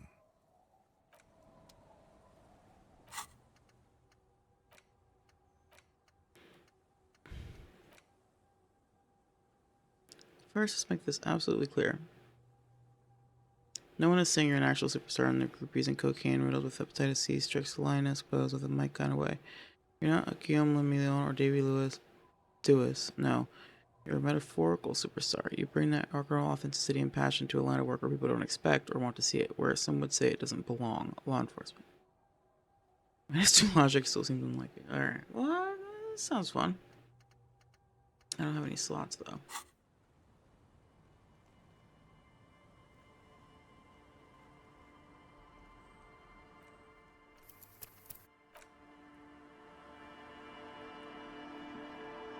The legend! He's back.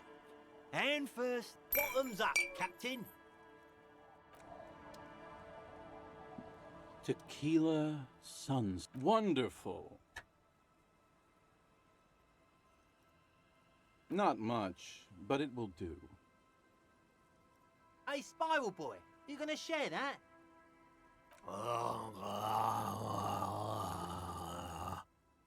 Shut up, guys. I'm telling a story here. Something happened to you. Something happened to me, too. My actual name is George, but around here, you already know. I was once a reasonably high net worth individual, a founder / junior partner at a high concept creative services agency. When my story begins, I had just landed a major contract with an insurance firm.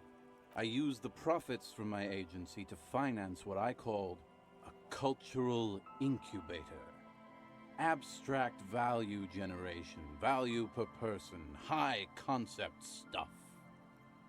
I developed the paradigm, worked within the paradigm, but the burden of leadership weighed heavily on me. So I went jogging every so often to keep myself sane. 22 full-time employees, an all-star team, a potentially historical set of individuals.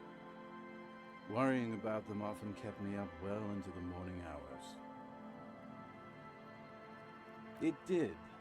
With my trusty Sansarique tracksuit, I felt like I could conquer the world. But now dreams are worn thin, much like my tracksuit. One day I left on my evening run. As you may know, it's impossible to clear your head when you're distracted by the sound of keys jangling in your pockets. His eyes are clouded, his dilated blood vessels encircling his irises like stinging brambles. His eyes are your eyes. So I removed the key ring and put the keys for the front gate and the apartment into different pockets to stop the jangling, you see. At least, that was the plan. I was halfway done with my usual lap when it started to rain. The reality situation became very wet, very quickly. Wet, okay? It was raining really hard. I made my way back home and discovered that I didn't have the key to the front gate. I'd mixed it up with the key to the letterbox, which was useless.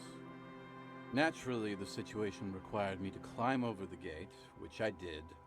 There was no climbing down because I slipped and landed on my ass. Reality was looking rather grim just then. Me lying on my ass in a mud pit in the middle of a heavy shower. But when life knocked me down, I always got up.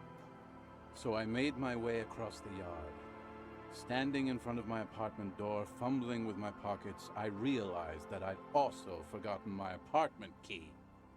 I wish I were Tequila. I wish I were. Instead of my apartment key, I'd taken the key to the office. How did you fuck that up that badly? Like, look, I'm a forgetful person, but usually it's like you forget the key, not you take the wrong one twice. I rang my neighbor's buzzers. It was late, and most of them didn't even answer. Those who did assumed I was trying to sell them something and hung up before I could even explain the situation. People are naturally wary of ad men, you see.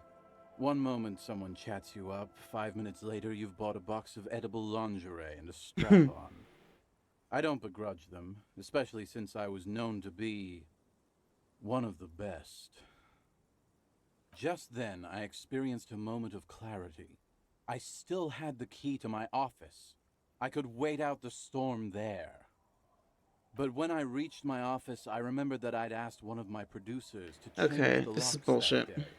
And since I hired only the best, he'd already done it, and I couldn't get in. Anyway, long story short, life spiraled out of control.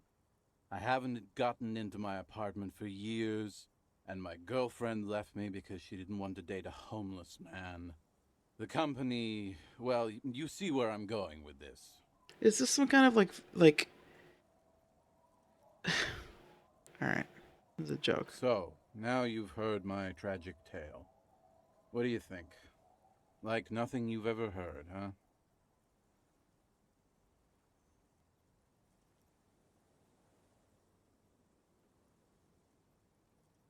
I literally can't believe it. Me neither, Tequila. When I lost my keys, I lost more than access to my apartment. I also lost my leverage over humanity. I wasn't a high-concept creative director anymore. I was just some homeless asshole with a premium Sansorique Lycra tracksuit. I feel like this dude's like schizophrenic or something. You can't imagine what that does to a man's confidence. Anyway, that was all the story one bottle gets you. Almost empty, this one. Good fucking question, Tequila. If I knew the answer, you think I'd be hanging out on a beach in this formerly premium but now extremely dirty two-piece Lycra tracksuit? I used to own my reality situation. My business buddies and I had our own creative services agency. I had a nice apartment, an even nicer piece of ass. But somehow it all got away from me. Now I can't hang on to anything. Just last week I stole this nice new jacket, but then I lost it too. The only things I haven't lost are these two drunks. My agency, man. The Boom Boom Room. Our concept was combining high art with the lowest forms of marketing. The color red, breasts, and oil painting. I convinced my partners to reinvest some of our profits in an even more high-concept cultural incubator called Thin Air. The artists were happy, the clients were happy. I was financing a group of poets in East Revachol who were developing a new universal poetic language. But then it all went to shit. If it sounds like it makes no sense, that's because it doesn't.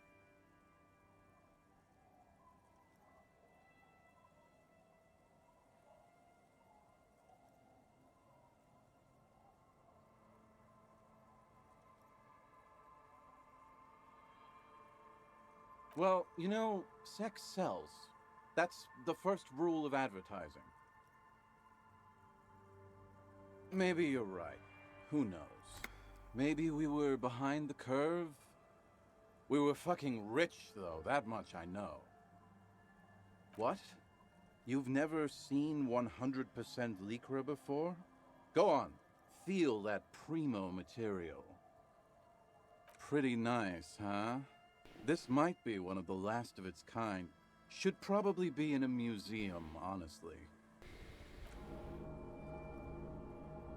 Good God, it's nearly impossible to describe how dirty this texture is. It's like rubbing two jellyfish skins together. You feel about 15% less human for having touched it. 18 interfacing.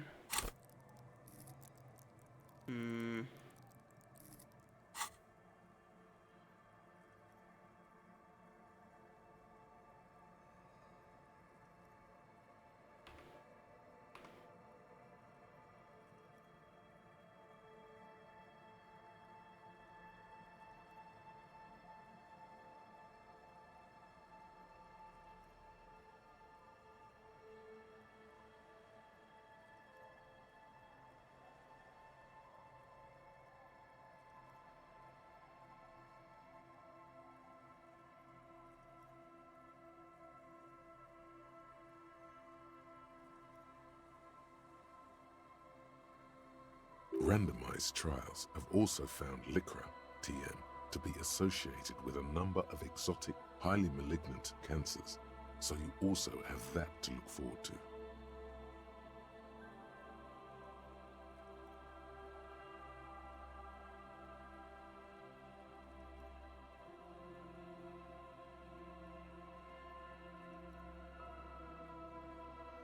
And then there's the smell, but you don't even want to think about that. Wow, you're lucky. He never lets me feel it.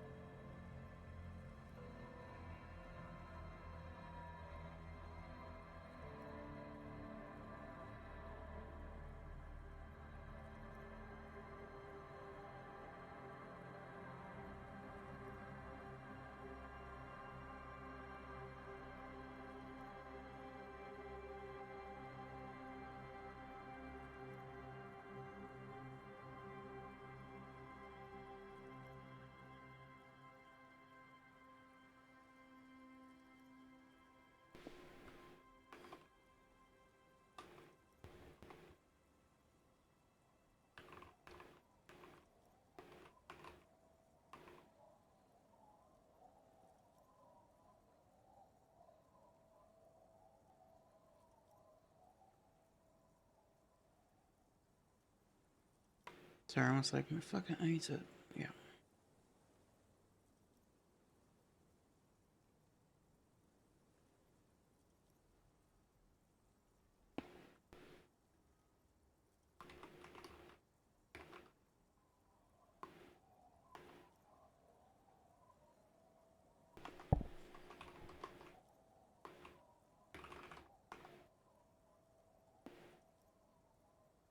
I know, I saw, I just responded. I just responded. I saw. Did I not actually? Okay, I didn't do an actual reply, but I saw. I will look at it.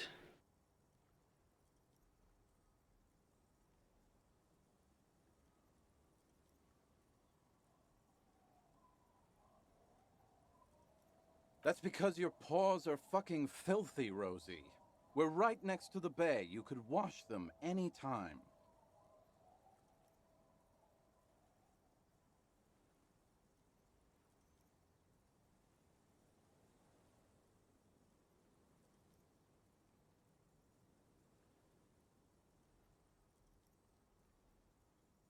My fellow members of the Union of Moribund Alcoholics? They're exactly what they look like. Hey, tequila! You want to buy some speed? Shut the fuck up, Rosemary. He's a cop, remember? I thought he was a cool cop.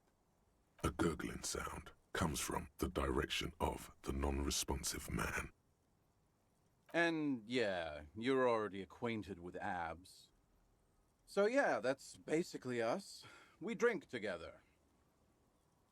Tequila, it's a verifiable tragedy. It was practically brand new.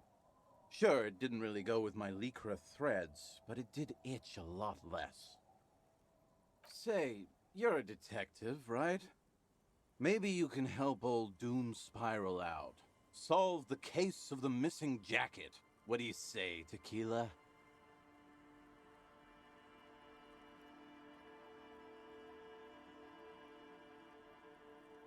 If I knew where I lost it, don't you think I'd have it?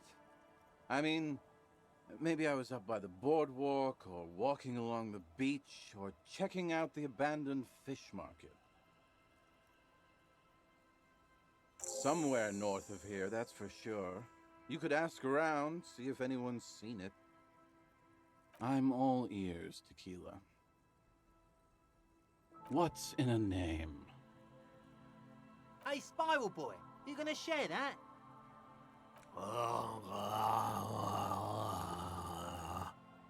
Shut up, guys. I'm telling a story here. something happened to you. Something happened to me, too. My actual name is George, but around here, you already know. I was once a reasonably high net worth individual. A founder slash We junior already did partner this. at a high concept creative. I used the profits. I developed the paradigm. Where it did. But now, one day I left on His eyes. so I removed. I was halfway done. Wet. I made my. Naturally, the situation required reality, so I made my way across. I wish I. People are just then I experienced. But when I. Anyway. So, now you've heard my. Me neither. You can't imagine what that does to a man's. I do. But as you can see, my fuel tank is running quite low. Then I can't.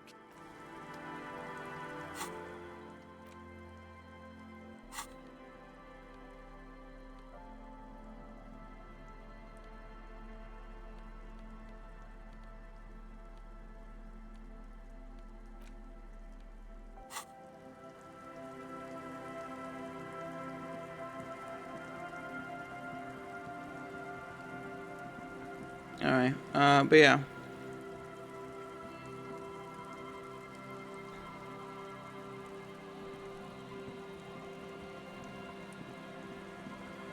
Was it like a trailer or something, or just like an announcement?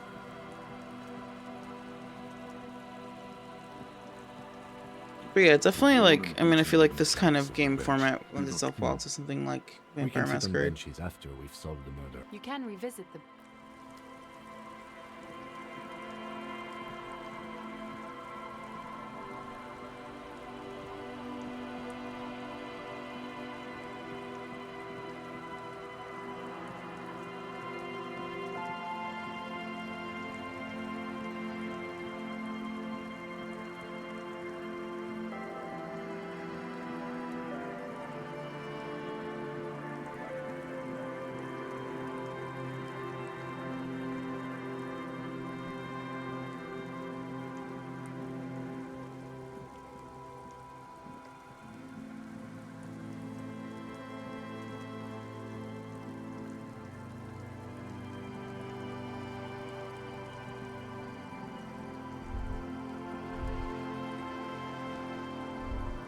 This is it.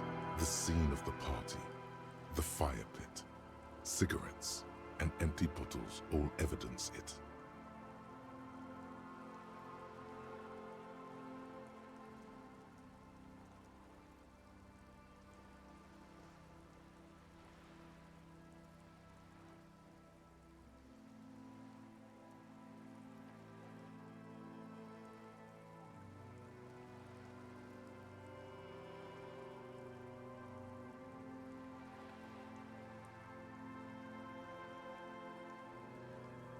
Looks like they were here a while, judging from all the bottles.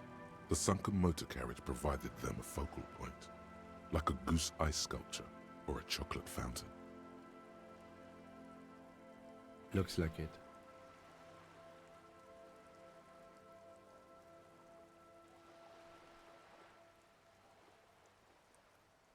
Some kind of theater to them. Circus production by your Hey, clown. let's keep moving, detective.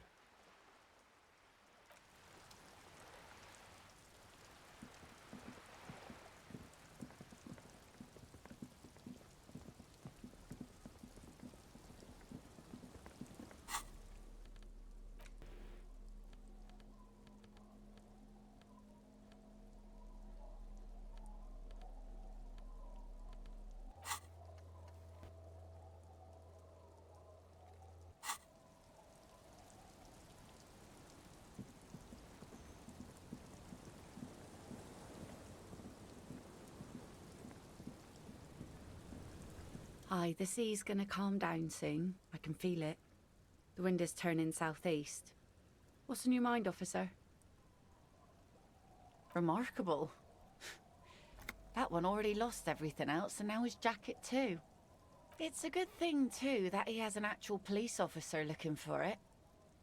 Good old doom spiral. Upper management to the core. That's odd. Is she actually impressed?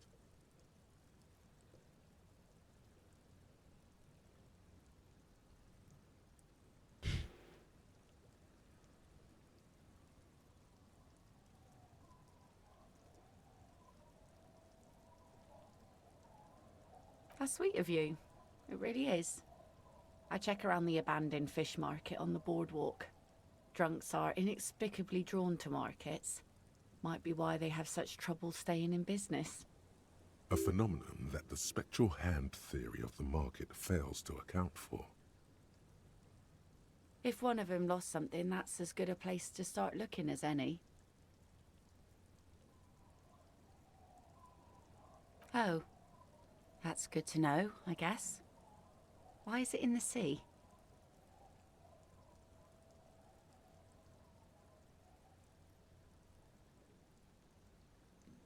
This calls for a funeral, if you ask me.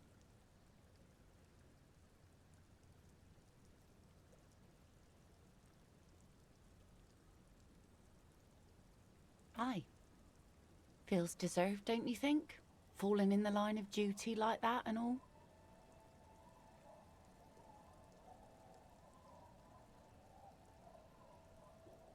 Why odd? Our things are part of our life world.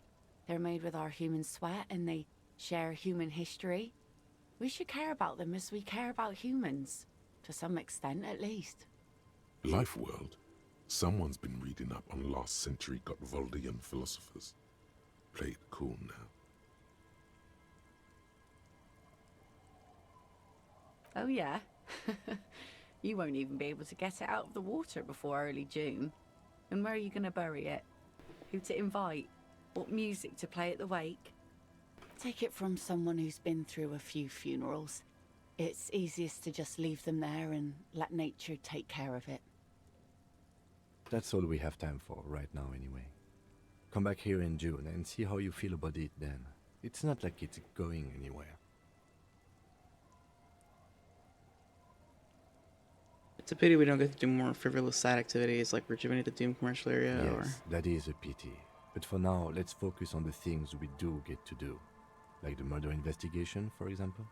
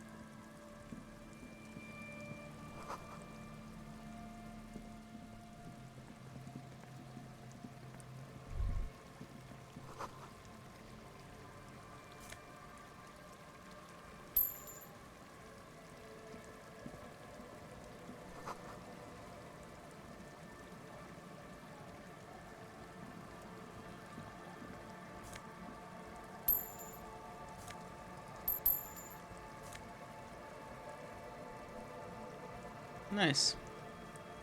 Oh, right, these are the stashes of money that the drunks leave.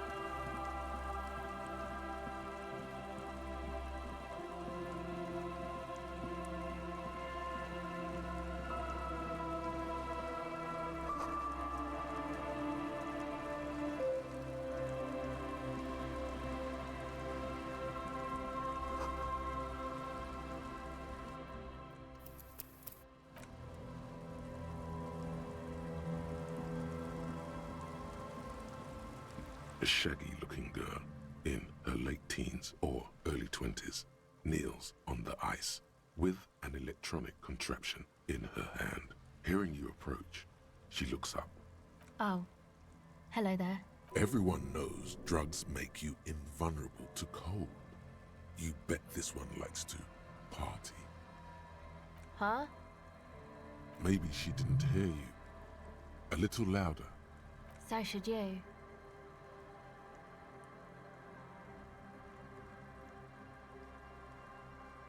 Oh, I didn't notice that.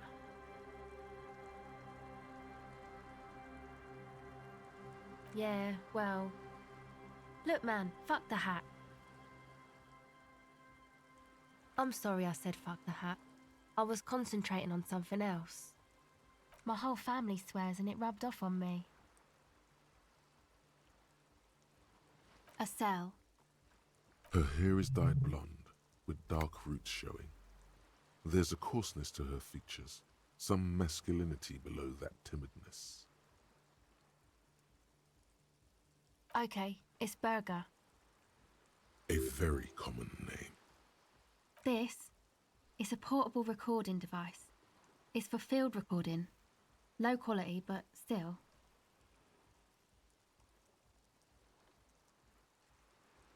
Actually, just one wire.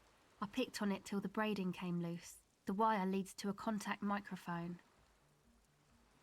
A contact mic records sounds from inside things, like this ice. Your mangled brain would like you to know there is a boxer called Contact Mike.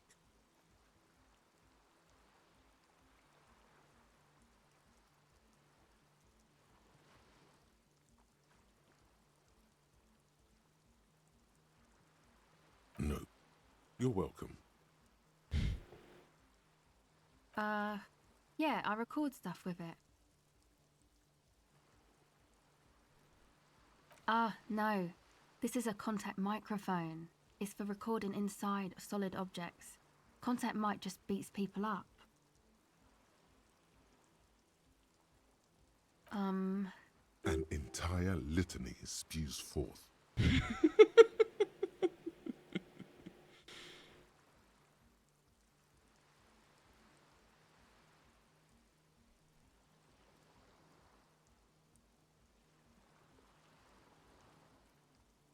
Man, you are one weird cop. You do understand it all just sounds like Mike to me, right? The mic? I don't exactly know. Somehow it doesn't pick up vibrations from the air. The book said it only picks up structure-borne sound, if you like technobabble. I'm assuming it's that physical contact with the object and it just like measures vibrations, which is all sound is really. It's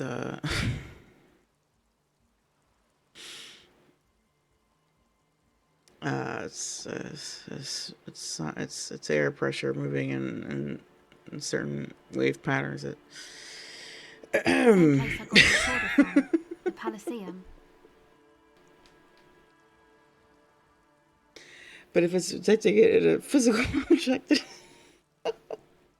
gotta be in direct contact, which is probably why I can't pick up. It's not sensitive enough for airborne sound, or maybe too sensitive. Whatever. Anyway, Oh, it's the man. Elysium. You haven't been to the Elysium? It's the coolest place in this whole drug-addled shithole.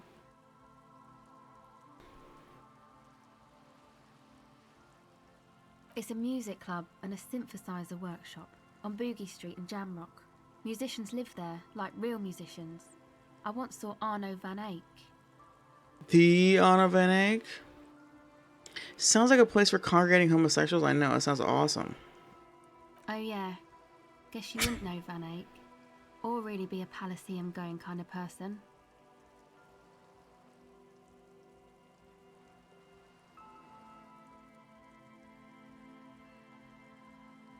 I don't know what that means. I don't know what that means either.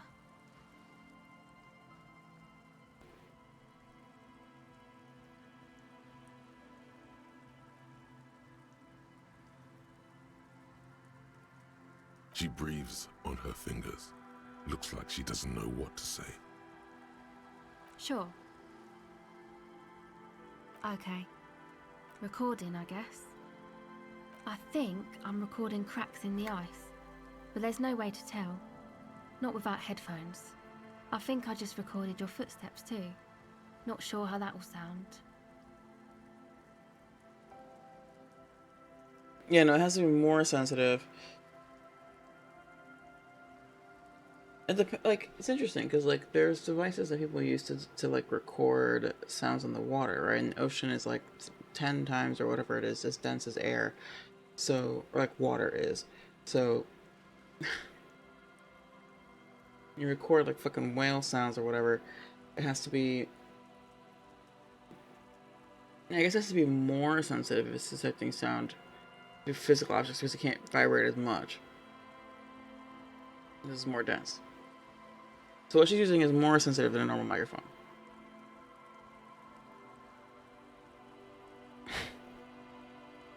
My boyfriend sold them. I don't know, man. Things. Just stuff you need for life. A lie. They were probably pawned off for something suspicious. The musicians in the Palaceum used them for making music. They looped the stuff, cutting the tapes together. They make music out of cracks in the ice and keys jangling. Crazy sounds like that. It's hard to explain.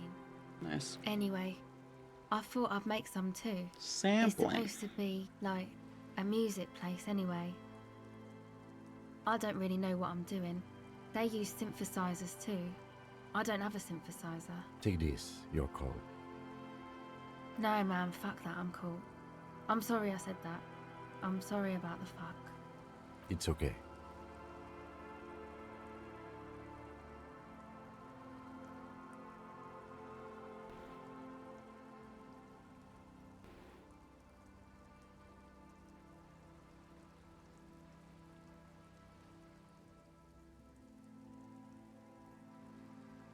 That? The boys think it could be a place, like the Palaceum or something. Stupid. It's really not gonna be a Palaceum, that's for sure.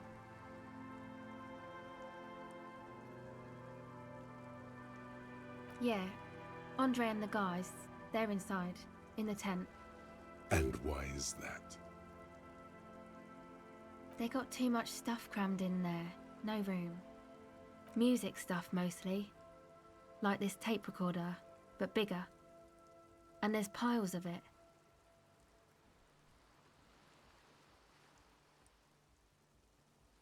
That stuff is more expensive than I am. More expensive than any of us, really. Doesn't matter. I can take the cold. It's probably amphetamine. It makes you feel impervious to the elements, but doesn't actually make you any less cold. I got my recordings to do. I feel better outside.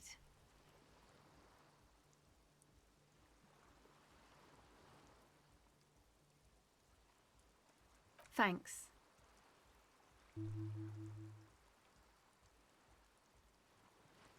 Go ahead.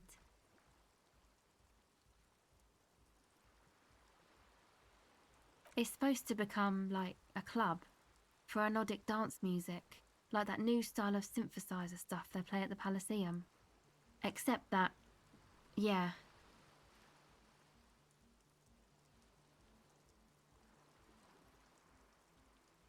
The floorboards are twisting, and the shooting beams are slowly cracking, like bones.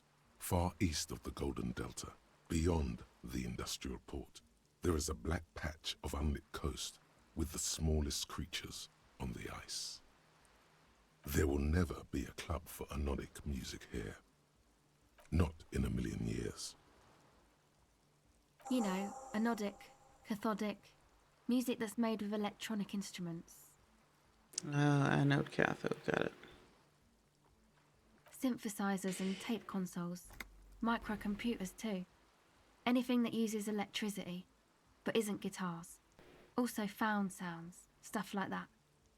This is an evolutionary step up from amplified instruments, which in turn are a step up from acoustic instruments. What comes after it, you wonder? A black-tinted nothingness or something finer?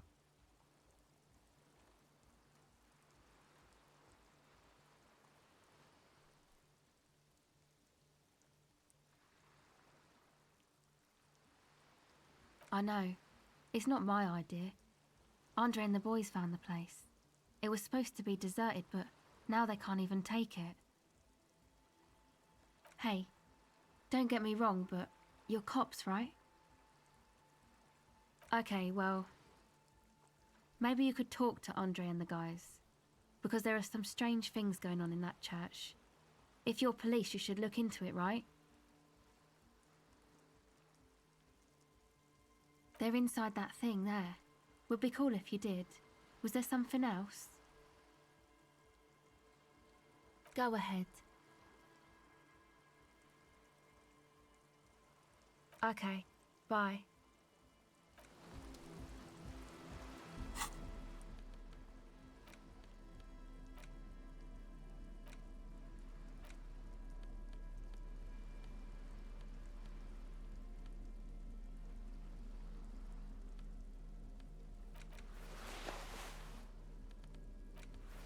Oh, this is a neck item.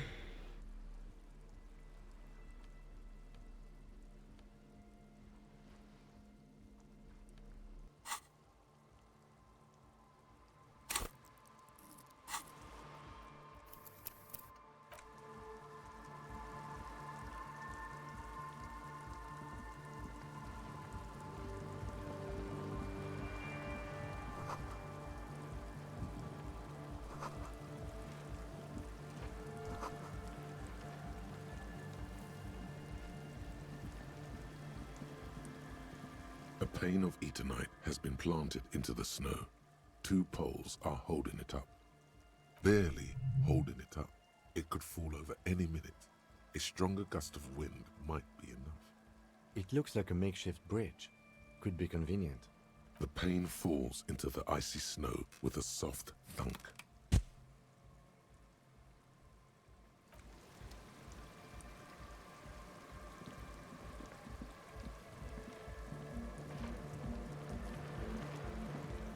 The tent is just tarpaulin fabric covering a pile of stuff. The flap is open. Inside, 3 young men are listening to some new form of music. It's like nothing you've ever heard. One of them looks at you. Come on, get in and close the flap behind you. The warm stuff's getting out. Sorry, we barely have room for one. You go ahead. I'm too old for this. I'm actually not, he thinks. I just dislike delinquents. I'm sure you will feel right at home. I'll keep watch.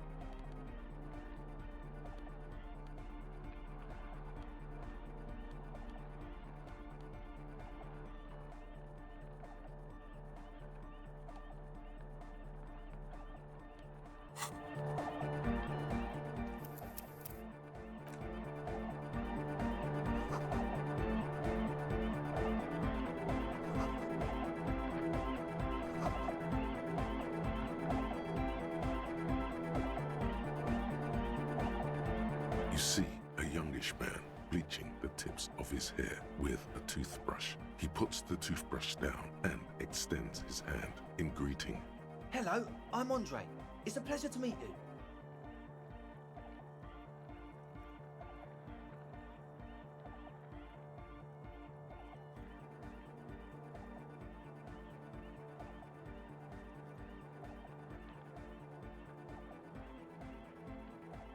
There is definitely something futuristic about his hair, aggressively so. You get the sense that this is what the future will look like. Imbecilic, yes, should the future ever come, it will look deeply imbecilic, like this guy. His grip is strong, sweaty, and warm. He's trying to project and inspire confidence. This is my posse, Noid. The young man with earrings looks at you suspiciously.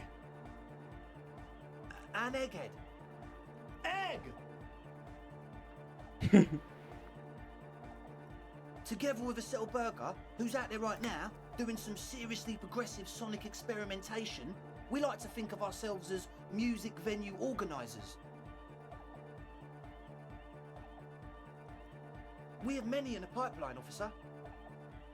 That means they haven't set up a single one yet. You see, we've been all over Jamrock North, prospecting for real estate to establish a new venue in. Also for talent. Also for talent, is this supposed to be like the German Yeah, thank you, house Egghead. head? And while there is no shortage of raw, unfettered talent spinning tapes in Jamrock, we've had rotten luck with the real estate part. Place is a shithole. I apologise for my friend Noid's potty mouth. I realise this is not how you speak to a police officer. He has authority issues.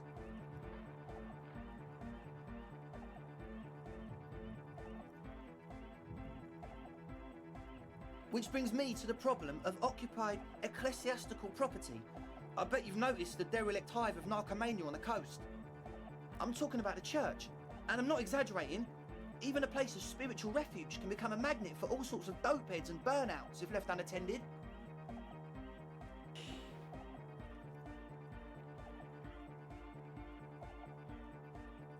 Dopeheads. Burnouts. Well, I'm sad to say, that's exactly what happened. Sad because we were just about to put Martinez on the map with one of the maddest dance clubs in Jamrock. Nah, strike that, in Revershol. Strike that! The world! The world! And sadder yet, because the dopeheads and burnouts hold up in there with the worst Artwork is kind. dope. He leans back a little, watching you with a steady, serious gaze. Come on, give me the racism. How bad those dopeheads and burners. Hit me with it. Good. This calls for an opinion. You're an expert in those. The spooky kind. I was hoping you would be the judge of that, officer. All I can say is, their spookiness is the kind that keeps us from restoring this church into a community centre and a place of spiritual refuge. Also, they don't eat or clean the building. Shit's gonna collapse. People just want to spin tapes without them spooking it up. Place has bad signs. No one can dance like that. Thank you, Egghead. So you're gonna look into it, right? It should be a police matter. Getting them out. Whatever spooky stuff they're doing, I'm sure it's not what the Ecclesiastes meant their property for.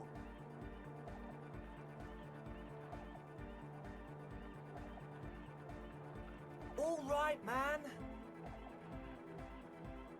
I asked Noid to install a measure against more drifters wandering in. A padlock. It's a temporary fix. Just something to contain the situation. I had to do it in an hurry. Not my best work, but it should hold for a while. Of course. Noid, give the officer the key. Only if he promises to look into the spookers in the church. Officer, I apologise. Noid doesn't always understand the joy of giving for the sake of giving. I think it may have something to do with his childhood. Damn it. Take it. Don't you just want to see what's in there? Brilliant! Noid, the key! All right.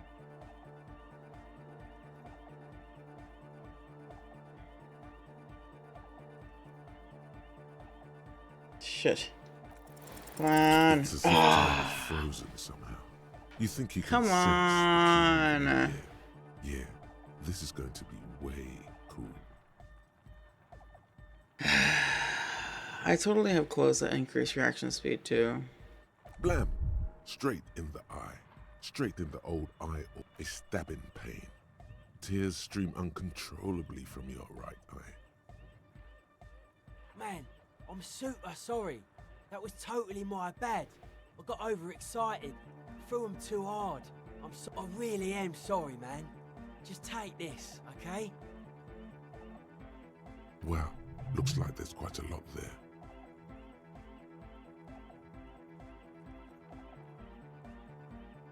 I hope that settles it. 25 bucks? Fuck yeah. These guys are loaded. He is shifting in his spot, uncomfortably, still feeling sorry for the mishap. We were talking about the padlock, I think. Not long, like a week maybe? I'm super sure they're alive. I mean, come on. I'm at least 90%, maybe 85% sure they're still alive. Somewhere in the ruinous past that led you here, there was something called exams. You may have learned the term involuntary manslaughter there. I feel like there's a lot in this conversation that I like jumped over by doing the path that I took, but that's okay. I'm taking a quick pause. I'll be right back.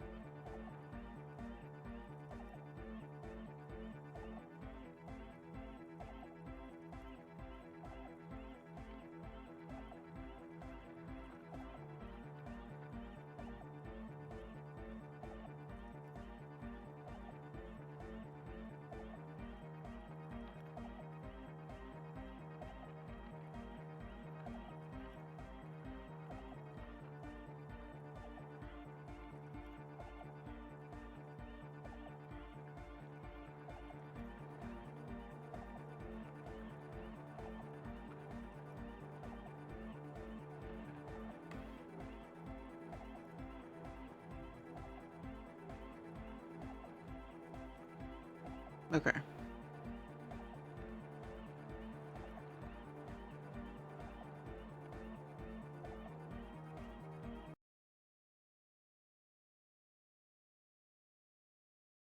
Let's watch Vampire the Masquerade Eternal Whispers is a new Vampire the Masquerade game.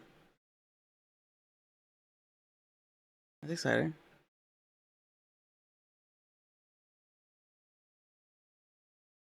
Let's watch it. The trailer. Alright. That night you died. That night you became one of us. Many were destroyed. You were not. Staked through the heart, buried alive, abandoned in the deepest hollow of the Temple of Eternal Whispers.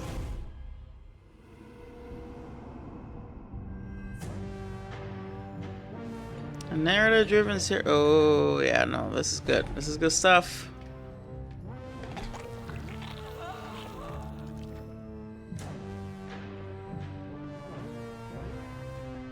Oh, this is exactly like Disco Elysium. Vampire Elysium.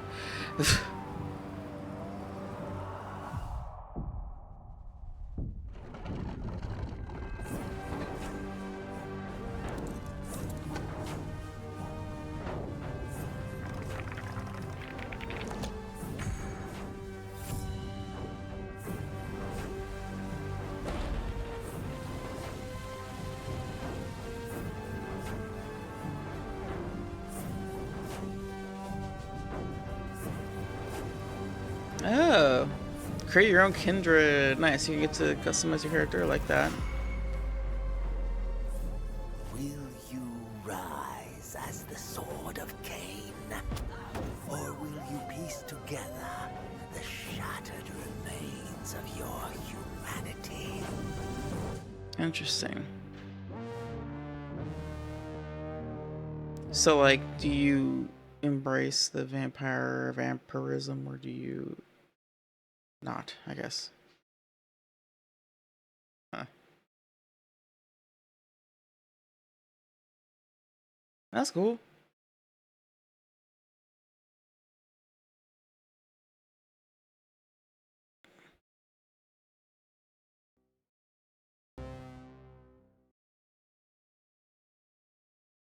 I mean, I'm definitely gonna wishlist it.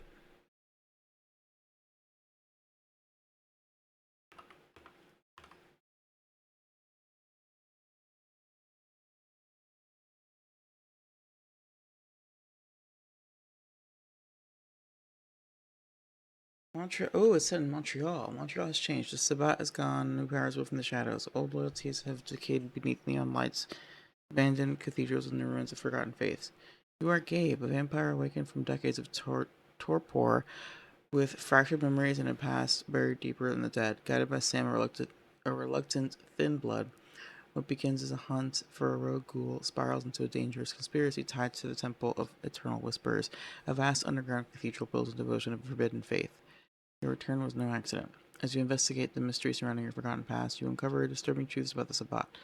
Your release sets forgotten forces into motion, while something ancient still lies buried beneath the city, a secret capable of reshaping Montreal's undead society forever. The deeper you delve into your connection with the Temple of Eternal Whispers, the more you unravel the darkness buried within yourself. Will you embrace the monstrous legacy of your Sabbat origins, or fight to preserve the last remnants of your humanity? That sounds cool. That sounds cool. I mean, it's like just like as a premise alone, it sounds interesting.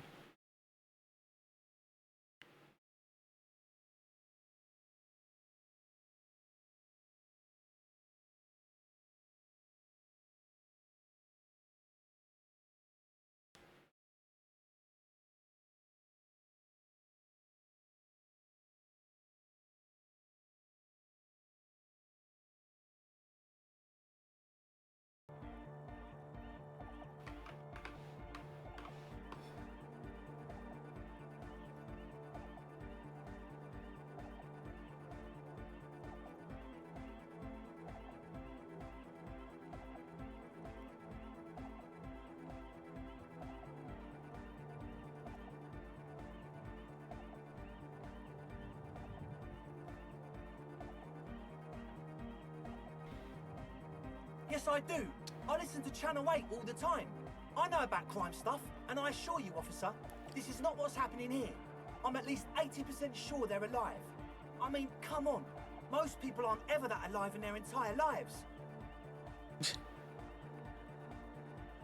I don't know. What does anything mean, really? Oh my god. Oh, yeah. I knew you'd get it. You're one smart cop. He nods attentively, ready to answer the questions of one smart cop. Sure, man. Tell us what you want to know. Let's do it. Truth is, I don't really know. None of us do. I don't even know how many there are. All we've seen are glimpses. Oh man, okay. Sorry.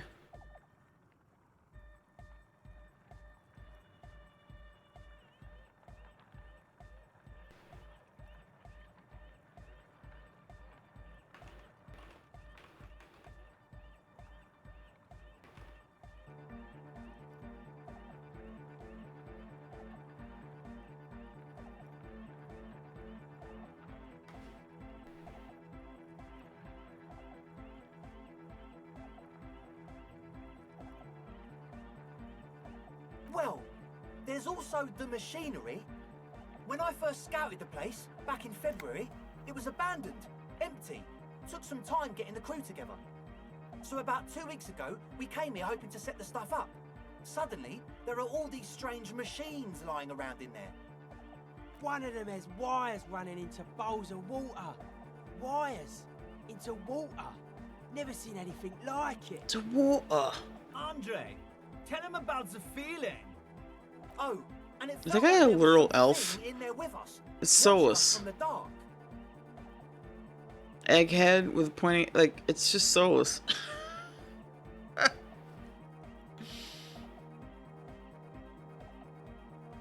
No, the other one.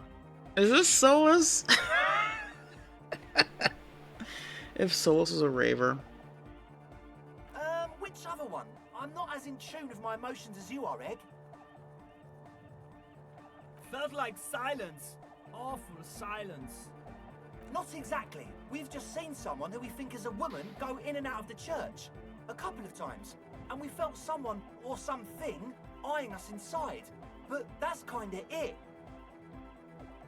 Like, you aren't alone, you know?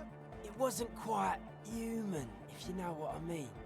Not human, as in a ghost? Do you know what he means? I don't know, dude, but if there's ghosts in this game, I'm gonna freak out. There's this dark shape climbing upside down along the ceiling, like some kind of crab man. Yeah, you know, the way it was climbing up and around the ceiling, like a crab. I think these kids are all going through like meth psychosis. Stalking a cell, exhibiting ambush behaviour. Odd. Crabs Behavior. are usually marine creatures, and not known for climbing walls. Yeah, totally. I mean, I didn't personally see it. Estelle was alone that time, but I believe her. If she comes out running and says there's a crab in there, there's a crab in there. It was literally a cry for help. Ask her about it, but be nice.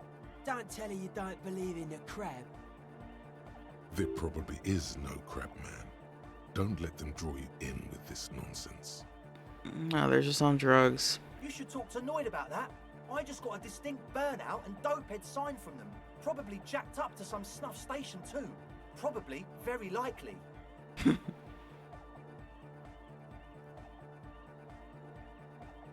Well, honestly, I can't, but I am.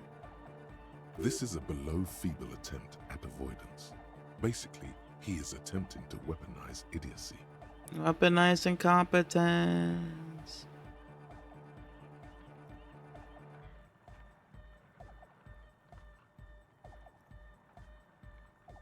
Hey now, I'm 70% sure they're substance abusers. Don't let all that technology fool you. Where do you think the drugs come from?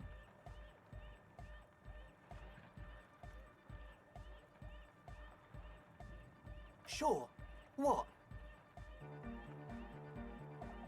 Oh yeah, that's a meteor and name for the founding party. Thought it'd be cool to use it. If you don't know what the founding party is, there might be a way to mask it with minor demagoguery.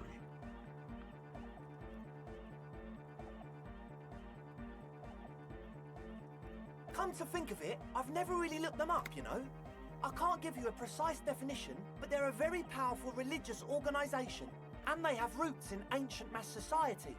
And they're the custodians of the Pericanassian Church. Plus, they anoint the innocents. They, like, made the innocentic system, no?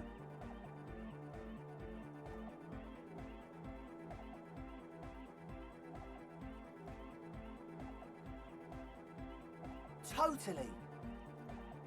The Pericanassian Church is about love, and Nordic music is about love.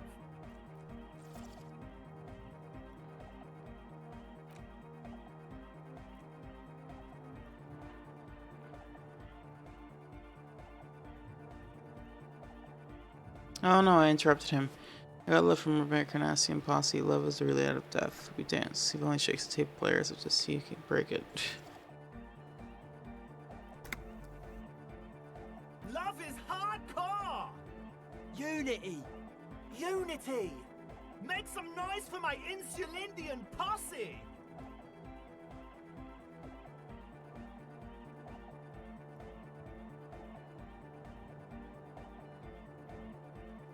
You feel it, the anodes and the cathodes coursing through you. Your big toe starts tapping along to the base, as if testing the waters.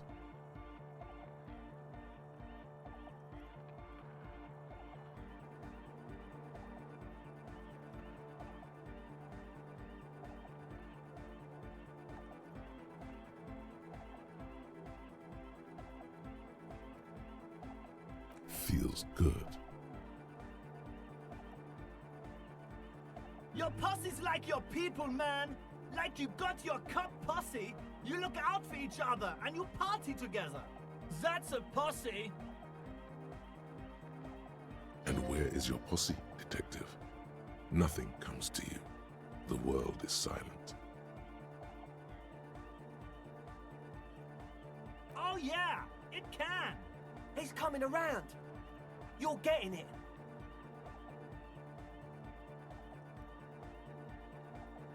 Are we? Yeah!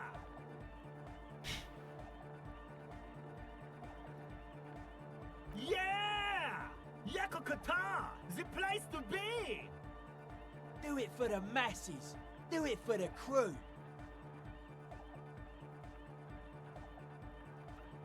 I didn't want to say it, but it was pretty lame of you to imply otherwise. Anyway, you got more questions? The one with the large head is still looking at you, nodding his head, waiting for your body to start moving.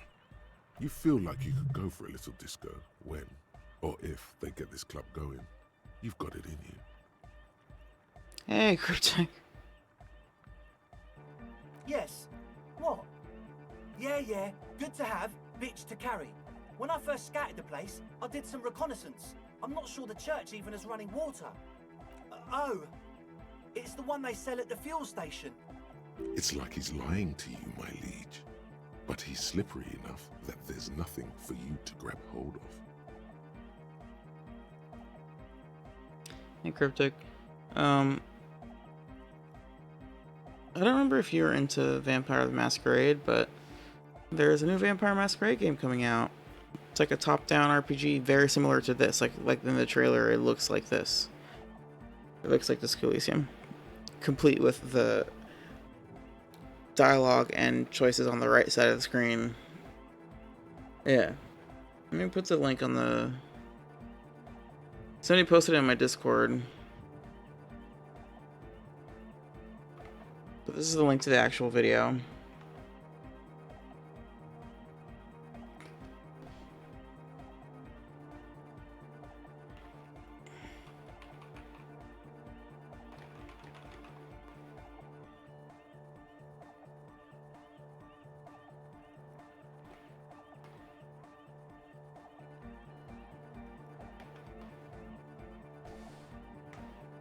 Yeah.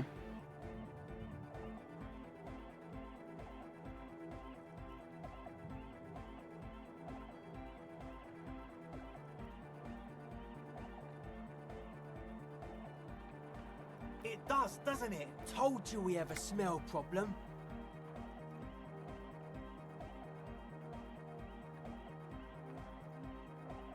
He sniffs the air, then shrugs. It doesn't take a forensic scientist to guess it's drug-related. They look and act like the kind of guys who've done their fair share. However, their breathing is regular, their jaws stay put, and their pupils aren't dilated. So, not under the influence right now. At least, not under the influence of stimulants. That doesn't rule out hallucinogens, benzos, some depressants. How do you know all this? The what now?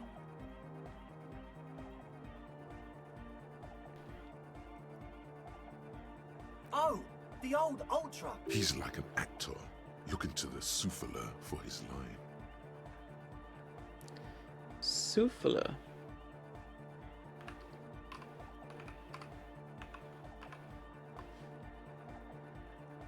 There's a movie called The Souffleur, starring Willem Dafoe from 2025, dark comedy film. Okay.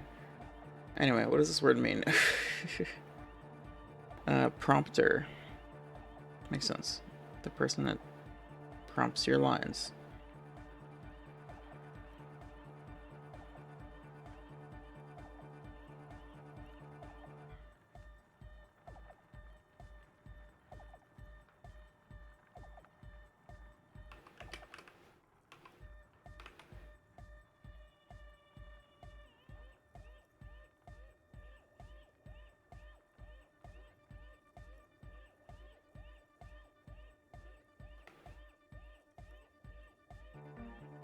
I have a major sinus infection, stuffy nose. We all do. Shit's all blasted up. Winter, can't even breathe. Yes, that's all Nosafed's doing. Without the Noser, I'd be drowning in shit right now. Nosafed is the shit. Sure. Here you go, officer. The Noser. Blast away. He nods enthusiastically, no doubt a little relieved.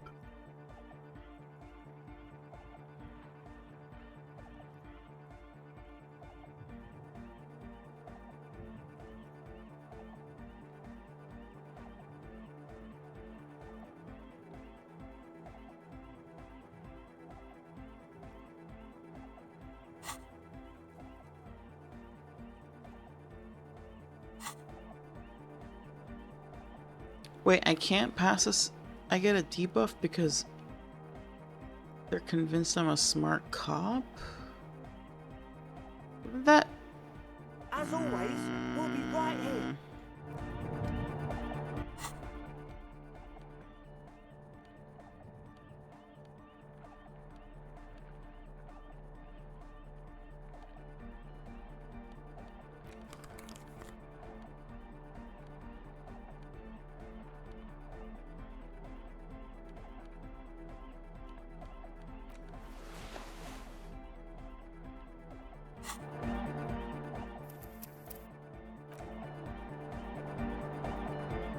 Hi again. So, how are things going?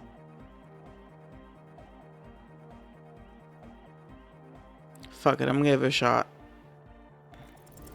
Well, first of all, you're a smart cop, and a smart cop like you would understand if something wasn't quite right. So this should be easy. I keep rolling like one below the threshold. I keep getting right below it. That's happened like 3 times today.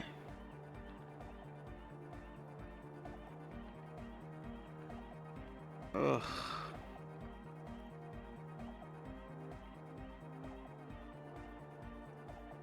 The gist of it is, they want to turn the church into a club, but a suspicious element has overtaken the building. It's very important to understand what the gist of things is. Always consult the gist before making up your mind. This is going well. Plus, and it has to be considered, you can't invent the future of dance music in this smelly old tent. Imagine if you had the church. That settles it. Analysis complete. Their story checks out. I just hate the whole thing where it locks it and then you have to... Ugh.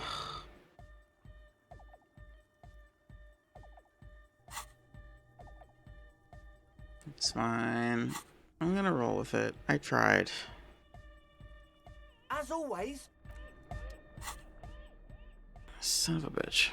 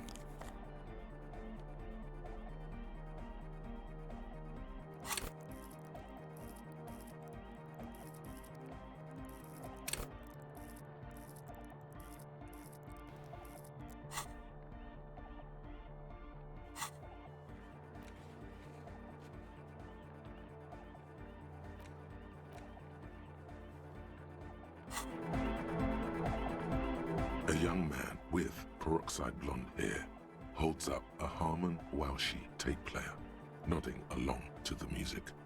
He looks at you with a knowing smile and says, Hardcore!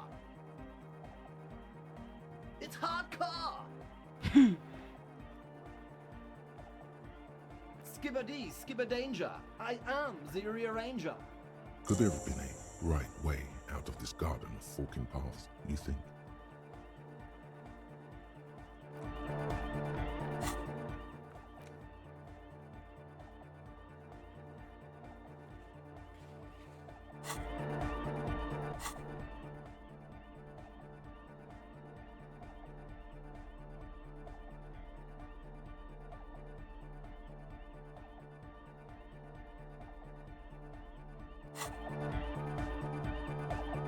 So you had a talk with Andre, and now you want to discuss things with Noid. Good. It's good you talked to Andre first. Gave me time to get a reading on your sign. Can't really talk to people before you get a reading.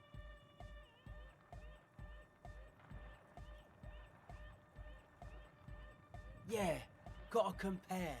See if we can align. I suck at socialising, man. Even now, our sign synchronisation is way off. But I'll see what I can do. Weird stuff. Specialised. There was a data processor and some sort of long-wave machinery. Wires going into water. Gives off a spy sign. Or some fucked up Samaran science sign. You know, the kind that goes head first into the supernatural. The People's Republic of Samara is a product of Revachel's sister revolution on the Grand Isola. It's known as a severely degenerated rogue state.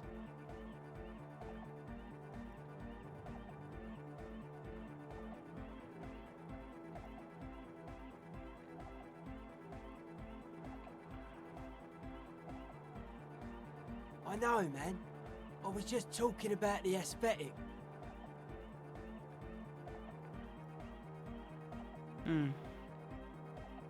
Nothing's wrong with it. You should definitely be researched. You can still do sick shit with it, though. Most of it doesn't exist, but there's also stuff that isn't allowed to exist, because the moralists think it's too dangerous for the plebs. Psionic powers, pale-related diseases, pretenders pretending to be human, folk rights, that kind of stuff. The hardcore aesthetic is esoteric. It's not meant to be discussed with the law at this moment. I can see that. Further sign matching would do good for us. One way to achieve sign synchronicity would be by getting us into the church. Nice, I got a vibe with the fucking ravers. Okay, so alright, get the fuck out of here. Holy shit. This fucking music. Yes? This fucking accent? What's wrong with it? What you mean it's fucking accent? We gotta sync with the signs and the I gotta get us into the church. Synchronicity, etc. What's wrong with my bloody accent?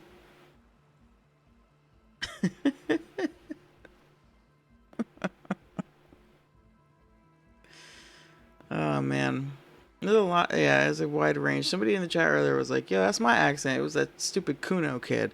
He's like, "Yeah, dude, he's got a Scouser accent. It's like Scouse is Liverpool." He's just like, "Oh shit, that's my accent."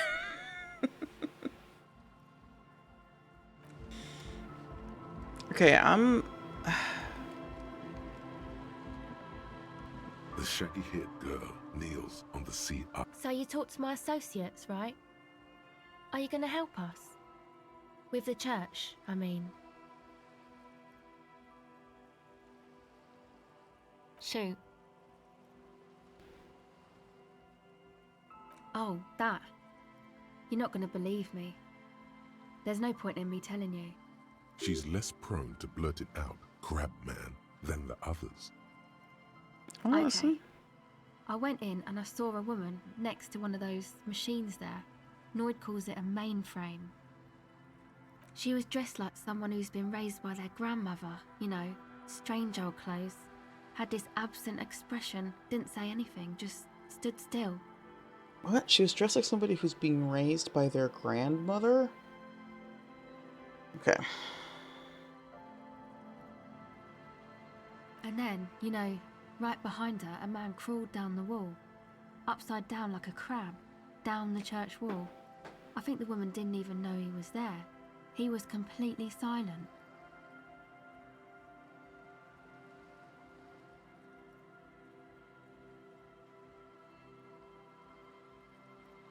He stopped right before he got to the floor, then just hung there like that, looking at me, right at me. I fucking turned around and walked out. End of story. Like a crab, you say? It was too dark. I couldn't tell exactly.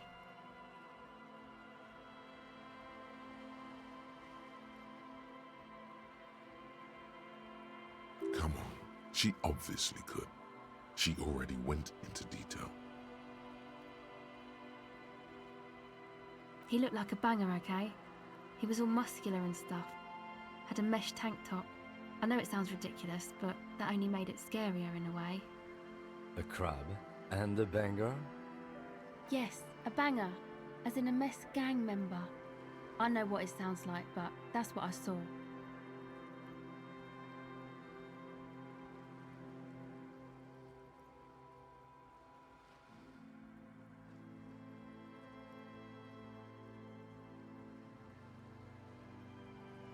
I wonder if, like, this is where, like, if you had done the race theory shit, maybe this is where it comes up. Like, if you believe, because I remember him mentioning Mesk as a race, and I'm like, oh, if I had internalized the, like, weird race theory bullshit, would I have then been like, yeah, of course, those people are fucking animals.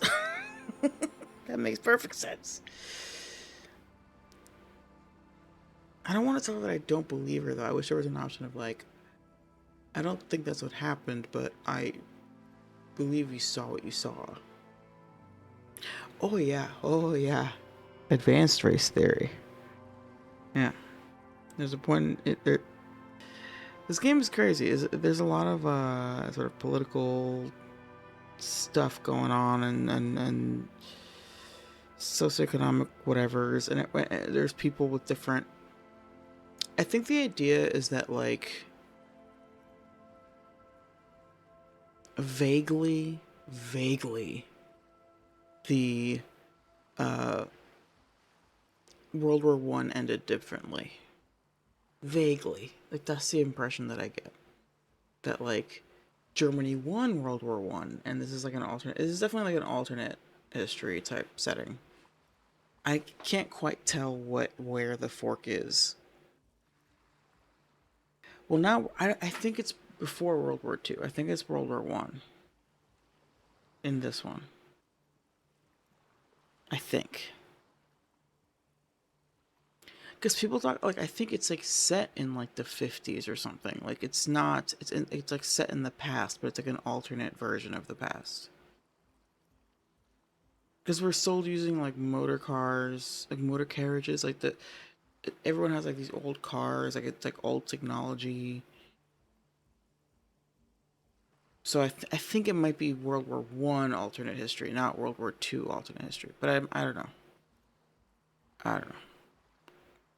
Anyway, racism is alive and well, of course, in this world, and there's a point you can play it in different ways, and there's a point in time when you interact with somebody who's very much like I takes race science or whatever bullshit very seriously, and you can learn about it from him, and you can like choose as a game mechanic to like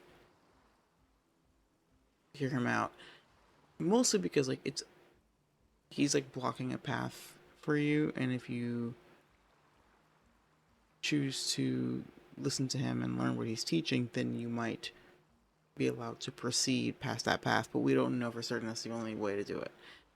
And my colleague is certain that it's not the only way, so I don't know. I didn't do it. I almost did it just to pretend to believe in that stuff, just for the sake of like getting passage to this new. Anyway, it's a whole thing. But I'm fairly certain that this game is meant to be, or like roughly World War One era, like early 1900s. There's like a, something went differently, right? Like either the losers of World War One actually won it, or something along that area, or that era of time. Anyway, Master Gang member. I don't blame you. I mean, I wouldn't believe me either. I'm surprised Noid did. Andre I expected, but Noid. My associates. I haven't got much to say about them. Of course I do. I just don't tell people about my friends and who they are and so on. I don't provide information on them. To the cops.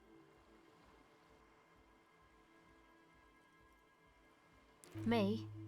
I'm a silver bird. Don't know what makes you think it'll be any different later, but...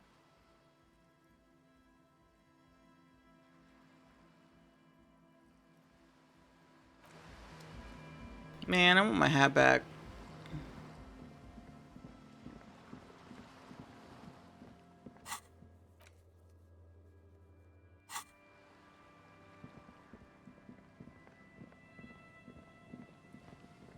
Okay, it's already 3 p.m. in game. I want to go back to the main part because while I'm very interested in what's going on in this place,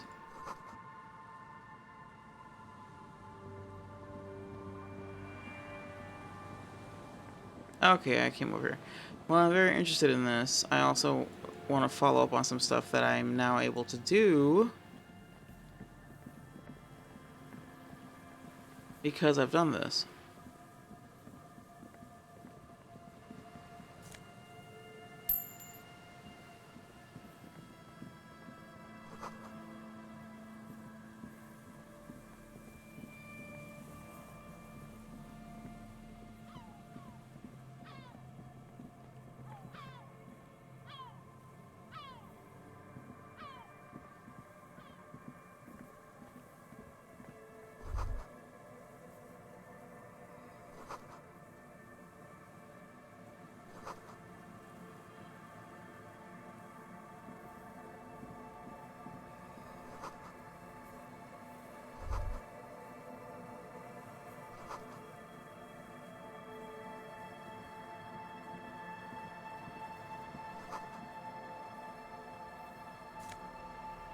A new tie.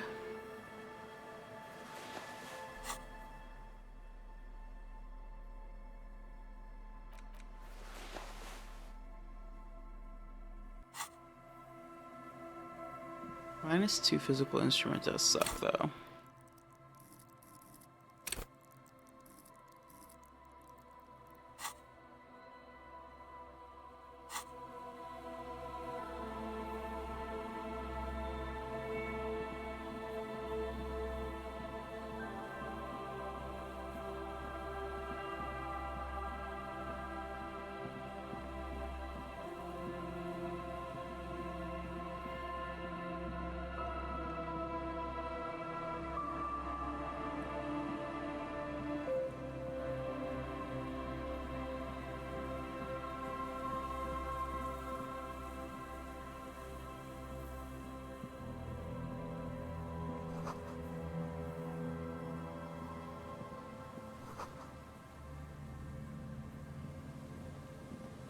An old door, worn by elements, guards the depot.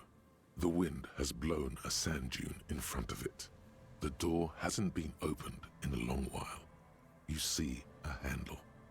It's military, a service depot of some sort. The washerwoman mentioned a depot up the coast.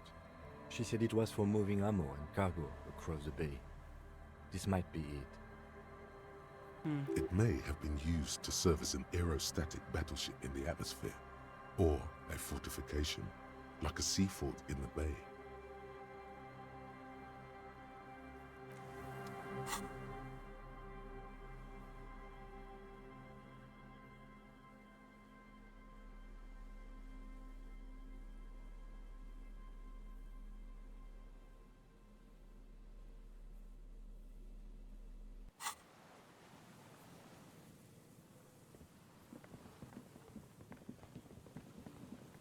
Maybe that'll be easier later.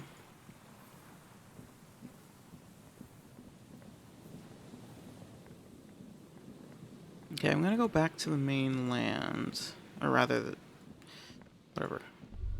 Where the game started. You should come back here when it snows, okay? There's a couple things I want to do. Namely, I want to get a fucking map. Apparently a map exists. And I want to try and get it. I keep unlocking areas and it's like, fast travel unlocked. I'm like, fast travel? Fucking what? I didn't know that was a thing.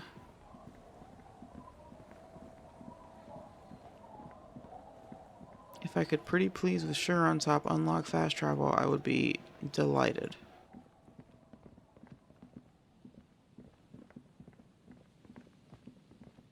Pretty happy about all this cash I got from those idiot tweakers. Those raver kids.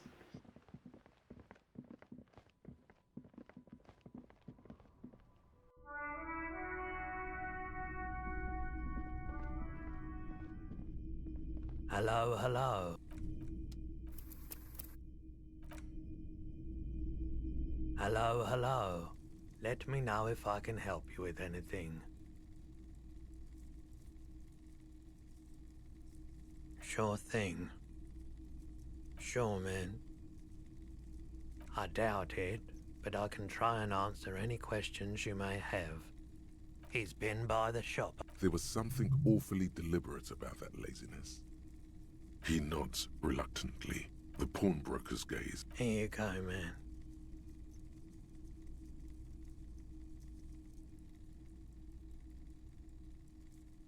Of course.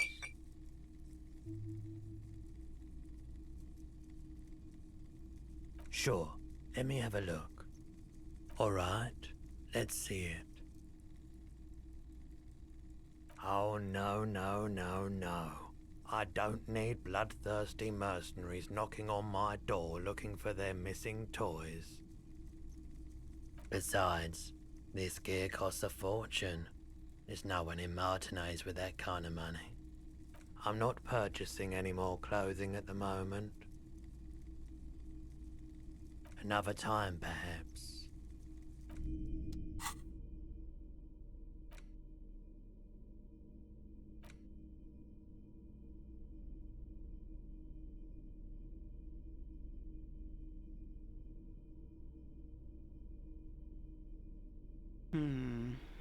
have the cigarettes too. I forgot about that.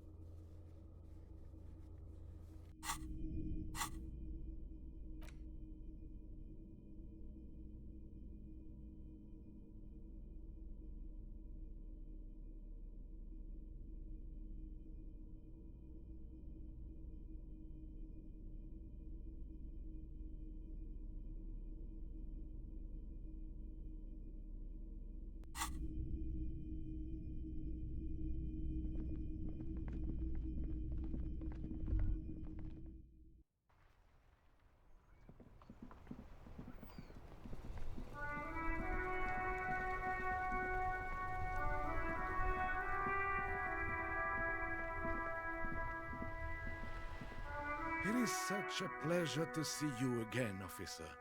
How may I help the citizens?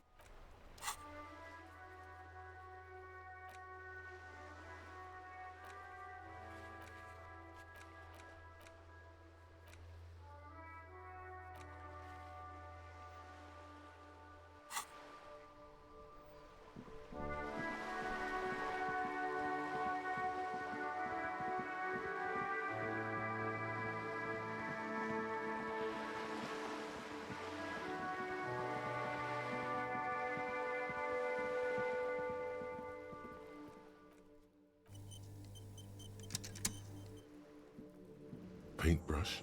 Check. Heavy fuel oil? Check. Now the only thing left to do is paint the wall. The paintbrush in your hand is like a loaded revolver. What will it be, Desperado? Quite a few things come to mind.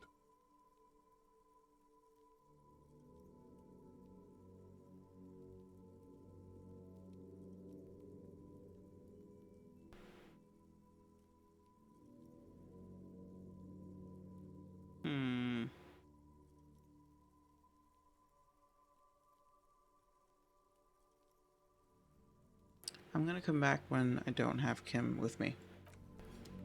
Because I want to paint "fuck the police" on the wall. And he likes me right now, and I think he won't like me if I do that.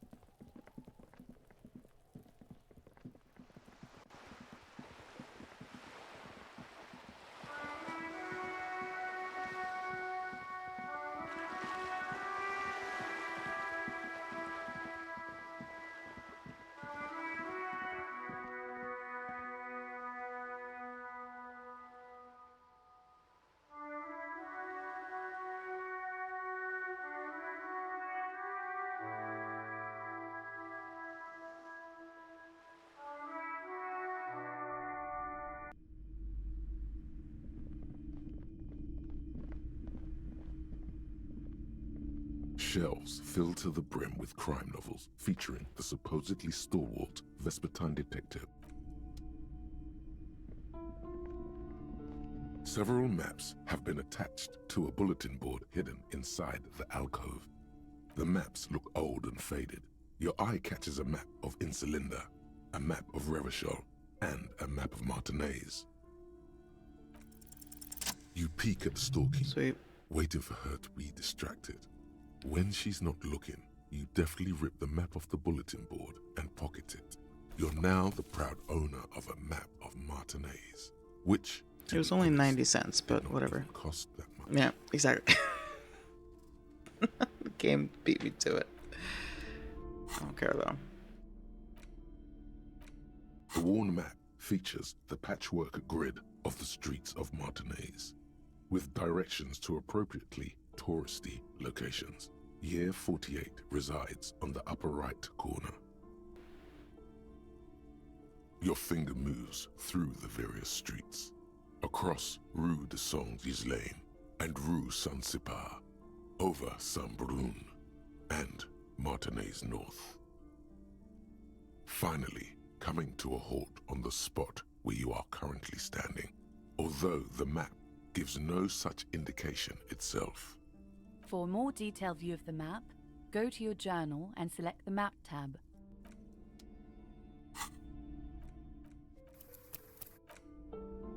Sweet.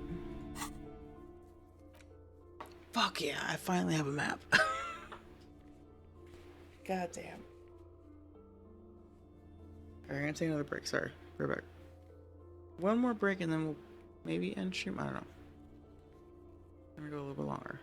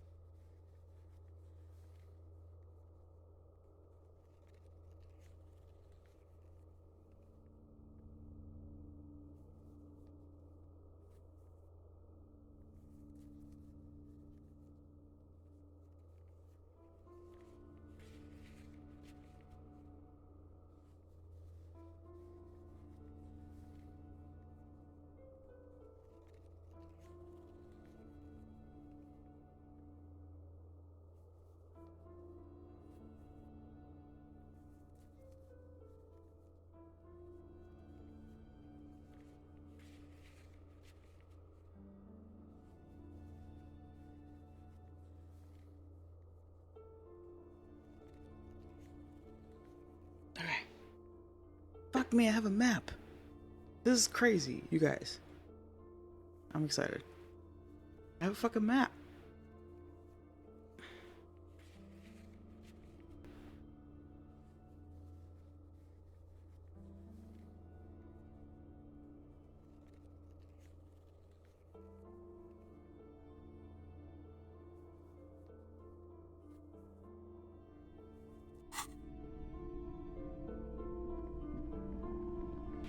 See, I completely forgot that the map was just in the bookstore. Oh.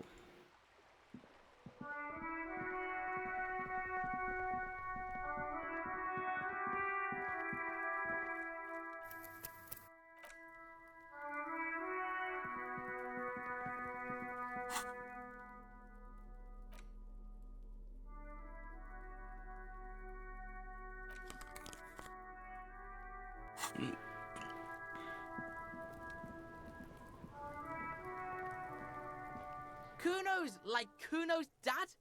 Kuno doesn't give a fuck about anything. It's not Kuno. It's Kuno S. That even now I might have beat it. Okay, so it is meets it beats it in this game, by the way. I wasn't actually sure. Not Kuno, it's Kuno S. Kuno S is by far the worst of the two. Kuno has no problem being near you, but the other hides behind the fence, afraid for her life, like she's done something very bad. She came up with that psychopathic scheme of screaming for help before. Kuno just wanted to talk to you about his name. Kuno S was the one who wound him up and directed him. Also, Kuno hasn't stopped talking to you, even enjoys it from time to time. When you talk to the other one, it's like talking to a cornered animal. She only hisses. And then there's the fact that she's a girl and appears to be a little younger, certainly smaller. And yet Kuno is afraid of her. What's up with that, Kuno? All in all, Kuno respects madness. You cannot hope to outdo her on that front. You must win yourself a few minutes with him alone. Fuck you whispering about? He's whispering too. He's going with it. But watch what happens. Fuck you whispering about! She puts extra stress onto that word, expecting it will make you uncomfortable. If Kuno wants to whisper, he's gonna fucking whisper, okay? Let's whisper, pig.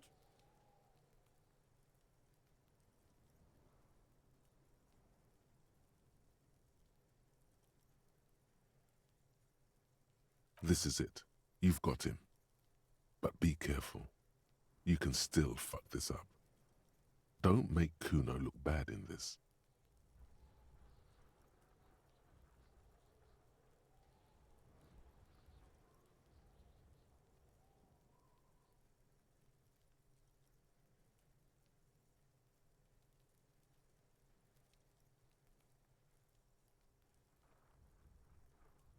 It's okay. The pig's trying to pit us against each other. Not gonna let him do that. That's it. You let him off the line. That was a bad, manipulative thing to say. You should understand. I got you this far. I couldn't get you all the way. Try to fuck my Kuno! Try to fuck my Kuno away! Me and Kuno are tight. We ride for life. A chill comes over you, the wind from the boulevard south, lashing you for trying to separate them, for trying to take the street out of Kuno. You were too pushy last time. Think this through. Try to really understand the psychological bond Kuno has with Kuno S. Just look. While Kuno has no problem being near you, she always hides behind the fence, afraid for her life, like she's done something very bad. She came up with that psychopathic scheme of screaming for also Kuno, and then there's the fact, all in all, Kuno Fuck you whispering about? He's whispering too. He's going with it. But watch what happens. Fuck you whispering about! She puts extra stress onto that word. If Kuno wants to whisper, he's gonna fucking whisper, okay? Let's whisper, pig. This is it. You've got him. But be careful. You can still fuck this up. Don't make Kuno look bad in this.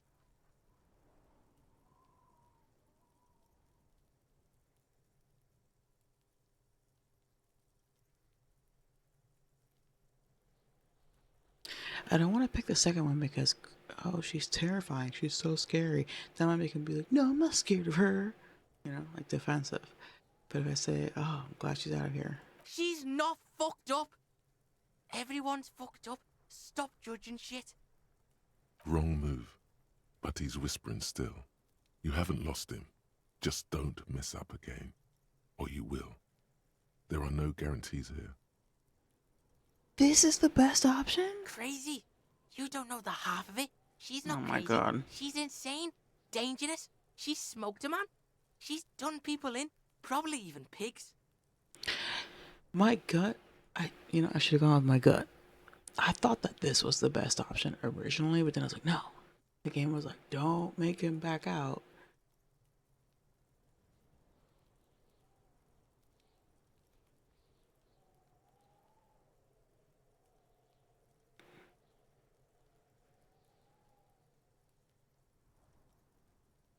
Don't make Kuno look bad in this, which telling him like, oh, she's scary might make him get defensive and then he'll look bad. I don't know. I misunderstood. Whatever. I don't think I misunderstood. Maybe I did. I misinterpreted what they were telling me.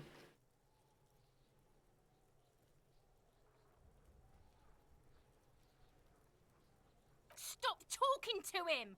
Kuno, I'm fucking warning you! You're gonna get us into shit! She understands what you're trying to do.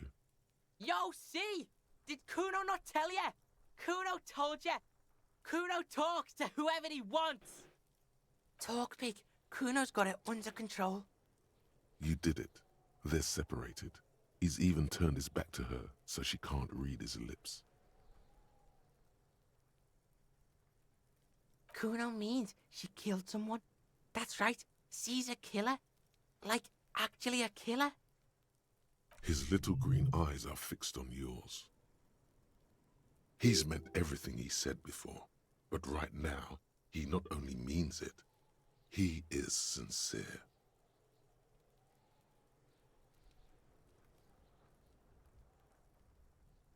Killing is serious shit. Kuno's always serious about the 488. 488. The criminal code doesn't go higher than 190. She's probably killed a pig too. I mean, I'm pretty sure she has. Forget Kuno said that. Kuno was just shitting. Kuno was just running his mouth. Kuno's stupid like that. A cop would be too large for her to overpower, but a determined child of her size can still kill the vulnerable, the elderly, the homeless, or other children. The creature peers at you both from over the fence. There is something searching in her eyes. Kuno falls silent. He does not look at you when he replies. Kuno, that's it. That's what Kuno is starting to think, yeah? Yeah, she would have liked to fuck him up, but she didn't. Kuno wasn't around, and C was with Kuno. Look, Kuno's gonna put you at ease. We didn't do it. He speaks the truth, my liege. Of course they didn't do it.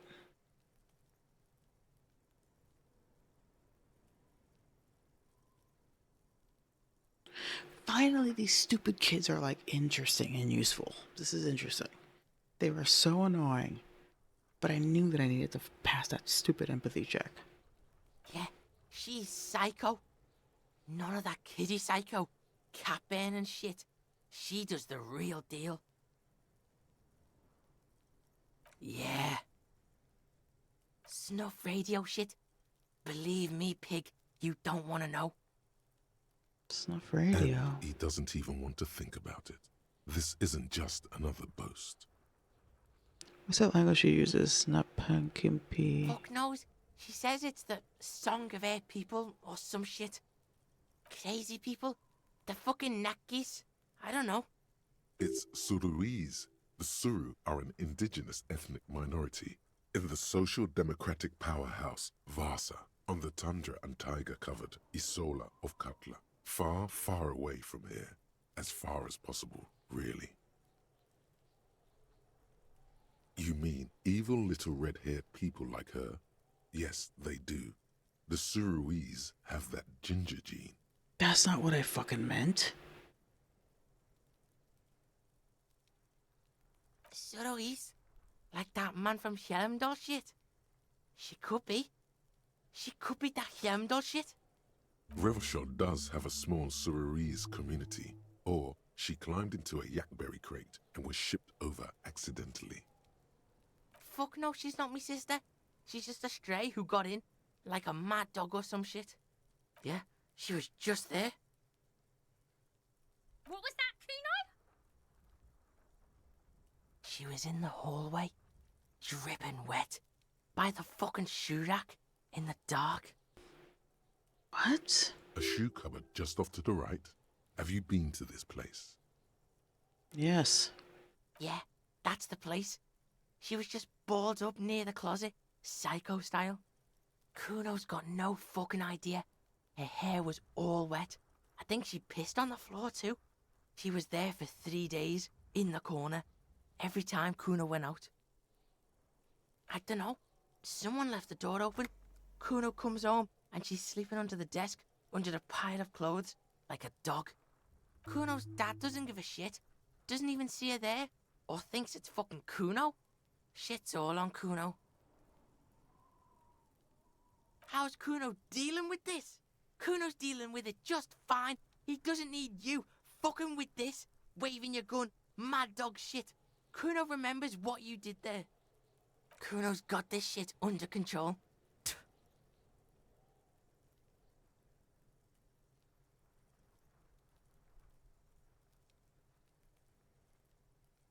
Listen, listen. See, it's Kuno's go-to. Kuno's protecting her. You fuck with C, you fuck with Kuno. You threaten her. You wave your gun around her one more time. Try to take it away. This is what it all comes down to. He needs you to take him seriously now. I'm going to kill you. I'll run when you put the cuffs on her, sneak up on you later, and fuck you up. You understand?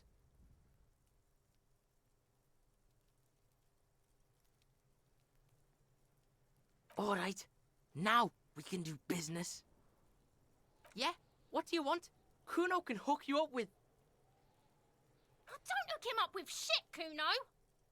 See? Relax. He respects the Kuno. Kuno made him respect the Kuno. You respect the Kuno, you get all kinds of shit. Remember when you tried to get Kuno to hook you up? We can get on that now. If you run a little errand for the Kuno, me and you, Kuno's gonna hook you up with illegal narcotics. And shit, you can even fuck back in Kuno's kingdom. Kuno saw you sniff around that fucking pile of Etonite.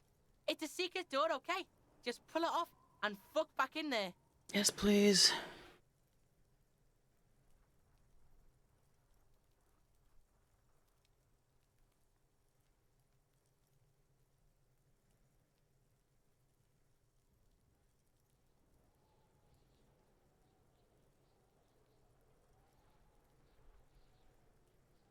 Kuno gets it from his dad. Kuno and his dad are major suppliers. That's where Kuno gets his lightning on. Problem is, Kuno and his dad had a little falling out. Now junkies clawing at Kuno's door. Streets going mad. Kuno's got to throw his dirty popo man at it. Dirty popo man is you. In there is Kuno's violent dad on steroids. Kuno's dad does steroids and speed. If you can take him, you can have half of the speed. Kuno's dad is a fucking monster. He's the most violent man in Revachol. He doesn't give a shit about a single thing. He drinks too. Are you sure you can take on the most violent man in Revachol? In your condition? Like half? A baggie, but like in this vial? That's half a gram, sir. Yeah, half a G. Want it or not? Fuck you talking about half a G? This shit is giant grade A shit. So clean you can barely see it. You can barely see it because there's barely any. Okay, Kuno's listening.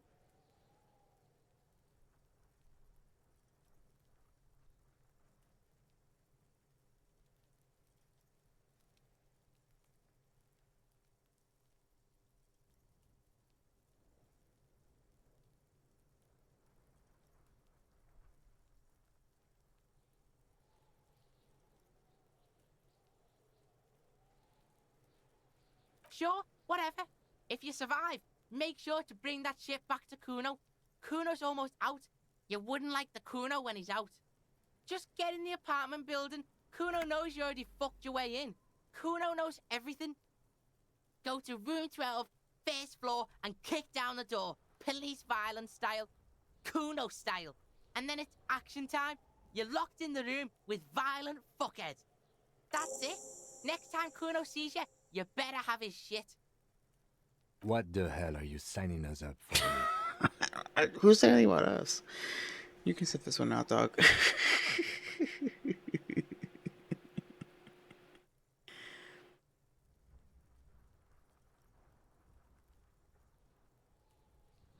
Okay then. I'm telling him that I'm gonna do the right thing. I don't know if I actually am, though. Fuck, I want these pants. Kuno doesn't...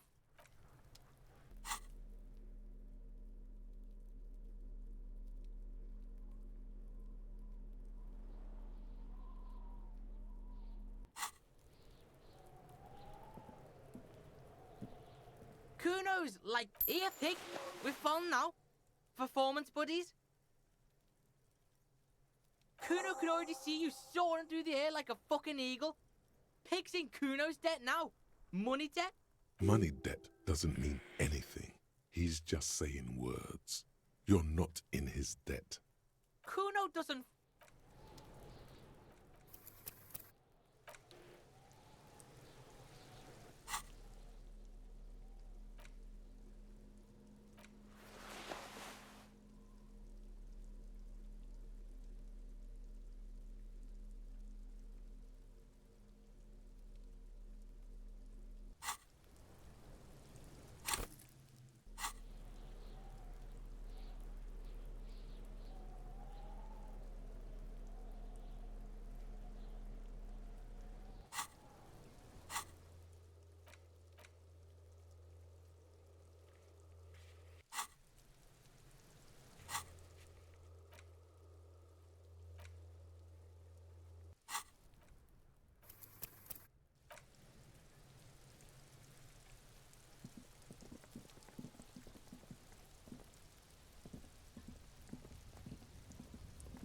The pile of Eternite looks stranger now that Kuno told you about his pad.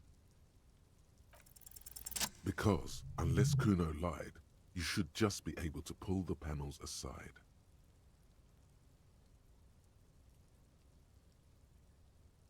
There it is. You see a shabby little door.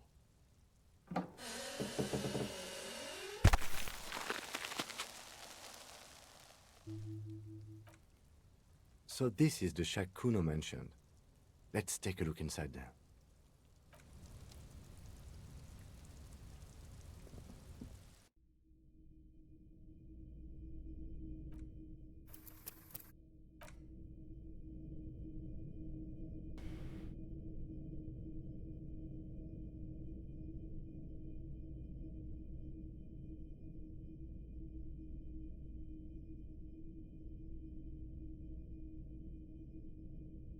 Okay. I'm enjoying this. I'm enjoying this. I'm getting into it. It's getting good. It's getting really good. Oh, hello, Guester 2 Soul.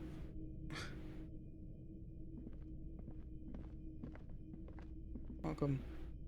Uh, I was kind of about to end stream, but I'll continue a little bit further for a new viewer, or first time chatter, that is.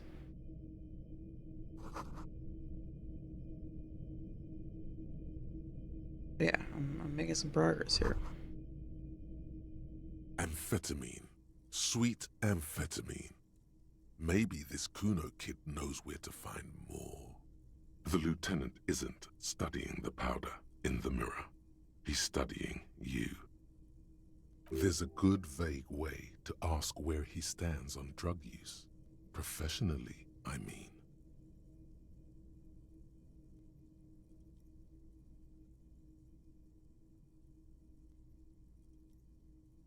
Perhaps not.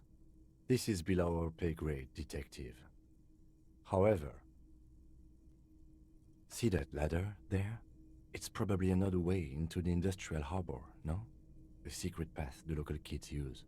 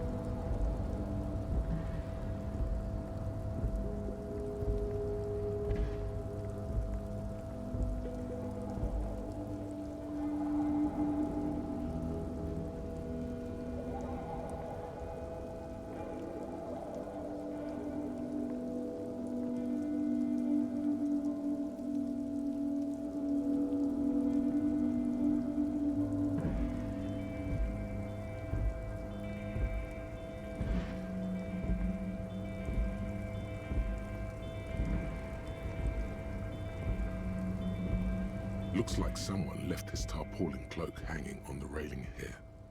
When the wind ruffles the cloak, you can most definitely see a white rectangle on its back.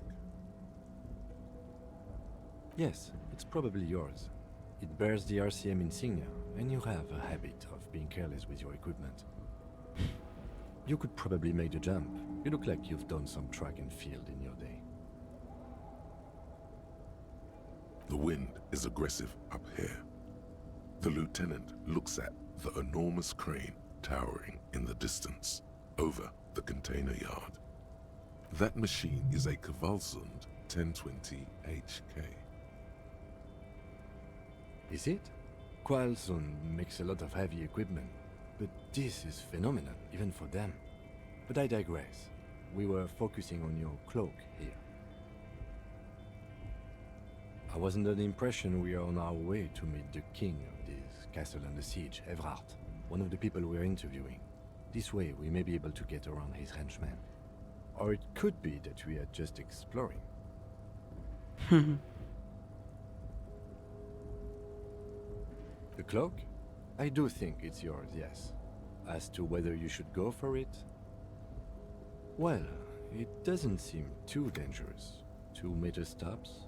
Whenever you're ready to do it, I'll be right behind you. The cloak looks like a bag of goodies floating in the wind. Who knows what its pockets may hide?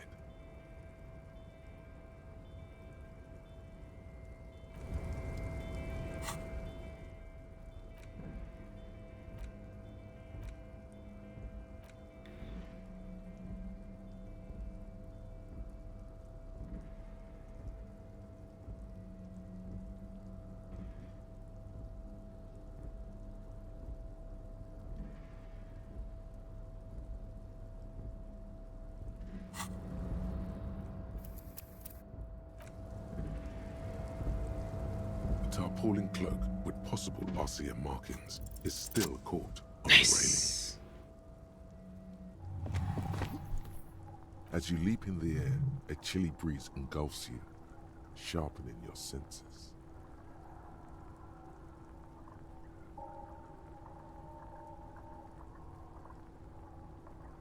Ankles tingling from the tension, blood roaring in your ears. You are ready for your rendezvous with the concrete pavement below. Martinez goes about its daily routine as you soar through the air. The loud voices of protesters mix with the engine sounds from the traffic jam. Waves crash against the pier, and dense, salty sea air fills your lungs. The corpse is dominating the yard, and the stench is nauseating. Even so far from the epicenter, it brings tears to your eyes. As the concrete floor welcomes you, you realize it's been a while since you felt so alive. Alert, capable. Must be the adrenaline. I knew you could do it. My climbing down might not have been as disco as your jump, but at least we can explore the harbor now.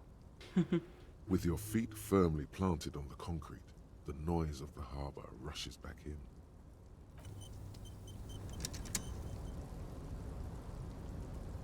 Nice.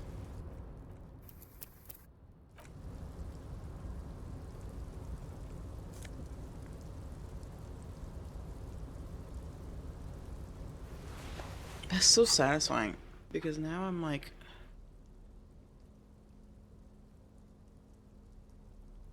wait, is this? Oh.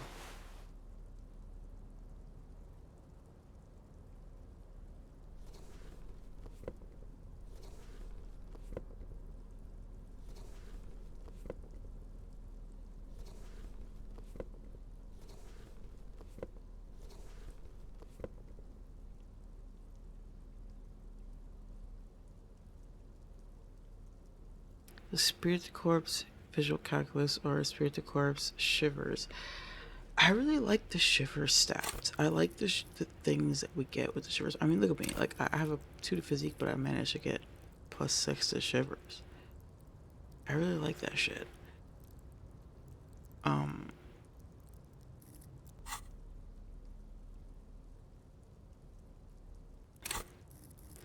Visual calculus is also great, but like it, you know, I really enjoy the shiver stat.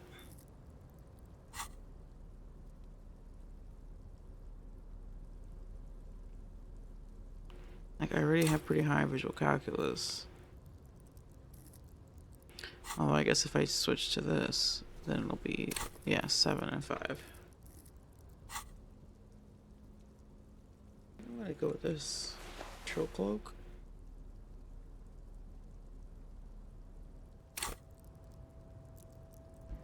Oh, I have a fucking skill point.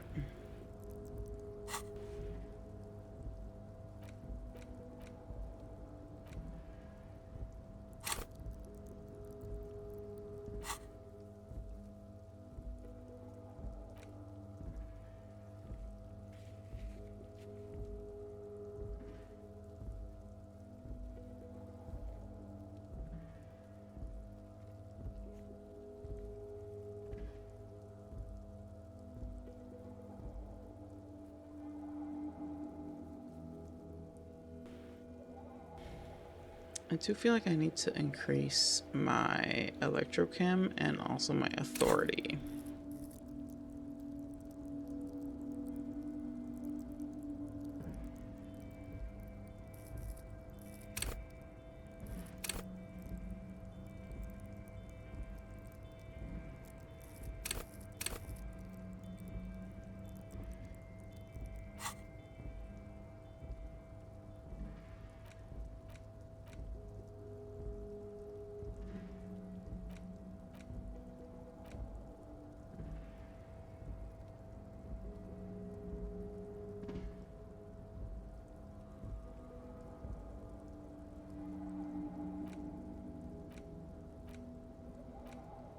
I'm gonna eventually forget this one because I don't want the minus to visual calculus or authority, but I do like that I'm getting bonus XP for left-wing dialogue because I'm actively choosing left-wing dialogue.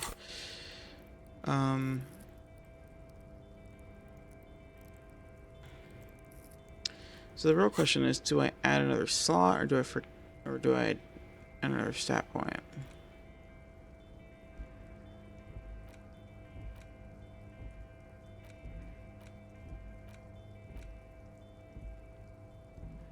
I really want to do this one even though -2 logic is a little steep, but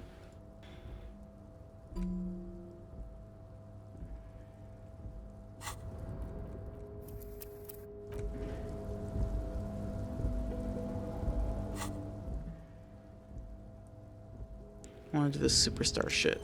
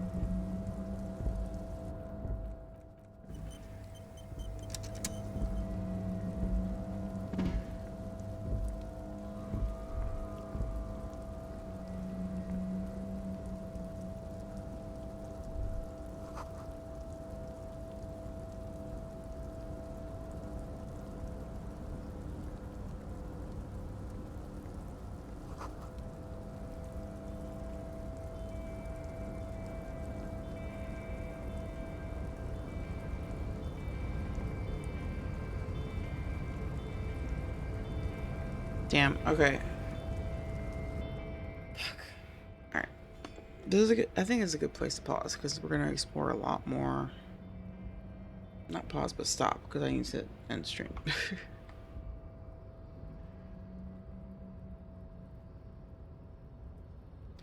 But this is a really cool, yeah. Now that the map is opening up and I'm getting more information, more things, I'm really enjoying this. But right now, I gotta call it. I'm sorry.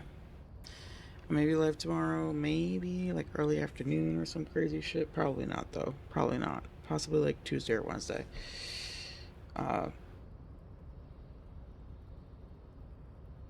This week I'm starting a work schedule where I'm working overnight, so I'm gonna be streaming like afternoon, early evening, and then working overnight. So that's the plan anyway right now. So we'll see how it goes, and we'll see what happens. And I'm gonna prioritize the job, and making sure that I adjust the new schedule, and then figuring out where like streaming and things like that kind of fall into place around it. So, but yeah, thanks for figuring it out. Thank you to Runner Rain for the sub and the gift of sub. I really appreciate it. Asian Key for the bits. Apparently you had given bits? I didn't realize. I thought you just chatted. Oh my god. Thank you for the bits. And yeah, like I said, I feel bad. And I was like, oh, we're gonna do Cyberpunk Sundays. And I do want to do that going forward, but I am really enjoying this game, so I'm gonna keep going with this. But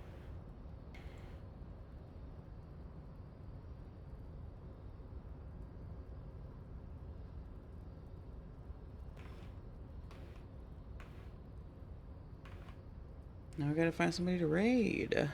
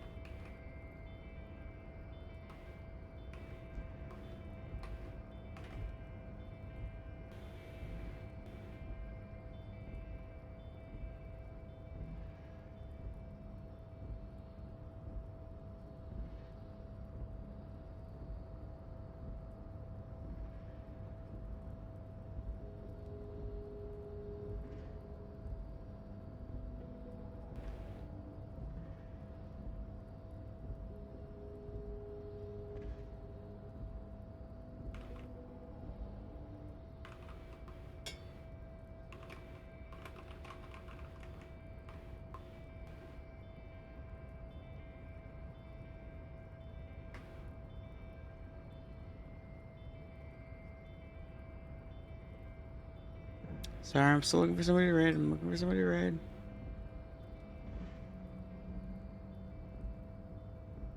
We'll get there. We could raid Red Matroxy again. We raided her on, I believe, Friday. And now she's watching the, like, PC game stuff or, like, talking about it and stuff. Which is cool. Could also raid Mom's Gonna Snap. She's playing Mass Effect. My fellow pants, Intergalactic Pants, she just raided. Sorry, he just raided to Mom's Gonna Snap, so.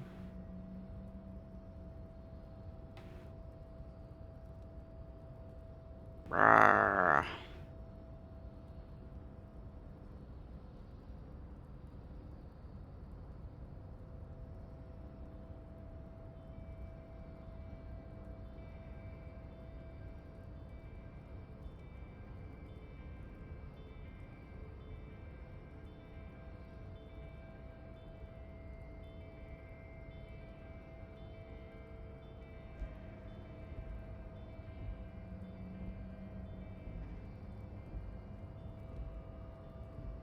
He's also Cryptic Zom. He's got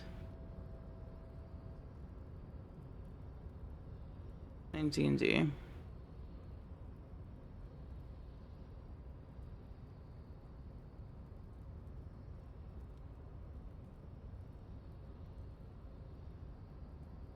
It's D&D day. Been a minute. Do we want to raid into a D&D session? I don't know. That could be fun. Let's do it. Fuck it. I haven't raided Cryptic in a minute.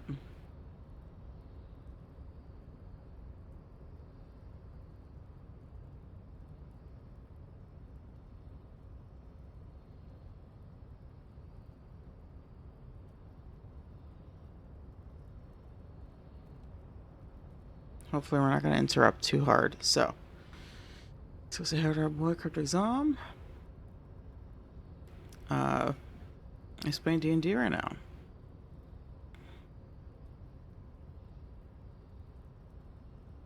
Thanks so much everybody for hanging out. Appreciate it. Like I said, I might stream a little bit tomorrow, but really it's probably going to be later in the week as I get used to my new schedule. But thanks so much for hanging out. This game is great. It's a very slow game. It was hard. It's been hard to adjust to this game after playing Cyberpunk, which is a more fast-paced game. But I really like it. So I'm into it and on board. And yeah, we'll continue shortly. All right. Have a good night, y'all.